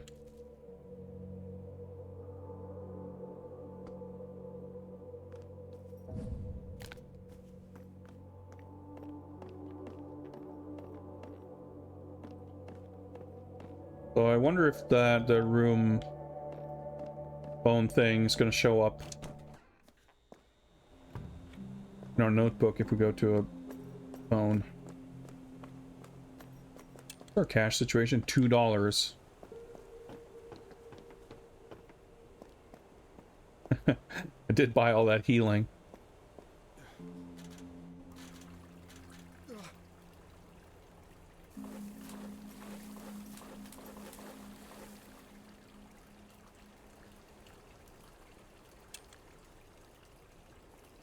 Alright, let's try the grime-covered object. A metal object covered in thick, viscous grime.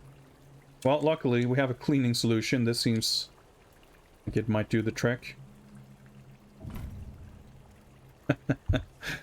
Doorknob. Brass doorknob with a palm tree motif etched into its surface. Okay, so palm tree motif, I can figure that's related to the palm tree door. Which was somewhere. Doorknob missing. Okay, that's an excellent note. Thank you, Mr. Red, whatever your name was. Walker? That was a good note. Right, so that's through the gift shop out from the office in the parking lot. Okay. So I guess maybe if... Probably room 3.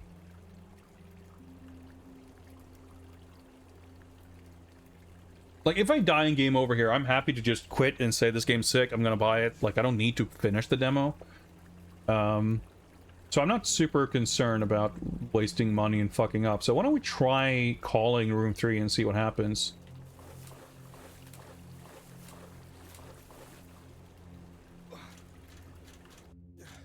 Like, I could pretty much die at any moment anyway, right? So... There's probably more than a few padlocks you could find your way to as well. Try to shoot them open.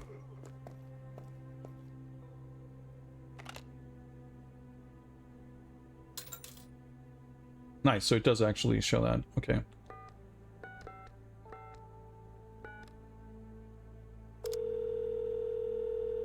Are you the man sneaking around outside my door? Maybe. I thought I heard crying. Are you alright? Don't worry. You have enough on your plate already. Digging in the dirt. Alright, mystery lady. Shadows. In fact, I want to help you. Sounds good. Help me how? There's a supply locker in the store here at the motel. I've heard rumors that you know of storage codes of some sort. I'll give you the code. Of course, nothing's for free. Something for me. What do you want in return? I'd like you to have a drink with me. A nice I mean, oh, bar, that sounds doable. a quiet moment. I mean, she's probably gonna murder us, but Just the two of us. I think I'm pretty okay with that. A drink? Ma'am, I don't think it's safe to be going outside. Don't worry. It's you who needs to be careful. I can manage myself. The code is 66. Oh, okay. She just gave it to us. No need to hang out and have a drink first. Very Father Axe Keeper coded game here. We got burgers, we got drinks. It'll be a nice way to wrap up the evening, don't you think? Okay. Whoa, that's not what I meant. Well, now we gotta survive long enough to... Actually, speaking of... make it to that shotgun.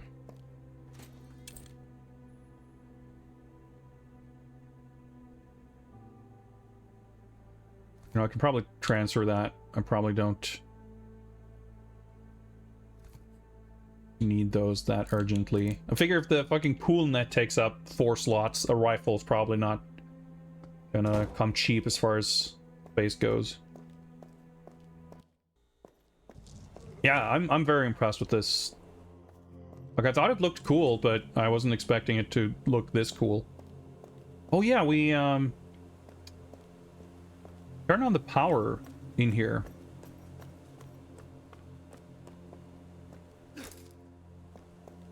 I'm cutting that there.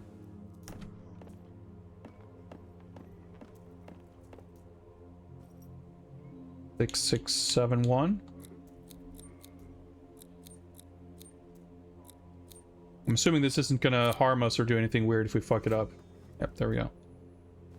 12 gauge buckshot. Take that, thank you.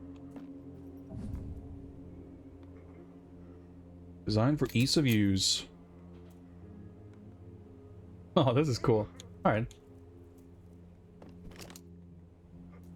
X to reload.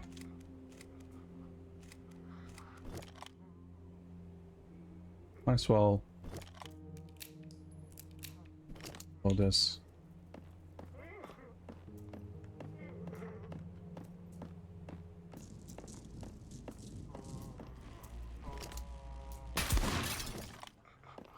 I mean, we gotta take it for a spin, right? Or it's too late. Very, very satisfying shotgun. Like creepy crawlies down here too, right? There were at some point.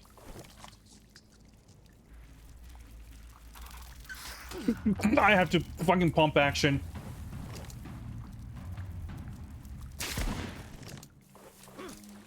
That's such a cool mechanic too, by the way. The BB gun was the same way.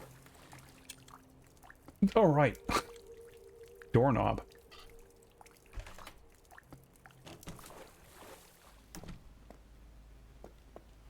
Like, that's another very tactile, fun element, just like these little doorway interactions.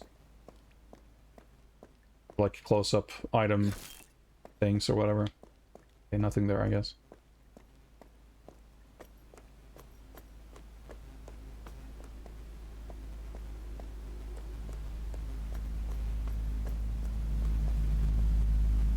Alright, what's the worst can happen?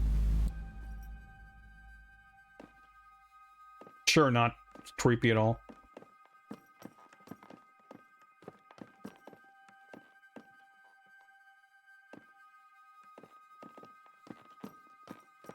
The spatial logic here is, yeah. It's fine. It's fine.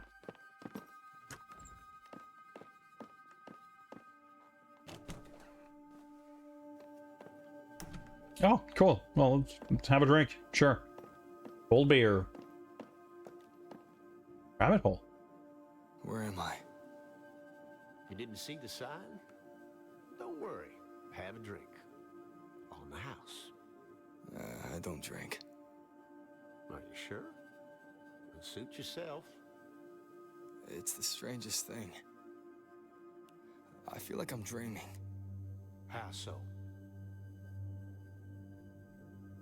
What's up, Duck Admire? Game title's on the top left. Silver Pines is the name of this game. It's gonna sound crazy. I don't remember coming to this place. I thought I was somewhere else. Like you were dreaming and that you just woke up. Well, what's to say you're not dreaming now? Literally what I said. Here for the show? Who's playing? Eddie Velvet. It's his last gig. Eddie Velvet is here. I know the words to all of his songs. A cool guy. It'll be the kind of moment that lasts forever.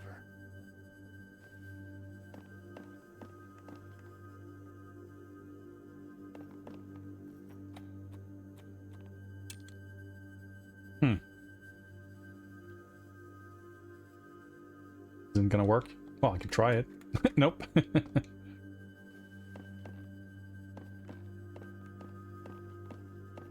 What is happening here? That's your business, not mine. But you should know that there's no turning back. What do you mean? You gotta finish what you started. It's like a wild horse. You either ride it or it rides you. Okay. You'll be fine. Just stay cool. And I do have a few more the water. rounds in my shotgun. Why don't you take a seat? The show is just about to start. Eddie Velvet. Yeah. All right. Okay. You can probably interact with the chair over here somewhere.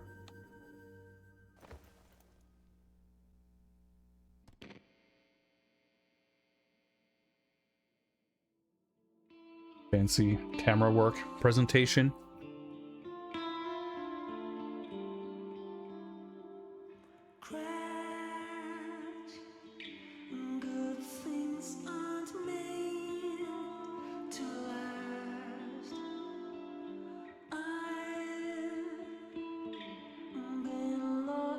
It's funny, I'm reminded a lot of Replaced.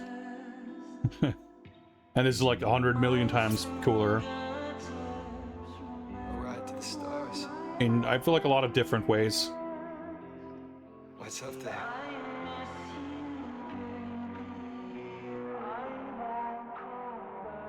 And mostly, like, this doesn't strike me as tedious or embarrassing, but only actually cool.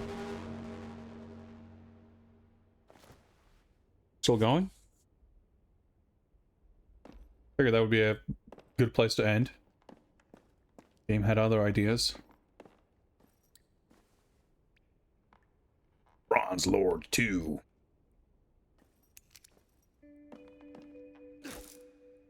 Okay. Looks punchable. Aha, Memento. I think Replaced was trying for this vibe, but largely failed at it. I mean, they are different things, but yeah, there's overlap for sure. Song is by Moto Boy, who's the guitarist for the Cardigans. I'm impressed. Like, I'm surprised at the level of production value in this game.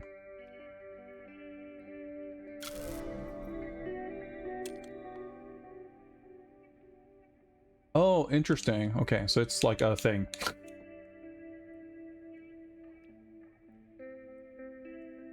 Mementos are like a actual piece of equipment. Gotcha.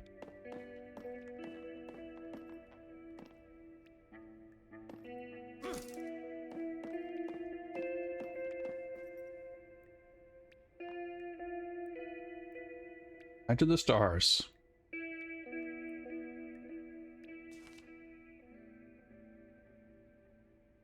Yeah, like I talked about this right at the beginning. You probably weren't here yet, but looking at this, you're not instantly reminded of Yoku's Island Express. But knowing about the shared DNA, I think it makes sense. And I know, I guess I don't know specifically the exact makeup of your team, but I know, Matias is his name, right? This is like a very art-centric background, which really was really tangible in that game too. So this game is like really, I mean, your game is being showed in a very charitable light by comparing it after like 3 of the most dank, jank Steam demos I might have ever played. But even without that comparison, like the level of polish in this is extremely impressive.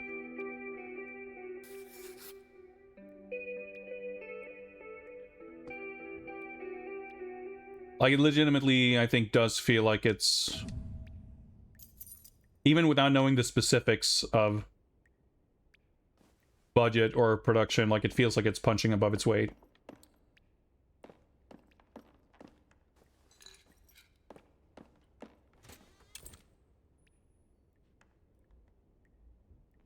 I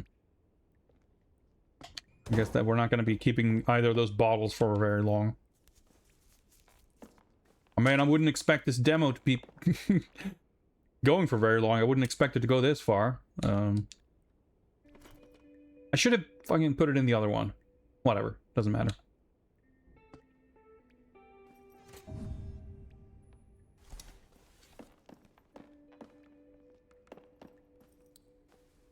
Like these light switches.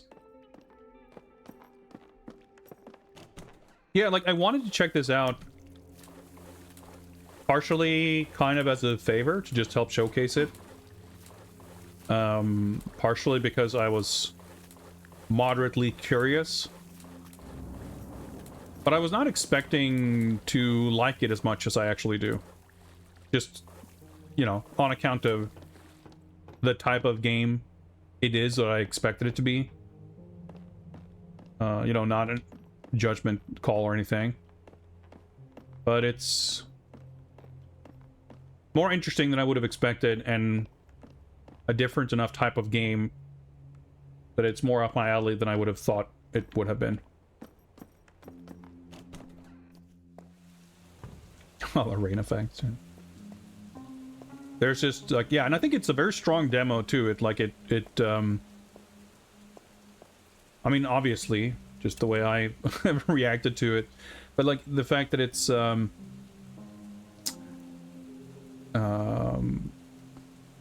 it doesn't really waste time, and it's like immediately pretty compelling.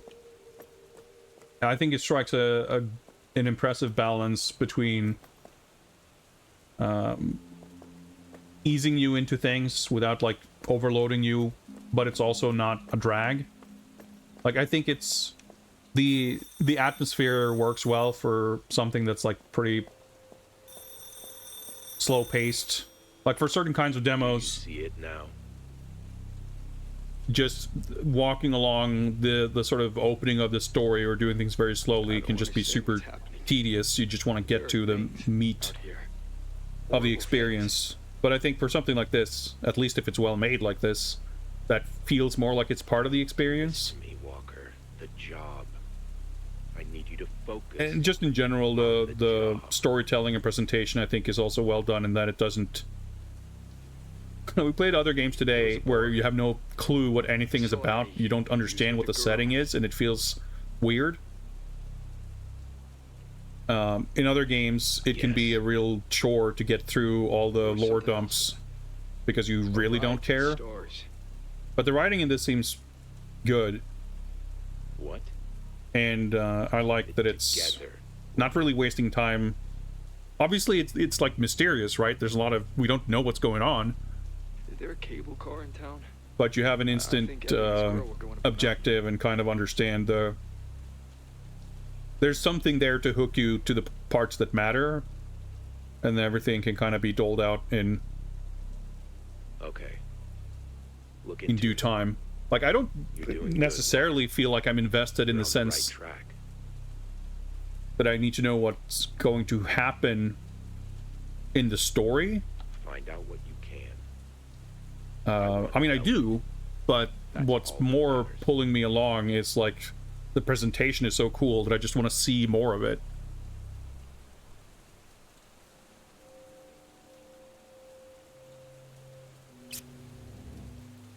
But I think surely the atmosphere and the vibes are like the real sort of driving force. I got a key to a ferry thing, so I guess I can go this way. I'm like half paying attention. Oh, that's new.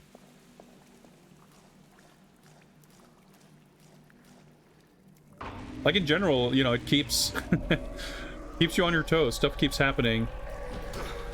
Okay, got a fucking boss fight, I guess.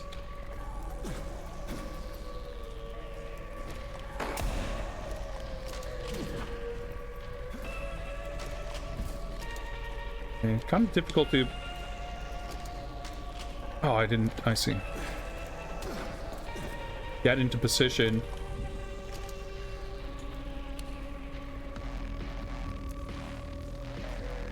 It's kind of crazy, I wasn't expecting that.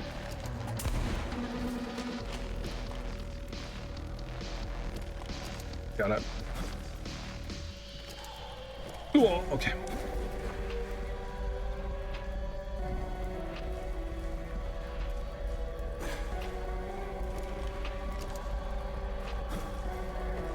Oh, fuck. I wasn't expecting a fucking boss fight.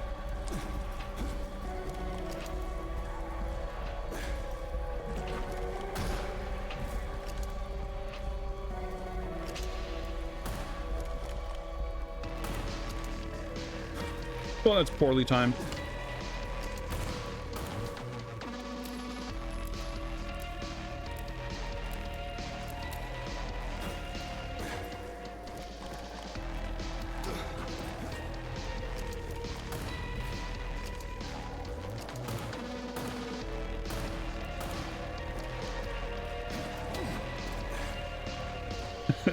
I fuck up the dodge and then he does a little roll. Okay. Alright, we can give this one more go because I did basically just save. I don't. There was a bar. Yeah. What? Is there? Okay. Find out.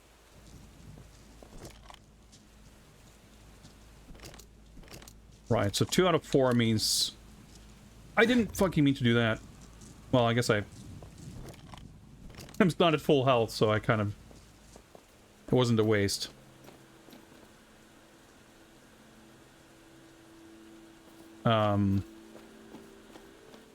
The weapon select doesn't show you how much ammo is in your inventory.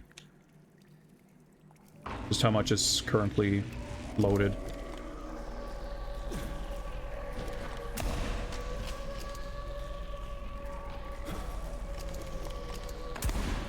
Oh, I fucked that up.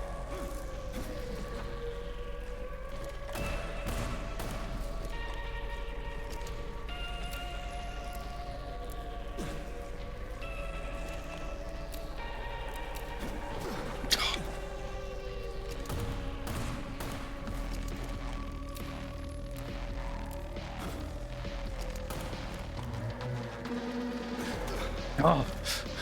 I'm always unsure of how I should be dodging that.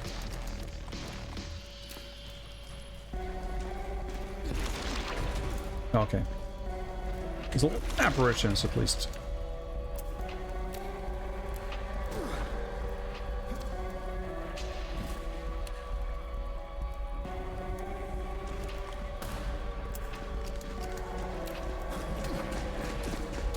Like, I reckon the direction of dodging there, like, makes a difference.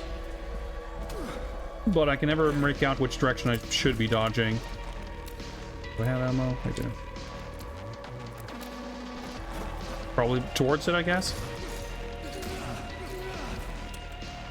So now that thing's all fucked up. I'm alive somehow.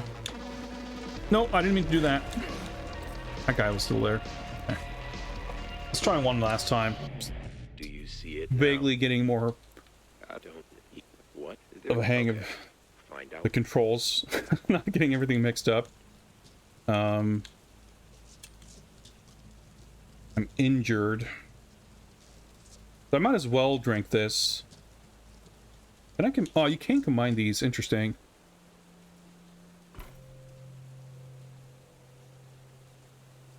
Right, so that's the same as putting... So I basically wasted a bottle by doing this, because I could have put 2 herbs in 1 bottle.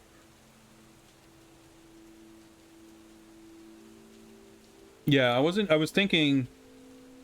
Can I do this? Ah, okay. You should add this. I mean, maybe there's a reason why you don't want to do it, because it, like, you don't want to make it too fast or something, like there's a game balance reason for it. But in RE4, you can move items on top of other items to combine them.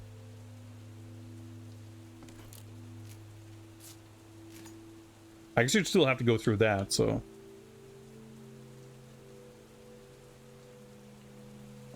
Wait.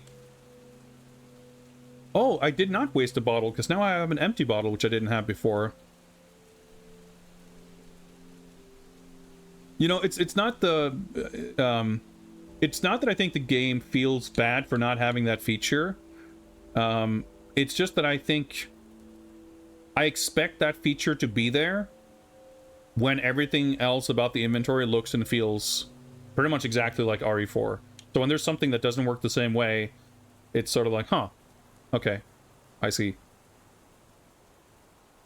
But yeah, I'm sure there's more to explore and things I could do to find more ammo or items or whatever, but this demo's already, I don't want to say too long, because I definitely don't want to mean it as a critique, but I'm more than satisfied. I've gotten more than enough out of this. So I feel no need to wander around any further. But yeah, I guess I gotta be better dodging towards. See? That's what I thought, but then... Okay, we're done with...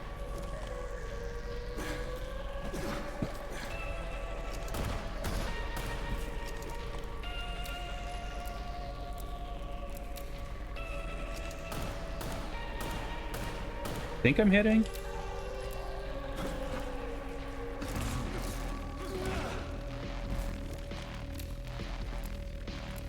I like the reload mechanic a lot. I mean, in general, I like the game mechanics. Fuck, I did not see that at all.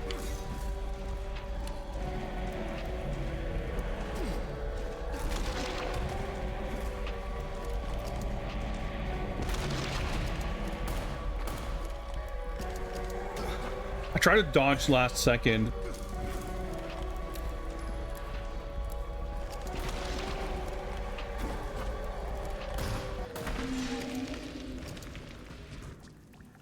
Not believe I made it through that. Well, if I did. Let's not take anything for granted just yet. Rusty metal spheres lodged in the creature's head. Corroded iron ball. Sure, why not? Let's just grab this. Reduces damage received. Oh, okay, so I unequip this, yeah. Okay. I feel like I'm still dying at the slightest touch, even if that were to happen with that equipped, but... like, hoping for the mercy of the demo ending. I'm using the key somewhere here, I suppose. Can we go inside? Well, okay, maybe this answers that. I was gonna say, did we even go inside here? But that's where the key... I don't trust that cat.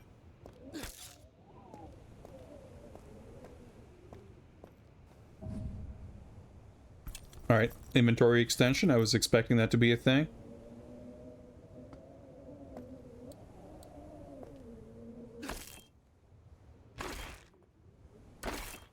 Oh, that's right. There was like a... Oh, maybe that was the charge. Okay, yeah, so you have a running... I was gonna say... I thought there was a thing about a running attack, but I think that was me misunderstanding the charge attack instruction when I got that tutorial. Alright, look, I'm not gonna attack the cat. If it kills me, then so be it. Okay, you can pet the cat. Alright, I get it. You want to sell copies on Steam. You want to go on social media. I mean, I can't blame you. Alright, take a quick drink. Actually, can you combine this? We can pour it in a bottle. I guess we cannot.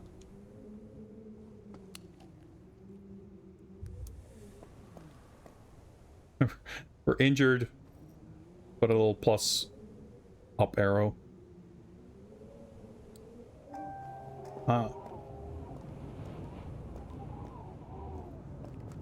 Just call the ferry. We just operate it on our own. How convenient. Yeah, I think we're about done here. Any luck out there? No. I was attacked. There's something horrible happening in this town. Easy now. Who attacked you? Where do I begin? I don't know how to describe it. It's gonna sound insane. Go on, try. There were all these creatures. A creature attacked you. Never mind. Forget I said anything. You sure? Do I have to worry about you? No. In I'm fine. You know, I might Probably just tired. die Going crazy, violently are you, detective? any moment, Sounds to but me don't like you worry need about to that. slow down. Sounds to me like you should have listened to my advice and gotten the hell out of town. Well, no time like the present.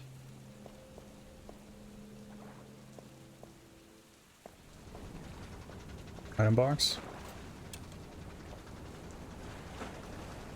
Intrigue of the secret puzzle box. And ripped photo. So I guess maybe we might have seen what we could do with if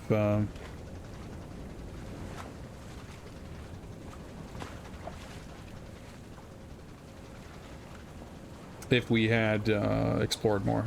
It took me a moment to realize that the ferry was moving. I thought we saw like the the pier on the same screen. That was very confusing.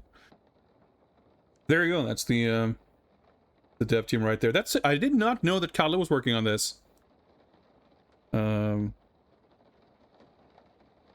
That's sick.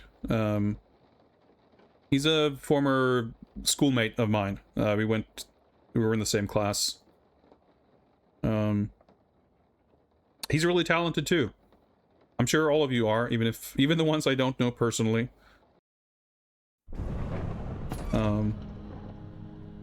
He did the world art, interesting. Simon Davis the name looks familiar. I'm not sure if that's someone I know or if it just is the most generic British sounding name I've ever heard.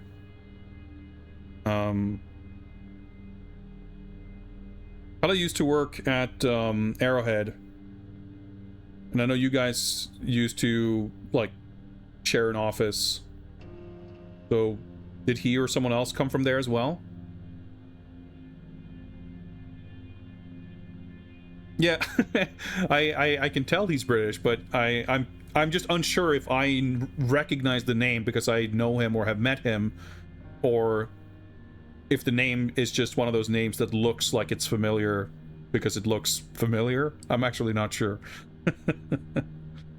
Anyway, very impressive demo, awesome game. Wishlist Silver Pines. Oh,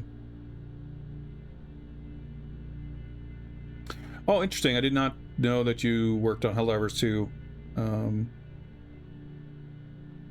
We have talked like twice in the last 5 years or something, so I'm not surprised that I'm not up to date on all of your goings on. But yeah, but that's cool. I'm like that also means that this must have come together pretty quick, all things considered. 3 kids. Wow, I know you had kids, so I didn't know you 3 kids. That's a whole life, man. Anyway, we'll have to make sure to catch up at some point or another.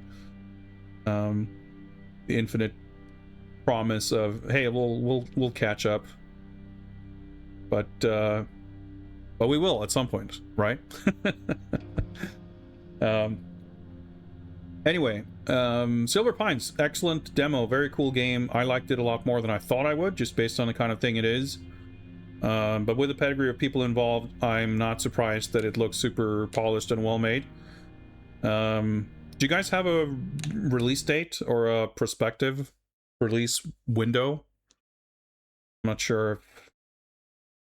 If I look at the store page, I guess we'll see what Steam says about that. But planned release date, October 8th. Cool, it's on my wish list. It'll stay there. And yeah, I'm very happy we looked at it. I'm very glad that you found your way here. Like, I know that you've popped in on occasion, but it's I'm happy to see that I was able to have you in chat and have you watch as we played today. And I'm glad that I went on break and then said, fuck it, let's take a look at Silver Pines and not like save it for later, because that was like a 2-hour demo. And I've streamed for like 5 hours, so if we'd put it off any further, I would not have been able to make it through this demo. So that worked out beautifully. I'm hungry, as I have said for the last several hours. So I'm gonna wrap up stream there and be satisfied that for all the weird junk we looked at, this one demo is actually incredibly super sick. There's still more that I want to check out. I don't know if I'm going to bother doing it on stream or not. I'll definitely check out the updated demo for Blades and Battles, because I'm very curious about that when it was mentioned that that had like an overhaul. I did want to take a look at the Takeover 2 demo, which also was updated with some balance changes. And yeah, I don't know. There's other stuff on my list here. May or may not show up on stream later this week. Otherwise, I'm probably going to be back on Friday or Saturday with video games, something. I don't know. Let's hop on over here real quick and let me see who is streaming on Twitch that we might raid. Let's see. The Game Awards are streaming State of Unreal. That's happening apparently. I don't care that much. The last game we looked at was Silver Pines. And everyone should put it on their wish list. Dana is streaming Min of the Hollower, a game I'm somewhat curious about. I don't know if that's up my alley either, but people seem to like it a lot. Let's try to catch this raid before they stop streaming, because they looks like they've been live for a while. But anyway, thanks a lot for hanging out. I'll be back at some point or another with more video games. Till then, take care, have a nice day, and goodbye.